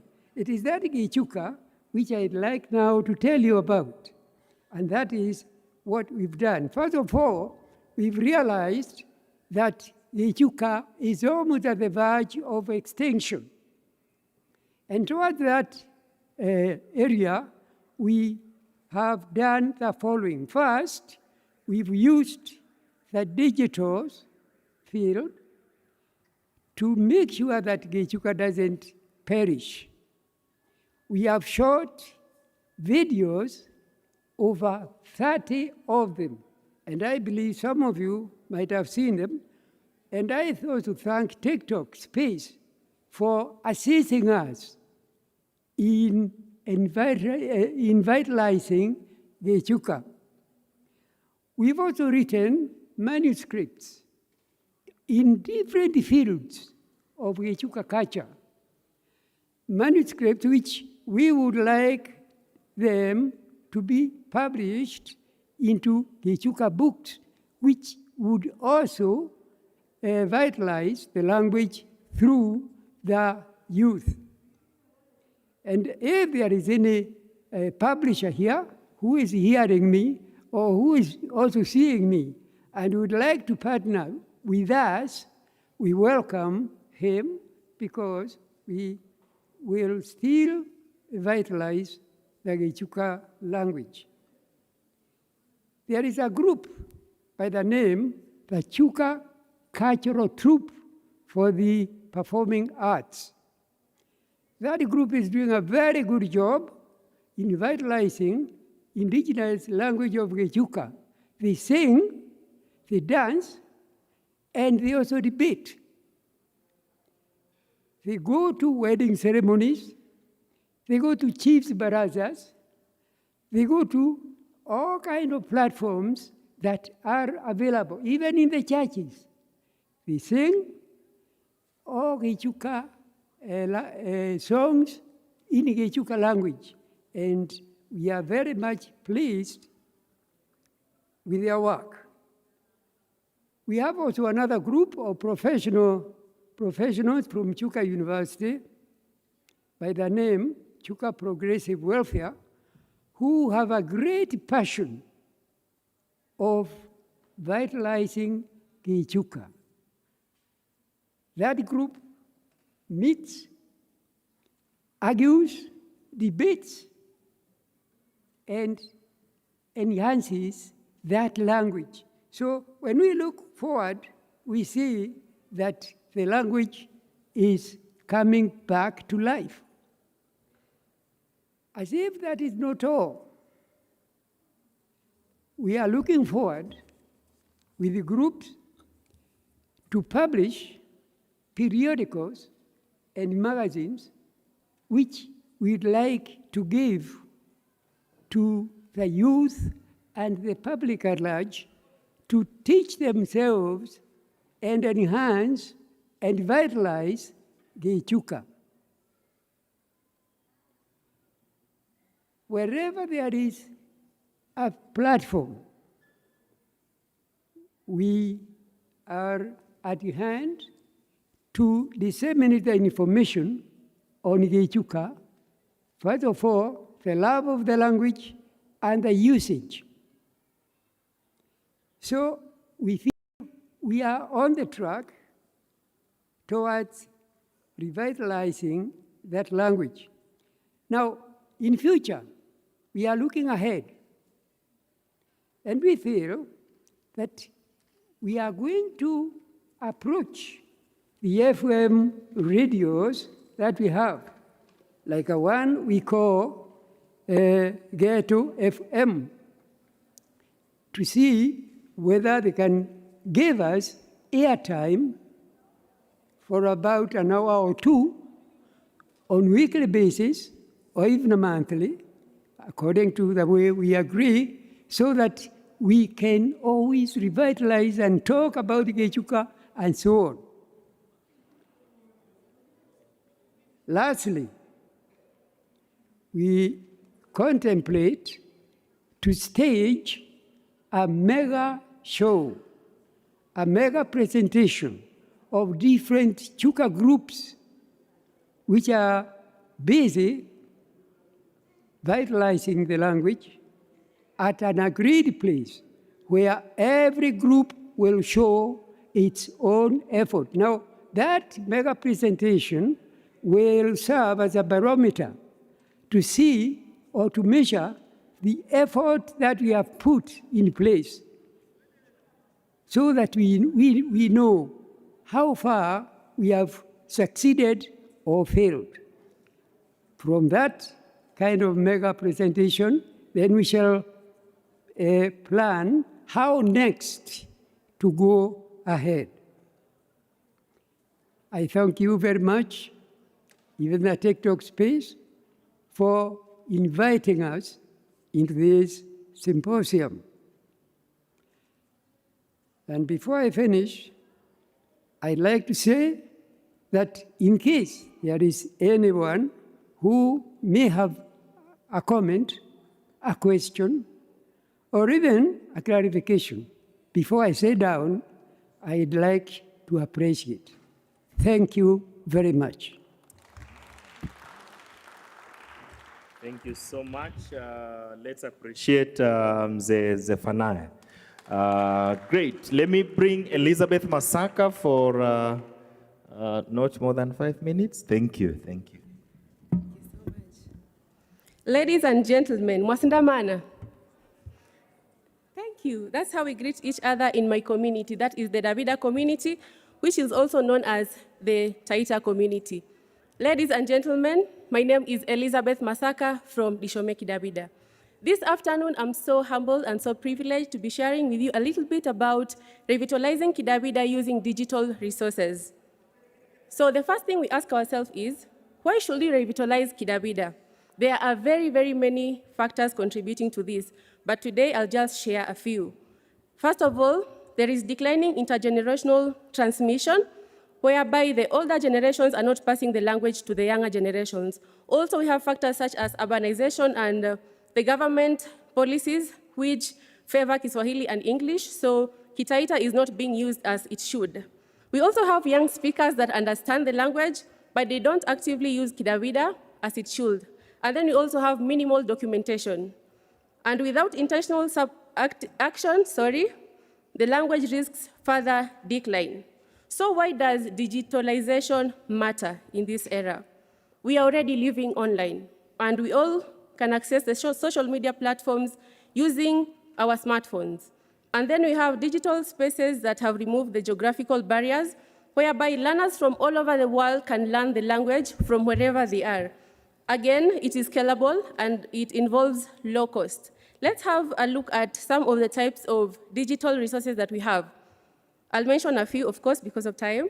We have audio and video recordings, which include podcasts and YouTube, and that's where I am based. We have online teaching platforms, which include Zoom, Duolingo, Babbel, TV5 Monde, Memrise, and many more. We also have online content, which includes short lessons, vocabulary clips, phrases of the day, songs, prayers, and stories. And this adds to the archival value. What do I mean?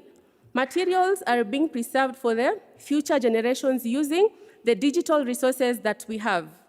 Let's have a look at my practical example. Let's have a look at my practical experience briefly. I have been recording lessons in Kidabida and uploading them on X, YouTube, and TikTok. And this is the audience that I have been able to reach so far. I have reached young people, I have reached diaspora Taita speakers, semi-speakers who are learning Kidabida, and also the non-Dabida speakers. And I'm saying this because I use English as the language of instruction. And what is the observed impact so far? There are increased interest and pride among the language speakers. Learners are practicing and teaching others by sharing the new learned concepts. We also have learners adding to the lessons that I make. And I'm saying this because I make this content from my head because we don't have any materials to refer to. So most of the time I tend to leave out some content. So whenever I leave a gap, the Taita speakers chip in by giving ideas, adding to the content that I share. We are all learning Kidabida together. I am also learning. I am not an expert, but I do my best because I love my community. Let's have a look at some of the samples that I get. I'll just give one comment from each of the 3 slides that I have. Let's have a look at the comment on your screen. The first one, wow, chapcha sana. We in diaspora especially find this very helpful. Keep up the good work, Elizabeth. This is someone that is getting to learn Kidabida from diaspora. This is very impactful, and this is music to my ears. Another comment, the second last one. It sounds so much like the languages in the mountain. Taita should be in the Mount Kenya. This is a Kikuyu speaker. Again, we are all learning Kidabida because teach everybody the language, not only the Dabida speaker. Another one, thank you, same words like Kinyarwanda. Again, someone from Rwanda. Finally, I really love Kidabida, though it's not my mother tongue. Again, people from different communities are learning together with us. What are the challenges that I have encountered so far? These are some of the challenges.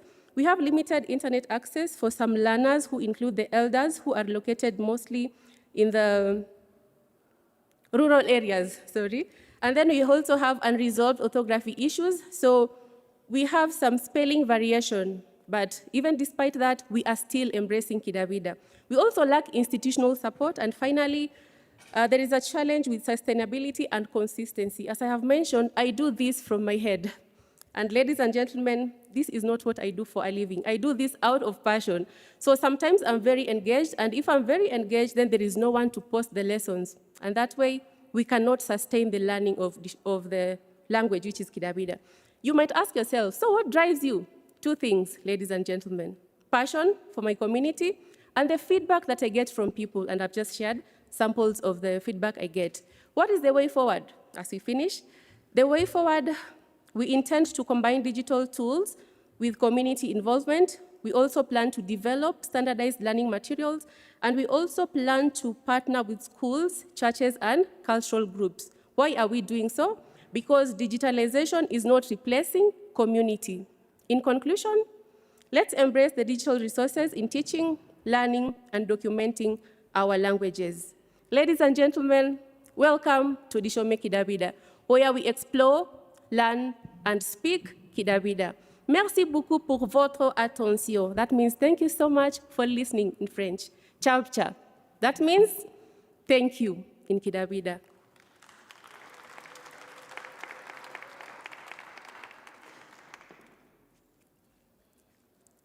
Thank you, Elizabeth. One thing I like about this IMLD is that we are not just talking about research.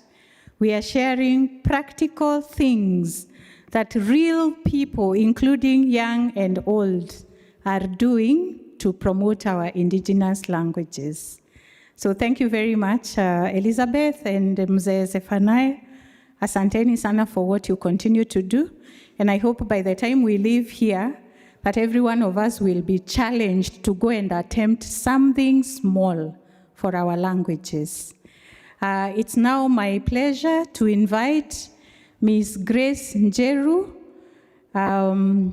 to bring to us the panelists that are going to be helping us process this topic further, or the theme, today's theme further. Karibu, Grace.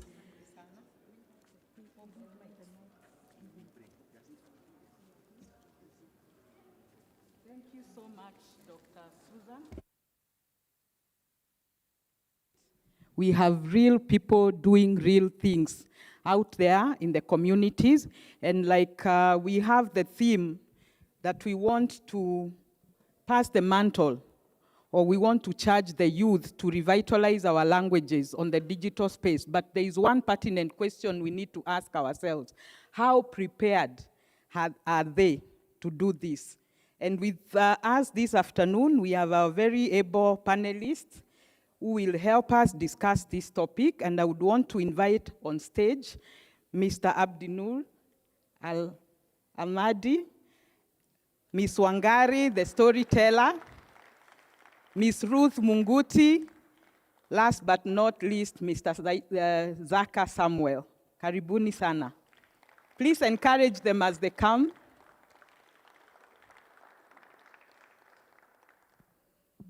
Take your seats, please, ladies and gentlemen.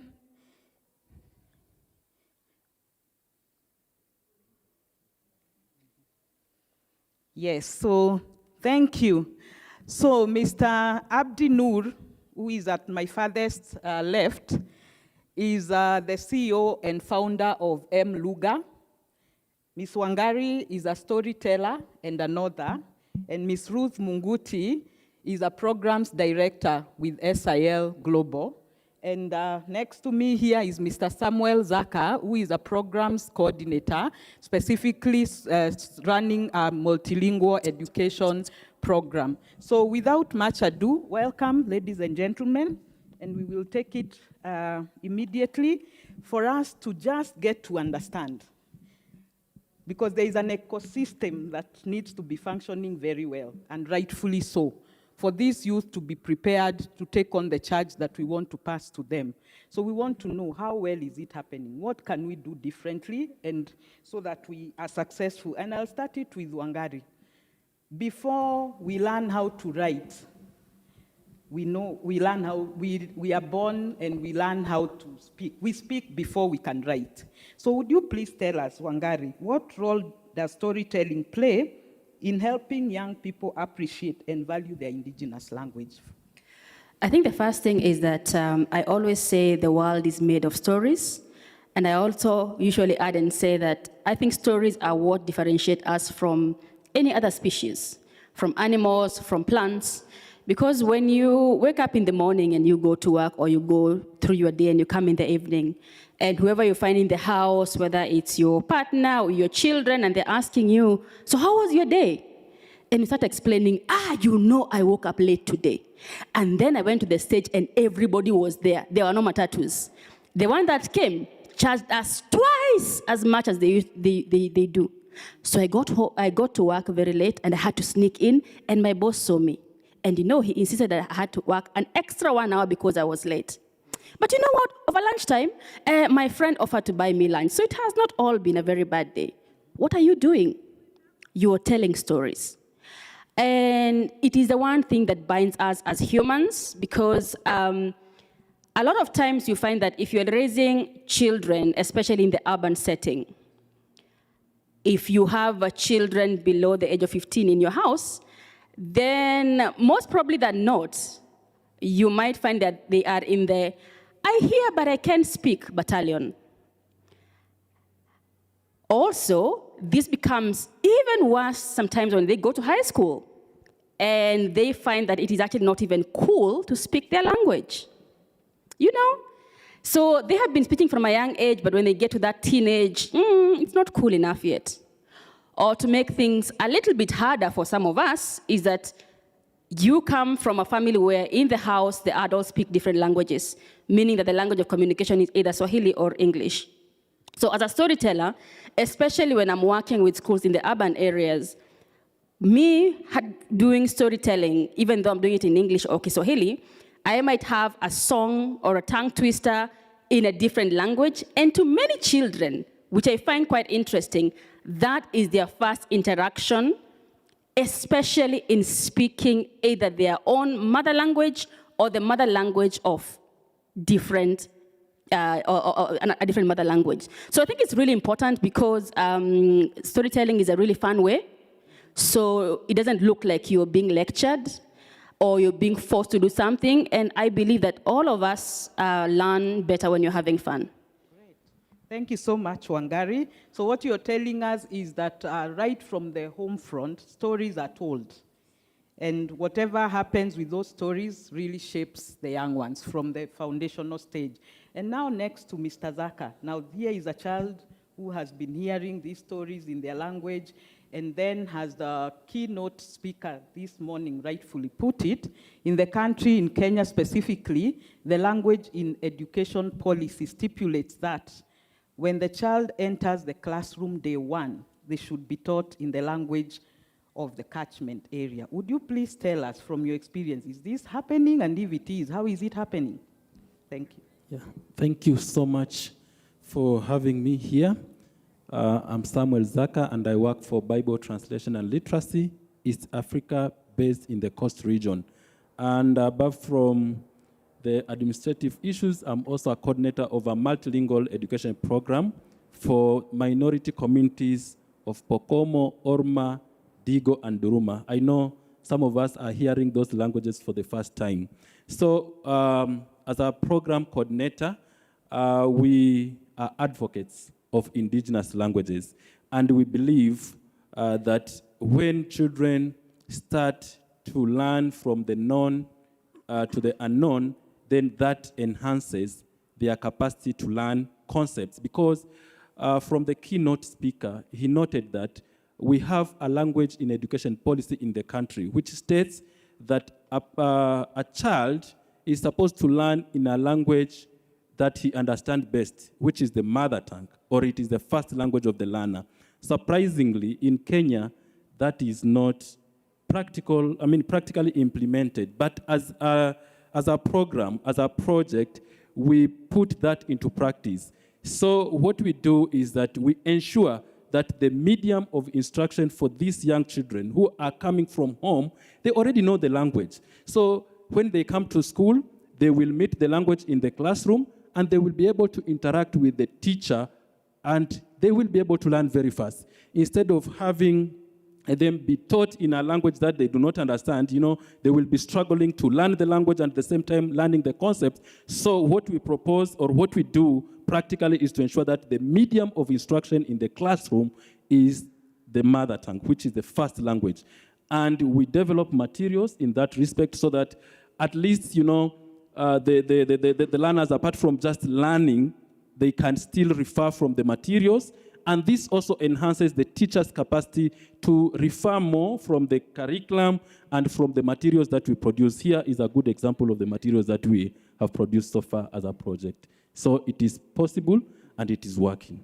Great. So it is possible and it is working. Thank you so much. And Abdinur, coming to you, I'm sure Zaka would attest to this. A parent would want to ask, here is my child. He has gone to a school in Tana River. He's being taught Pokomo, because that is what the language in education policy says. But the parent will ask, I am taking my child to school so that they can gain competencies, including languages, to equip them to interact with the wider world. So would you tell us, is there a connection between learning in indigenous languages and acquiring other languages that would help these children thrive in a multilingual world? Thank you so much. Good afternoon, everyone. In the spirit of celebrating International Mother's Day, I would like to use my mother tongue, if you allow me. Thank you. Are you okay with that? Who will interpret for us? We need an interpreter in the room. Any Somali guy here? Then I will continue with the Somali language. Thank you so much. So basically, my name is Abdinur Ali Mahdi. I'm an education technologist and the founder of Mluga app, an award-winning mobile app, which now serves 19 Kenyan languages. One of the biggest challenges we have been facing is parents' attitude towards multilingual education. Bila ulisema, nimempeleka mtoto shule afunzwe Kiingereza. Why are you bothering him with Somali, English, and Swahili? But little do they know that the learners learn best when they use their first language. Actually, they're not starting from zero. When they go to classroom, they equip with their indigenous languages. So they're not starting from zero. It's known. Now you want to teach them unknown. Like my colleagues here said, it is known to unknown. But the current situation is unknown to unknown. You want me to leave my mother tongue, come to classroom, and now you want to tell me this is my head, this is my head. How is that even possible? I normally say the smallest countries in Europe use their first language. If you go to France, they use French. If you go to Germany, they use German. If you go to Italy, they use Italian. Am I an English guy? If you look at me. Why must I use an English? So I normally challenge the education space. And now that we have CBC, which supports the use of indigenous language, but are we doing anything about it? One time back, I went to a school in Wajir County. The whole classroom is Somali community. None is non-local. So I think they were in grade 2. So I'm asking them, what is your name? Some of them could not answer, what's your name? That's grade 2. They have been 4 years, like PP1, PP2, grade 1, 2. They are 4 years in the classroom, and a learner cannot even respond to what is your name. It's a very sad situation. How old are you? Don't even go there. And you tell them sing. They can sing over 1,000 songs. They don't even know what they're singing. So the teacher came. I told him, my friend, are you a Somali? Yes. All these learners are Somali? Yes. Why don't you use your first language? Up to grade 3, there's a language policy which allows you to use it. Why don't you, if you say this is my father in English, why don't you tell him, Kanwa Abahe? Like this is in the local language. Like there's no one else who is going to support these learners. It's you. So I had to challenge him, please, use the first language. Translate for them. So language is not just about, mother tongue is not just about a language. We need to learn that. It's about identity. If someone, a 30-year-old, I meet them in UK and US, doesn't speak their local language, and I just hear it. I want to use some bad language that I don't want to, but I feel very offended as an African man.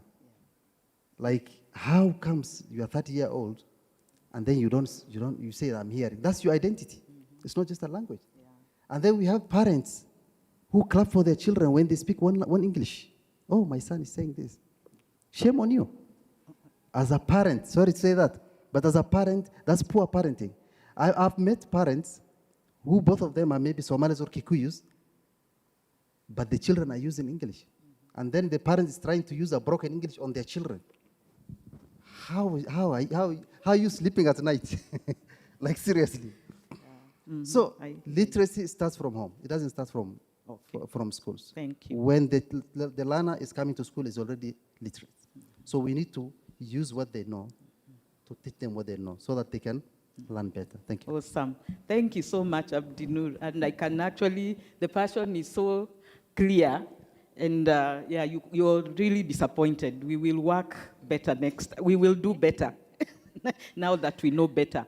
And what I'm hearing you say is that teaching children in foreign languages is like climbing a tree from the top. And you know what that means. So let's start from the roots, and we will build a strong tree going forward. Thank you. And to you, Madam Ruth, I have heard a saying that I find very derogatory, but could be it's true, that if you want to hide information from an African, put it in a book. Now, I want to ask, if that holds any water, what are we doing to ensure that we have available and relevant materials that the youth can engage with beyond the classroom, bearing in mind that they spend most of the time in the digital spaces? Thank you, Grace. Hamjambo. Kama vile mmesikia, naitwa Ruth Munguti, nafanya na shirika la SIL. Ni ukweli, if we want to hide something, we put it in books. But Elizabeth was here a few minutes ago, and she reminded us that the young people are not just in class, but they are in different spaces. And if we need to avail information for them, we need to put that information where they can access it, in a format that they can access it. If they are on social media, if they are on the digital space, we need to put that information there. And SIL has been developing one of those platforms known as Bloom. I don't know how many of you are aware of the Bloom facility or the Bloom platform. Next to you, you might actually see a paper that is written, "Let's grow a library." And it has a code. If you can scan that QR code, it will take you straight to Bloom library. Bloom platform has 3 components, and the first one is the editor. The editor is a publishing software. It was developed by SIL some years back, and it is a free software that you can download and put it on your computer. That is where you create your stories. You write your stories in whatever language that you want. The next component is the library, and that is where the code will take you. Once you develop your books, your storybooks in the Bloom editor, you upload them in the Bloom library. Today, that library has 24,000 books plus in more than 1,100 languages. Some of those languages are Kenyan languages, others are from other countries, but we also have books there that are in languages of wider communication. And why are they there? You can download them and print them as PDFs. You can read them online. You can download them using the Bloom Reader app, which is the 3rd component of Bloom. We have a Reader app that is an Android app. If you have an Android device, you can go to Play Store and look for Bloom Reader app. It actually has a flower like the one that you will see on that paper. And once you download that app, it can take you to the library, and you download the books as you need them and read them offline. Now, some of the features of the books in the Bloom library include audio for those who are visually impaired. We have sign language books in there because we are key on inclusion. We also have activity books in there. The books are divided into different categories. They are not just stories for the sake of stories. We have books to do with environment conservation. We have books to do with health issues. One of the most translated books is actually a COVID book that was written during the COVID season. And it was written in English and translated in many languages. And here in Kenya, we translated it in several languages. You can find books in all categories. Now, that resource is there for you to use. It is not there for decorative purposes. Go in there and download the books and encourage your children to read them. If your children are not yet at an age where they can read, they can listen, because Bloom has the capability to record stories. Thank you, Ruth. One thing I'm excited about these panelists, they are so passionate that they are calling it as is, hitting the nail on the head. So those books are not there for decorative purposes. We better go there, encourage the youth, and also prove those say that we have a poor reading culture wrong. Thank you so much. And so we've heard what is happening, the many good efforts you're doing, and we want to ask ourselves, moving forward, what can we do differently? What can we enhance? Do we need to change strategy, or are we good as we are? And Wangari, I want to ask, we know that storytelling has generally been a preserve of the older generation, where we sat at the feet of our grandchildren to tell stories. But we know our generation, we will not be here forever. Tomorrow we will be gone. Will that be the end of storytelling, or what are we doing to make sure that we are passing on the baton and making younger storytellers going forward? You just reminded me when I started telling stories about 20 years ago. I'm actually celebrating 20 years in performance storytelling this year. And thank you guys so much. And I'm celebrating it by doing a tour. I want to do a tour in 20 different counties around Kenya. One county for every year that I've done storytelling. It's called Hadithi on the Move. We already did Kiambu and Kajiado. We're doing Nairobi in May. And when I began doing storytelling, even when I went to a school and said, you know what, I can do this, I do very interactive and very fun storytelling activities, they would look at me and say, what stories do you know? You're so young. You know, stories are for older people, and you're here, you're barely 20, and you're coming here as a professional to tell stories. And I remember one teacher actually one head of institution telling me, I love what you're doing. I think you'd make a great teacher. Why don't you go to a teacher's college? And I assure you, when you come, I'll give you a job. And I really thought about my life at that particular time. And every time things had been hard, I would think, maybe I should actually have taken that offer and gone to college and become someone serious. But over the years, things have really changed, and I see that as twofold. One, how do we, the storytellers who are doing storytelling now, how do we make it interesting for the younger people to say, oh, storytelling is actually fun, I can do that. And then on the other hand is, how do we equip them with skills to actually do storytelling? And for the first thing about making it fun, especially when you're dealing with mother language, I can come here and showcase how good I am in my mother tongue in Kikuyu and tell you a whole 20-minute story in Kikuyu.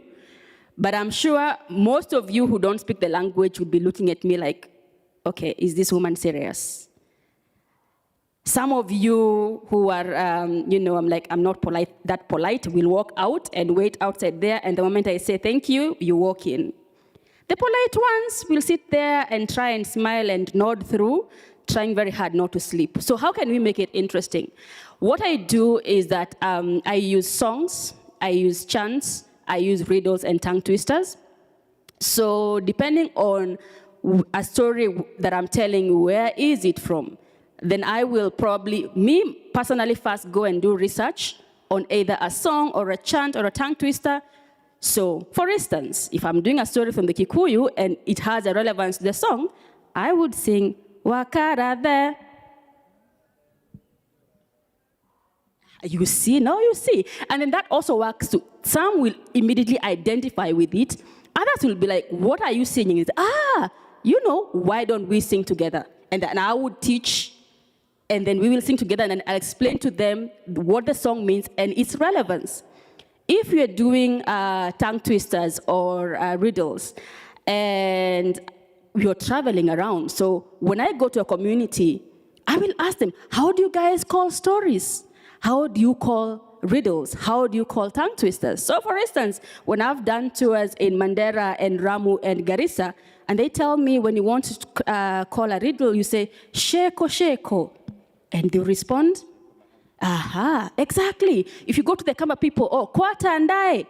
Already, the moment you do that and you also pick something, and then of course there's always the thought at the end of every human's mind, what if I say it wrong?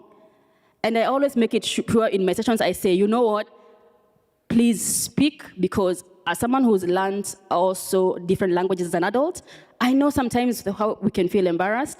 And I say, oh, you know what, I am not going to lie to you that we won't laugh at you when you speak the language wrongly. We will laugh, but we will laugh together, and we will learn. So make it fun. Then on the other hand, let the younger people explore storytelling in their different avenues. I don't want you to tell stories like Wangari the storyteller. I want you to look at what works for you. Does TikTok work for you? So you want to tell 3-minute stories? Do it. Do you want to do reels on Instagram? You can do it. And also, I love that this current generation doesn't really wait to be told, now go and do. For instance, during the finance bill, we saw young people in their 20s who went and took the different clauses in the bill, translated into mother tongue, and were doing this on Twitter, on Instagram, on TikTok.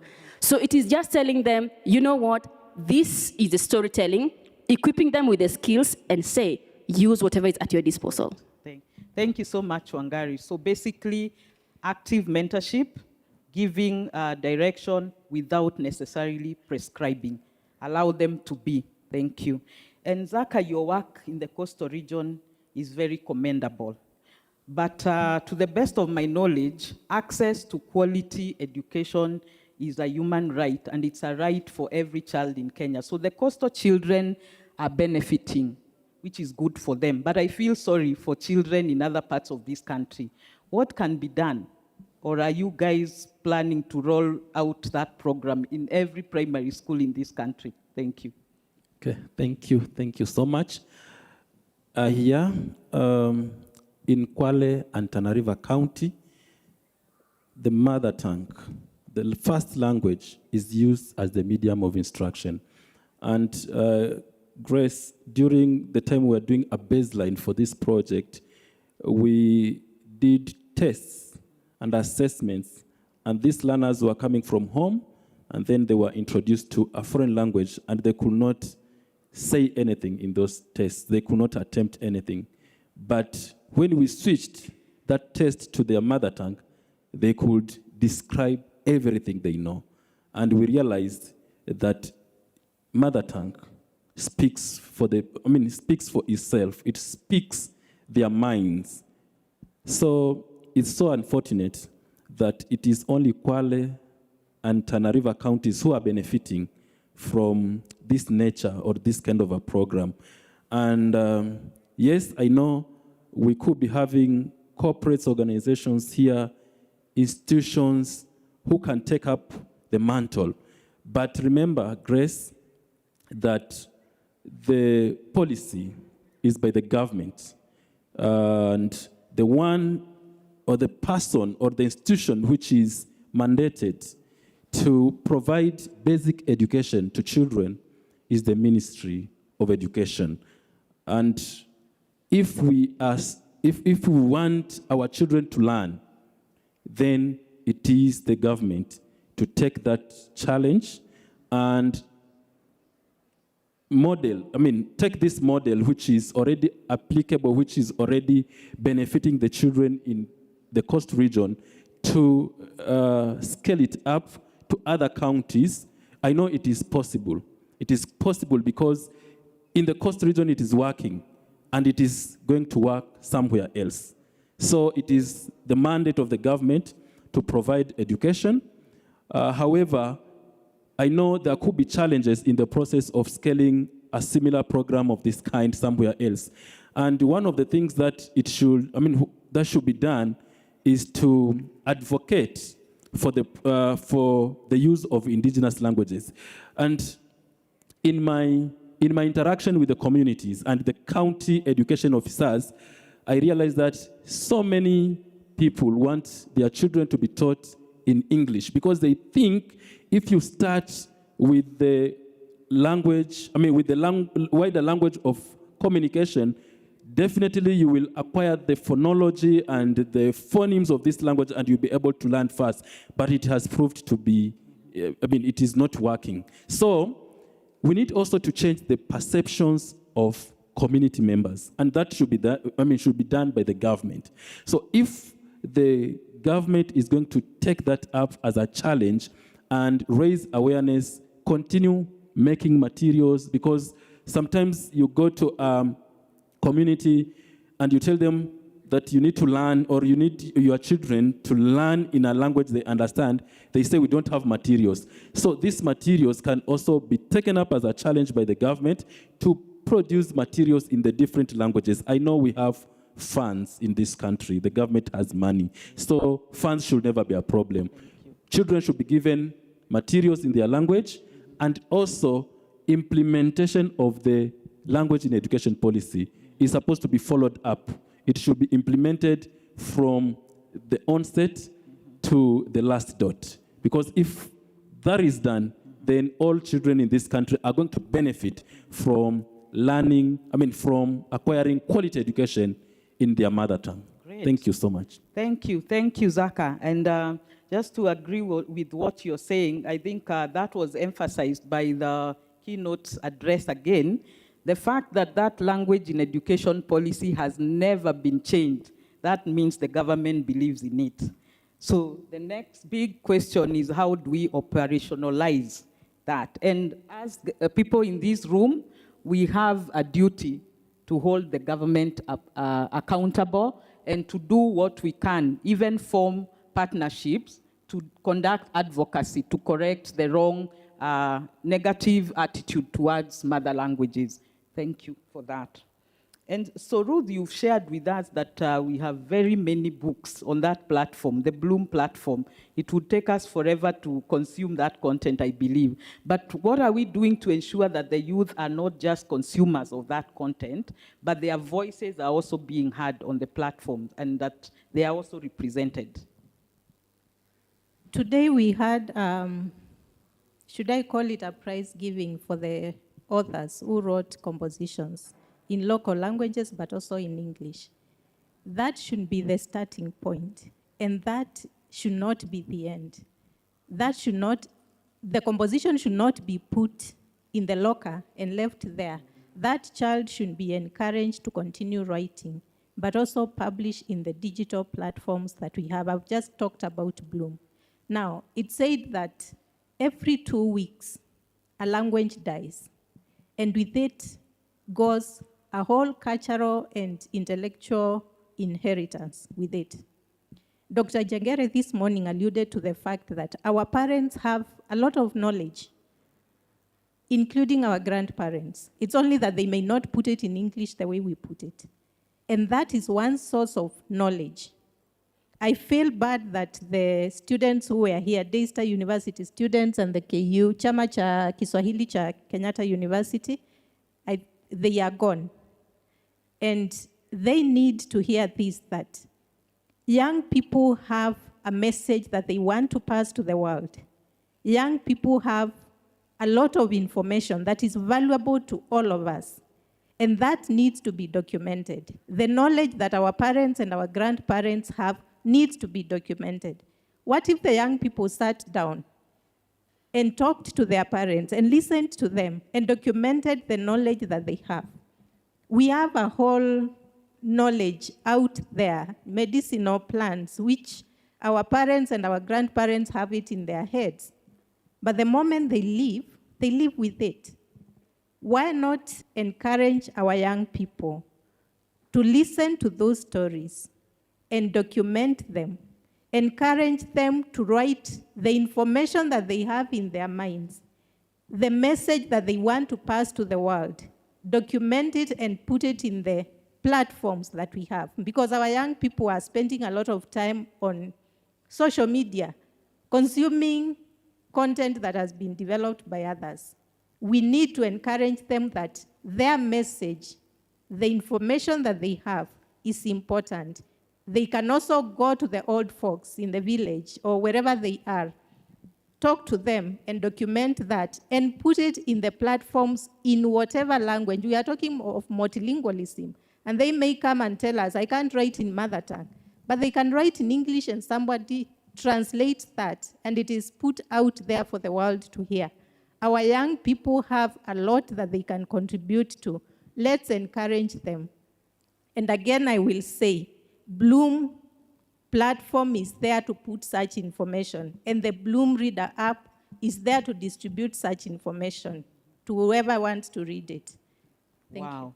So that's like a one-stop shop in the true sense of it. You develop the content, and also the content is distributed on the same platform. So the onus is on the youth in this room.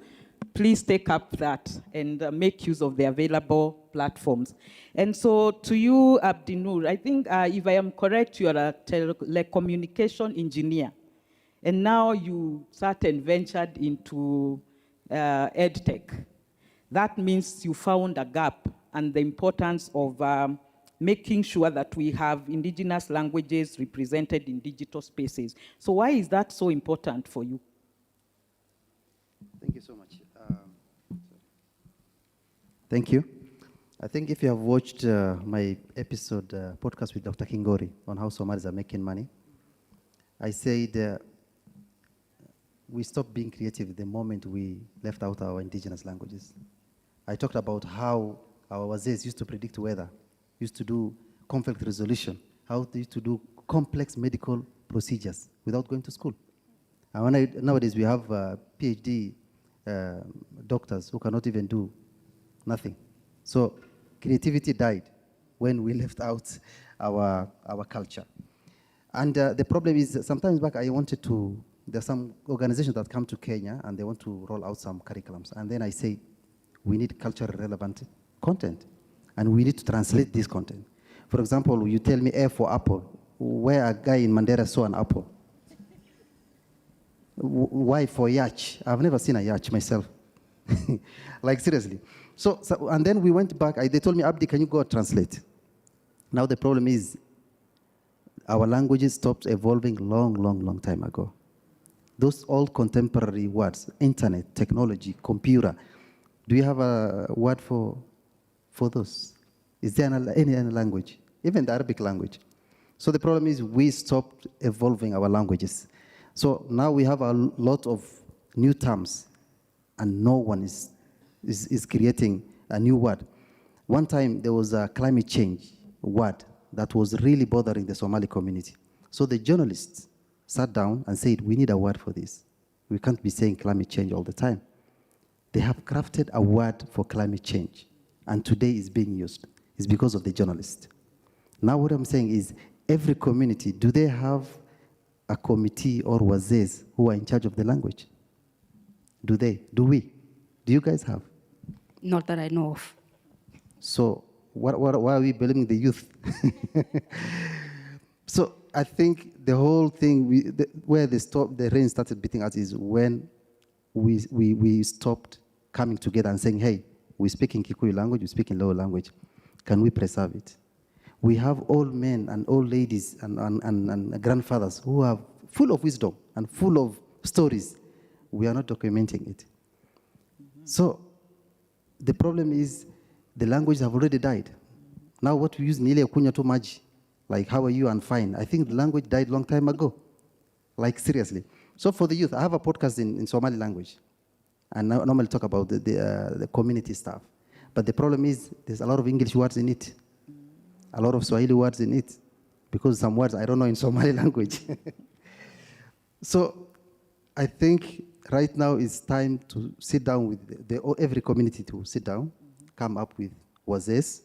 They say, hey, let's revive our language.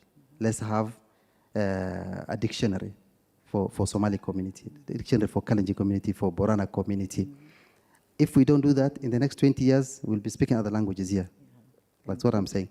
So my transition to telecommunication, from telecommunication to EdTech, I had to enroll JQuat. I did masters in ICT and education and instruction design.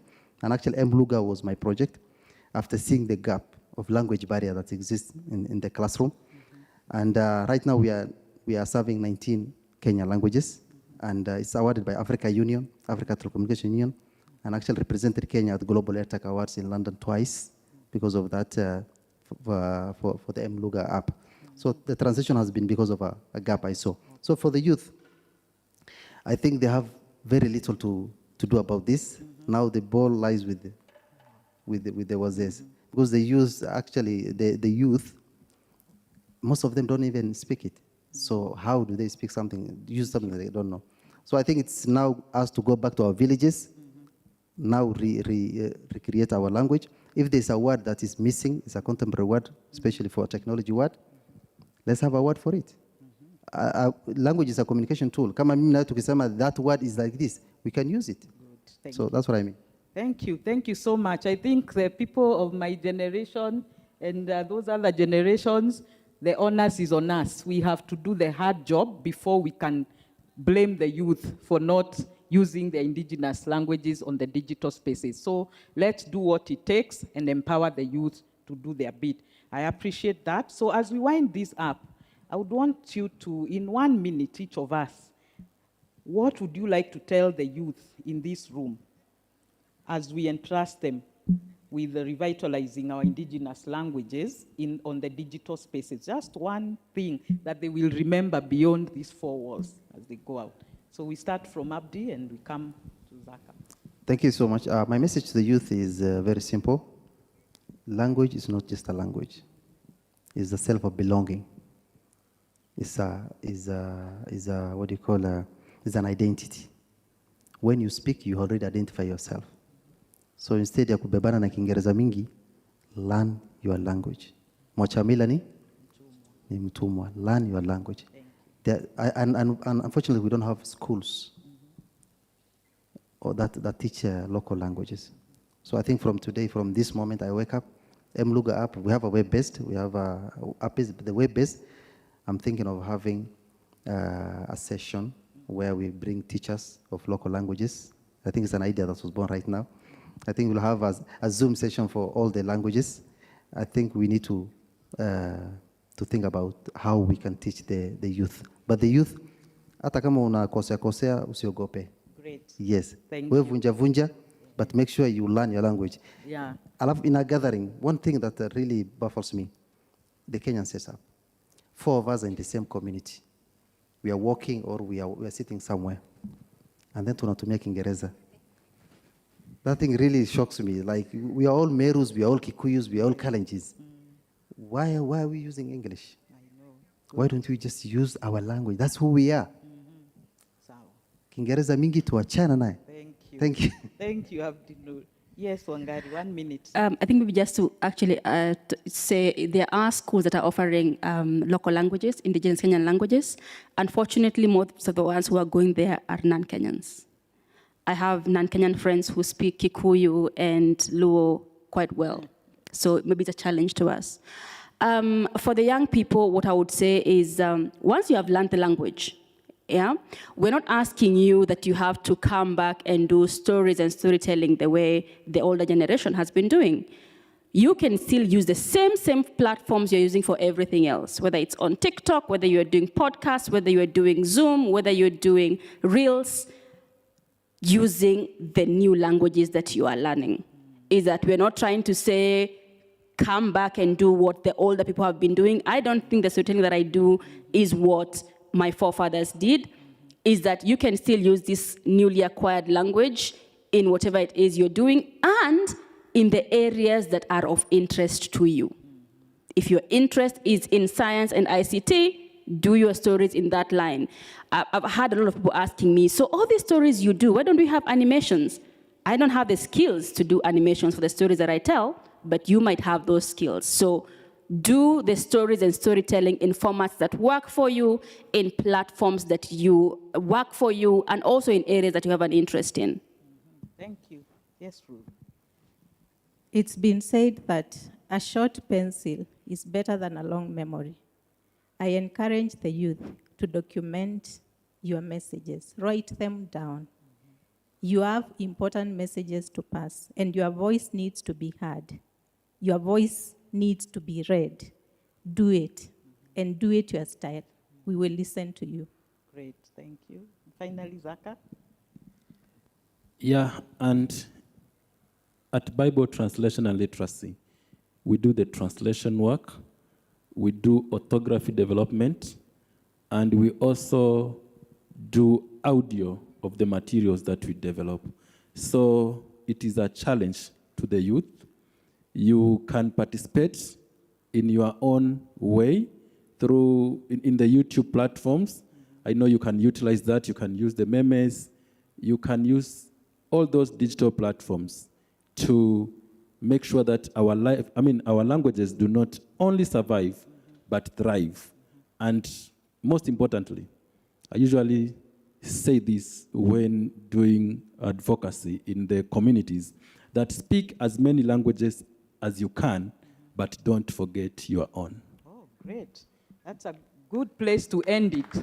You're free to speak as many languages as you want, but don't forget your language. And we've had Kiingereza mingi tupunguze. And then do your thing your way. Nobody is tying you, putting you in a box, because I know that is really what the young generation does not want. So do your thing your way. Thank you so much, ladies and gentlemen. It's been a good time. I believe that we all have taken something home and something that we commit to do to make sure that our languages don't only survive, but thrive. So thank you so much. Over to you, MC. Great. One more time, let's appreciate our sister Grace with the panel. We really thank you for those great insights. We just want to cue in a clip by one of our partners, that is BTL. So let's check on the screen. Media team. Translation and Literacy invites you to the 19th edition of the Run for the Bibles. The 10-kilometer run and 5-kilometer walk will take place on March 14th, 2026 at the Carnival Grounds in Nairobi, Nakuru High School in Nakuru, and the Potter's House Academy in Eldoret, starting at 7:30 a.m. Let us make this bigger and better.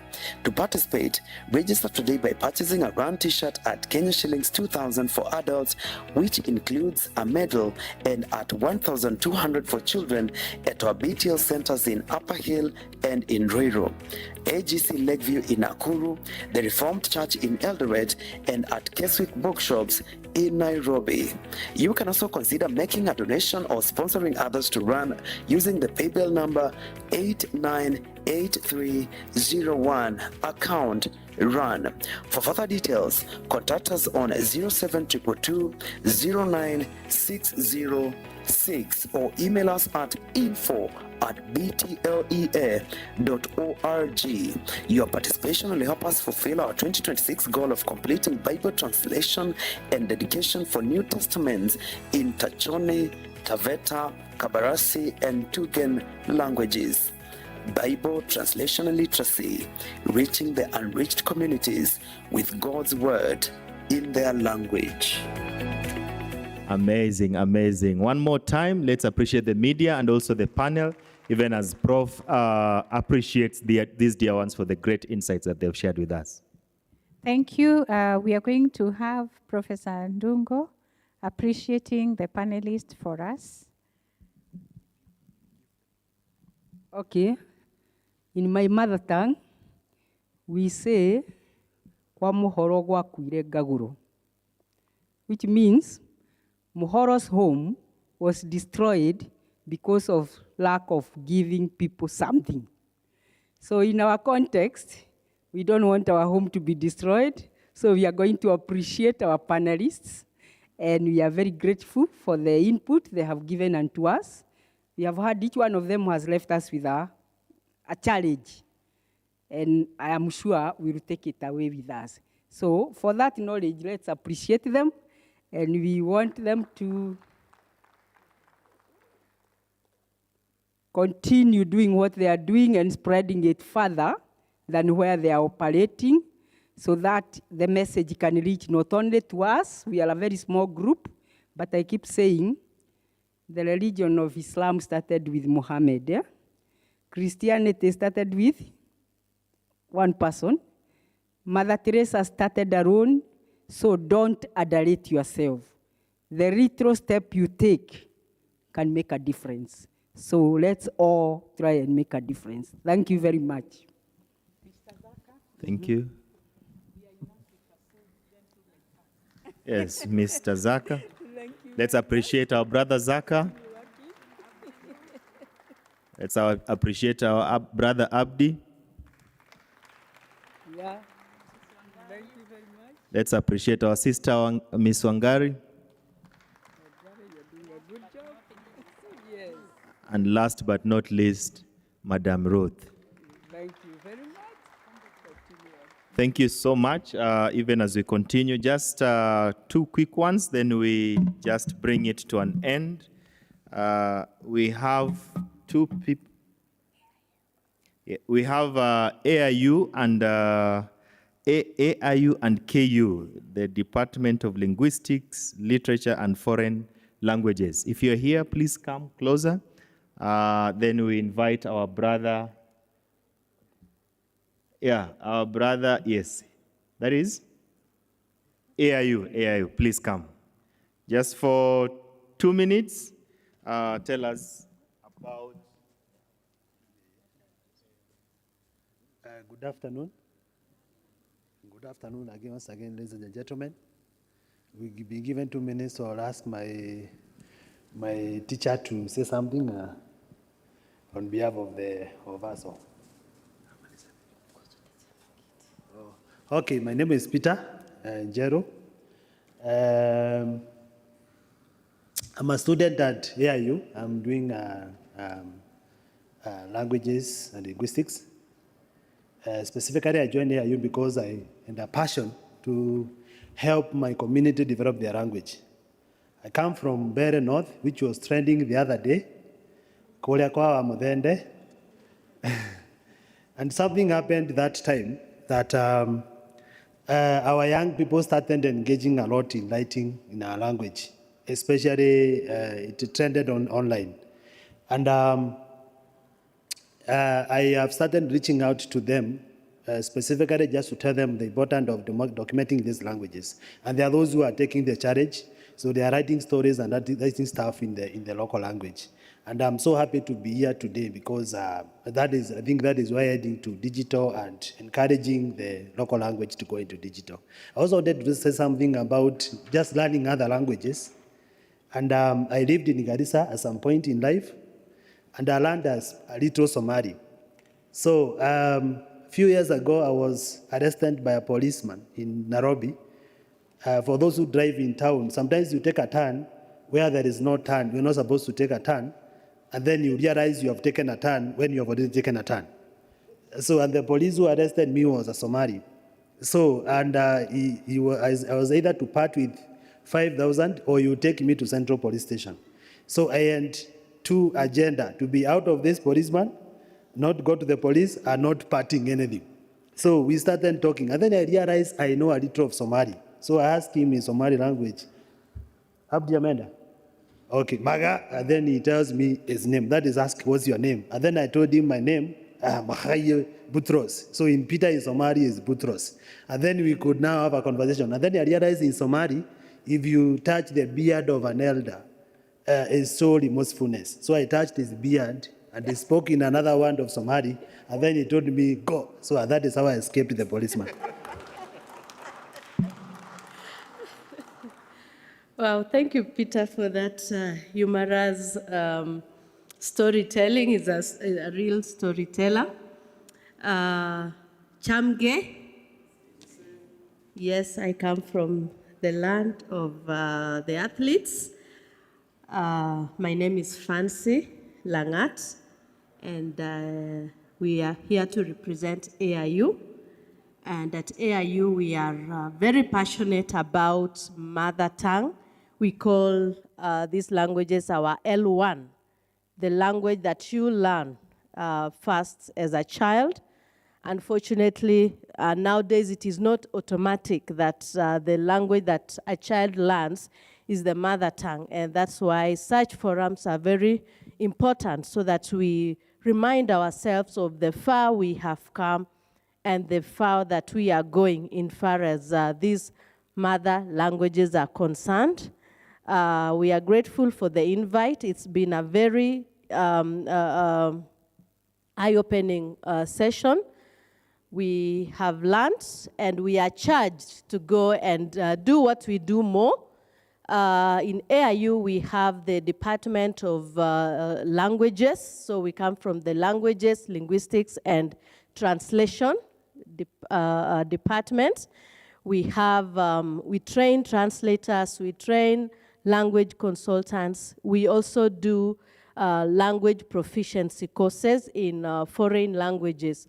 So, and in our classes, we emphasize on our students doing research on the aspects of their own language. How do you study a foreign language, somebody else's language, a language like English? What can you study that has not been studied? So the challenge is, do something about your L1. Do something about your language. I've also done that in my language. In my master's, I did Kalenjin proverbs, and also doing name giving as a pattern, because there is a link between language, culture, and people's language and a culture. Drop your language and you are dropping your culture. So let's please uphold, and thank you very much for this opportunity. Yeah. Let's appreciate our brother and sister from AIU. Anyone from KU? Okay, Prof. 2 minutes, then I'll invite my brother Timothy Kamau within the given minutes also to invite a great friend. Then he will also share with us the last part of this program, even as we conclude. Thank you, Prof.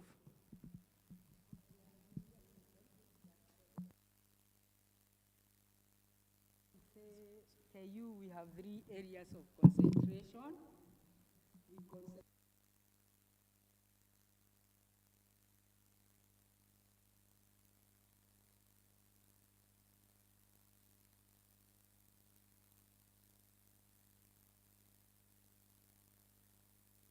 Languages. So I'm still hopeful that you'll start appreciating our languages, because I don't understand why you'd want to learn Chinese, you'd want to learn German, but you don't want to learn the language of your next door neighbor. So we are still hoping that you'll be able to teach. The next area of our concentration is research. A lot. Anybody who has gone through KU, they'll tell you that people do a lot of research in their areas of language. And not only in language, whatever discipline you are in, you always find yourself going back to your community to do some research in it. But of course, the challenge is the research remains in our libraries, and we use them for passing examinations. After that, we put them in the shelves. Maybe that's where the challenge is. It is the high time we started publicizing what we are doing and see what we can do with the results to uplift those languages. The third one, of course, is community outreach. And each one of us comes from a community, and every community has a language, but we only take data when we go to those community outreach events. I'm very keen to go to funerals, and when I'm in the funeral, I realize people are struggling to read mother tongue. I don't know whether you have noticed that. You tell them to read in English, most likely it will be in English first, but when it is translated for the sake of the local people, it will be translated in their mother tongue. But there are very few people who are able to read that. Incidentally, there are people who read the Bible in their indigenous languages, but those ones are known to have the proficiency in those languages. But when it comes to reading other documents in the indigenous languages, we have very few proficient people. So I think the community outreach part of it is to ensure that our people are also proficient in our own languages. So as an institution of higher learning, I think that's where our challenge lies, and I will be an habit of change. I'll work towards that direction and sensitize my fellow staff, faculty, in terms of advocacy and lobbying, so that we can be proactive as far as our languages are concerned. Thank you. Thank you so much, Prof. Let me bring in our brother Timothy Kamau, who is going to take us through the last part of this program, where we have the takeaways, we have the vote of thanks, but also within his minutes, he has a special friend. Let's clap for them even as they come. As we'll be leaving, ensure you pass by the desk and just see what exhibitions do we have, what does BTL offer, what does Biblical Bible, that is Biblia Circle offer, and what does SIL and Wycliffe and Kingdom Bank offer.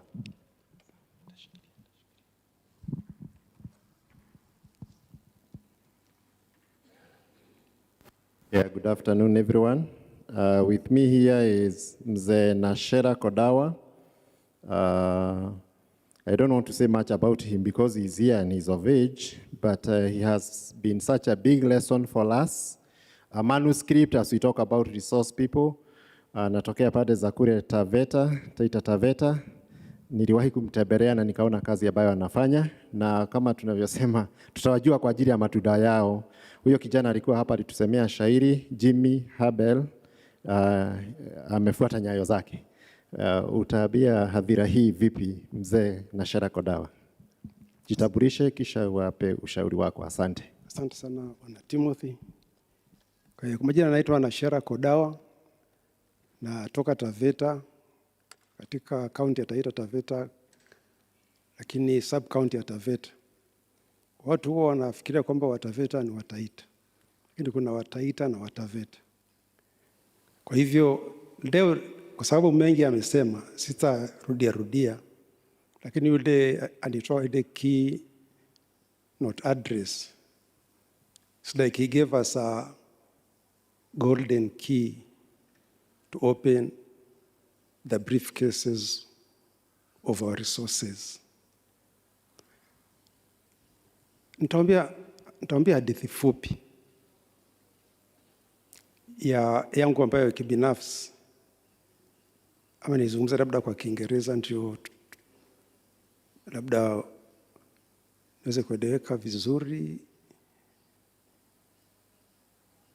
Nilikuwa na I had my aunt who was married in Arusha. She's dead now. And she was Mtaveta. She was married to a Maasai. And then we disconnected because I think she got married before I was born, and I never met her. But one time, the grandchildren who actually are my cousins, we went searching for their roots, and they came to Taveta. The first shop they asked, we were looking for Mr. Kodawa's family. They were told that this petrol station you are seeing there belongs to Mzee who has got a son by the name Kodawa. It happened to be that, actually that particular petrol station belonged to my brother-in-law. And the Kodawa name there was my nephew. So they were brought home in the end. And when they were brought home, they introduced themselves. We had never met. I discovered that they are my cousins and they are Maasais. So I wanted to talk to them in Kiswahili so that we could communicate. They told me, kwa nini tuzungumze na sisi Kiswahili? Tunajua Kitaveta sisi. I was like, this is my aunt. I've never met her. These children have never, these cousins have never stepped in Taveta, but they can speak Taveta. Actually, it gave me a lot of inspiration. Mother tongue. She was married to a Maasai, but she taught her children the language of their soil. Her soil. That is Taveta. So anybody can speak a language. I went to work in Duruma in 1977, Duruma land in Kwale district. Those people will not speak to you in Kiswahili. They'll speak to you in their mother tongue. And they kept on speaking to me in their mother tongue until I had to know the language. So those are the things which inspired me. And in the end, I thought, why can't I do the same in my place? Because we are sort of living in a cosmopolitan place. Because we are only 30,000 in number. quite marginalized, I think. The population of Taveta County is 150,000, and we're only 30,000. Taita is composed about 250,000. So you can imagine that Taveta is actually a marginalized tribe. So by motivating these children to spread that message that we should actually learn our language through poetry, Taveta poems. And my target actually was that the churches, the public barazas, and it peaked. Habel has been a very good example, and there are also others. I used to do it even in schools. The children, I normally teach them Taveta poems during music festival, and they go up to national level. And some of them are ships after that because they've been very good. Primary and secondary, even ECD, I do that. I've been doing that for many years. I worked as a teacher and later an education officer. I retired about 16 years ago, and I'm doing just community work. I do these things, and people appreciate a lot. Just recently, there's a child who recited a poem in church until the people actually cried in church. And that gives me a lot of satisfaction that at least the message is normally delivered. And we are having other people who have teamed up together. We have teamed up together. Some of you have heard of Professor Clara Momanyi. I think she has been a lecturer here. Yeah, we are currently writing a Taveta dictionary. We have not gone very far, but we have done a good area. We have covered a good area. So all these things have inspired us. We're also with Jimmy Kihara, who is one of the doctors in research, but he's now doing research in Taveta language because he retired also just like me. So actually what I'm saying here is if we have the passion to do it, it's possible. These children can be very good ambassadors because they'll go to churches, they'll go to funerals, they'll go to public barazas and spread the word that it is important to learn our local language. I think that's all I have. Thank you very much, and God bless.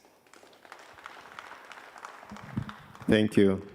Asante sana. Mine was to give a vote of thanks, but I was also to do some way forward, which I am not able to do now, but I request that the committee with our able chairperson, we are going to have this work continuing, working together, partnering together, and that is a general way forward I'll put, but I think we are going to be putting up a report or a communication to that. In my vote of thanks, I want to start with a disclaimer. I want to thank everyone who stepped in on this podium. I want to thank everyone who stepped in this hall, anyone who was in the precincts of this building for this purpose, because I know there are exhibitors who are out there and they have not come. I also want to thank, maybe we don't know, there's somebody who stepped in the university but he was not able to trace where amphitheater is, but he had the purpose to come here. I also want to thank those who made virtual presence here, our online audience. Now, getting to what is now missional, I want to thank God for enabling us to see this day and to be here. We planned and we prayed for good weather, we prayed for presence, we prayed for journey mercies, like Mzee Kodawa here, he will tell you amekuja usiku kucha hapa na amefika salama na tunashukuru Mungu. And many of us, some of the children I was interacting with them, wananiambia wamekuja huku, wametoka kwa usiku. So as Proverbs 16 verse 3 says, we make our plans but God makes them be fulfilled. We want to heartily thank our chief guest, the challenges he gave us, and we pray that we are going to be working with him in what is needed. We want to thank Director NATCOM, Dr. Jogu, for his speech. Thank you for And these people, as you saw, they did not come alone. They had an entourage. That shows how they valued this day and how important it was to them. I could hear the director saying, I'm tasking my team to do this. I think we are going to be catching up with his team to see what is possible. Hatuwezi kusahau wenyeji wetu, chuo kikuu cha Kenyatta, uongozi mzima wa chuo hiki, kuanzia kwa vice chancellor wao mpya. Tunatoa pongezi zetu kwa uteuzi wake wa hivi karibuni. Tunashukuru mwenyekiti wa idara ya Kiswahili, mwalimu Profesa Gibeji, Bidugo na walimu wengine wote niliona hapa, Profesa Chacha, Pamela Gugi, wote waliohudhuria hapa. Asanteni kwa kuwa wenyeji wazuri na kuwa nasi siku kutwa. We want to thank our distinguished discussant, Professor Dugo, for the reaction she made in the reaction to the presentation. And I was feeling, ninashawishika kusema kwamba juzi ameanzisha kamusi ya Jeddah. This is the author together with the professor. I understand is like he's saying is in the display with another mwalimu wangu, Professor Wagari Mwai. We want to thank the planning committee. I've not been told to do this, but naomba hiyo kamati tu wasimame dakika moja tu. It's very much. Wanakamati, kiongozi wetu, our chairperson turned moderator, Grace, she's the one who was leading us. I was in that committee also. So asanteni sana for making all the heads meet. Julius, Emily was also in the committee, Namona Pare. So thank you very much for planning this. We trust it has gone well. As I said, I'll be very general. I kindly tell the supportive exhibitors, we are thankful for them. Tuwapitie pale, tuone kile tunaweza pata or what we can learn from them. Ladies and gentlemen, I want to thank all the school children, all uniformed children who came and they made that bit of essay writing to be a good event. I like the challenge we are given by Ruth. Haitaishia kwenye insha peke yake. In fact, as I said, we want to do stories and we can put them into an anthology and that will be very good for them to encourage them. Now, I cannot forget our MCs for the day, Felix and Susan. Asanteni sana kwa korabo yenu, tumefurahia sana.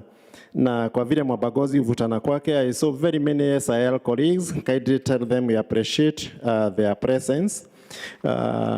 Waliotulisha chakula cha kimwili leo, tunawashukuru. Kindly the university, Professor Dugo, tell them we are very grateful. In the unlikely event that I have left you and you don't feel thanked, kindly take my apology and we thank you all for... Oh, hey, wako wapi? Watubuizaji wetu. Kindly the Tharaka dancers, we are with you, Aya, sawa. We thank them together with all those who are out there, who are doing flips out there. Thank you very much. And I want to take it back to Felix. Asanteni sana. BTL director, I hope I said that. We thank all the institutions which are partners. Zaka kutoka kule Pwani, asanteni. Great. So we can appreciate our brother Timothy, even as I ask us to stand. Great.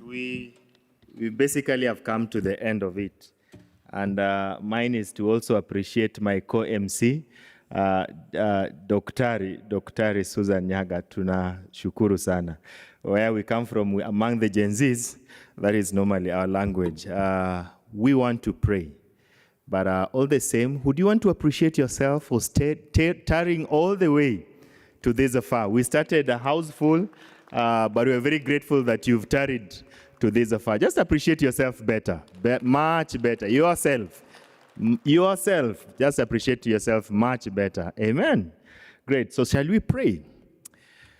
Nyasaye mane polo malo, waduoko ni erokamano odhiambo makawuono. Ni chako kodwa kano wachako chenro ni kitayowa gi dadawa Grace. Ikelowa kawuono, ikelowa nyaka wende mopogore opogore, wende modhial. Gimiyo wach kar kae kalure gi dhok misemiyo jopiny. Wagoni erokamano nikech ikelonwa ng'uono kendo gi herani midimbowa. Imiyowa mor kendo imiyowa puonj mang'eny kowuok kuom ngire mopogore opogore. daktache mopogore opogore. Waneno ka nyaka nyithi sikul mowuok kuom primary, mowuok campus, mbalariany, bende omiyo duong' ni nyingi kaluwo gi wach mar dhok. Wadwoko ni erokamano kuom chiemo misemiyowa ka, puonj misemiyowa ka, kendo gi jip misemiyowa ka. Ka wawuok ka wang'eyo ni dhok ni chweyo kaka Nyasaye mar mondo mi okel nyingi duong' kuom jogo mopogore opogore e piny mar Afrika ka kendo oko. Erokamano moloyo ne kuom jogo ma otayo chenro ni chakre mwanzo nyaka sani. Wadwoko ni erokamano. Ka wawuok ka wadhi e pinje mopogore opogore, jowete osewuok ka, moko dhi Tharaka, moko dhi Suba, moko dhi Nairobi, kuonde mopogore opogore. Madi telnegi, madi lonegi lweny, kendo umgi gi buombi mar mondo mi nyingi omed yudo duong'. Wan be ka wadhi kwerewa, wakwayi mar mondo mi telnwa kendo ibed kodwa, to kendo nyingi omed yudo duong'. Waketo ngimawa e lweti kendo waketo chenro ni e lweti, ka wang'iyo ni higa manyien Nyasaye biro yawonwa kendo mondo wabed gi IMLD 2027. Magi kende wakete nyingi e hapi nyingi Yesu Kristus nogo ruodhwa. Amen. We can say the words of grace. That was my mother tongue. That was Luo. We can say the words of grace just before that, Dr. Susan. Oh, we can say the words of grace in our mother tongue. In your mother tongue, please. The grace.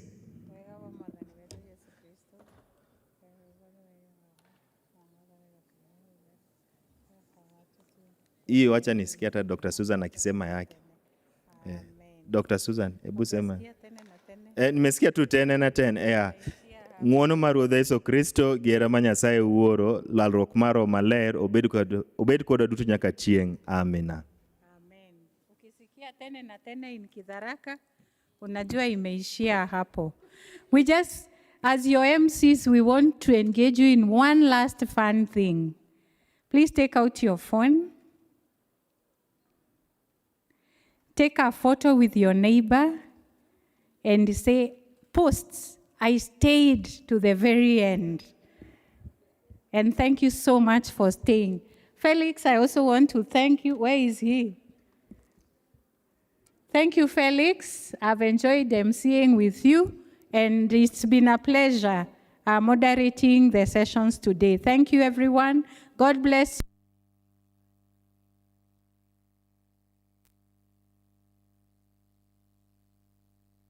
Yeah, out here, you can just pass by their tables and greet them and see what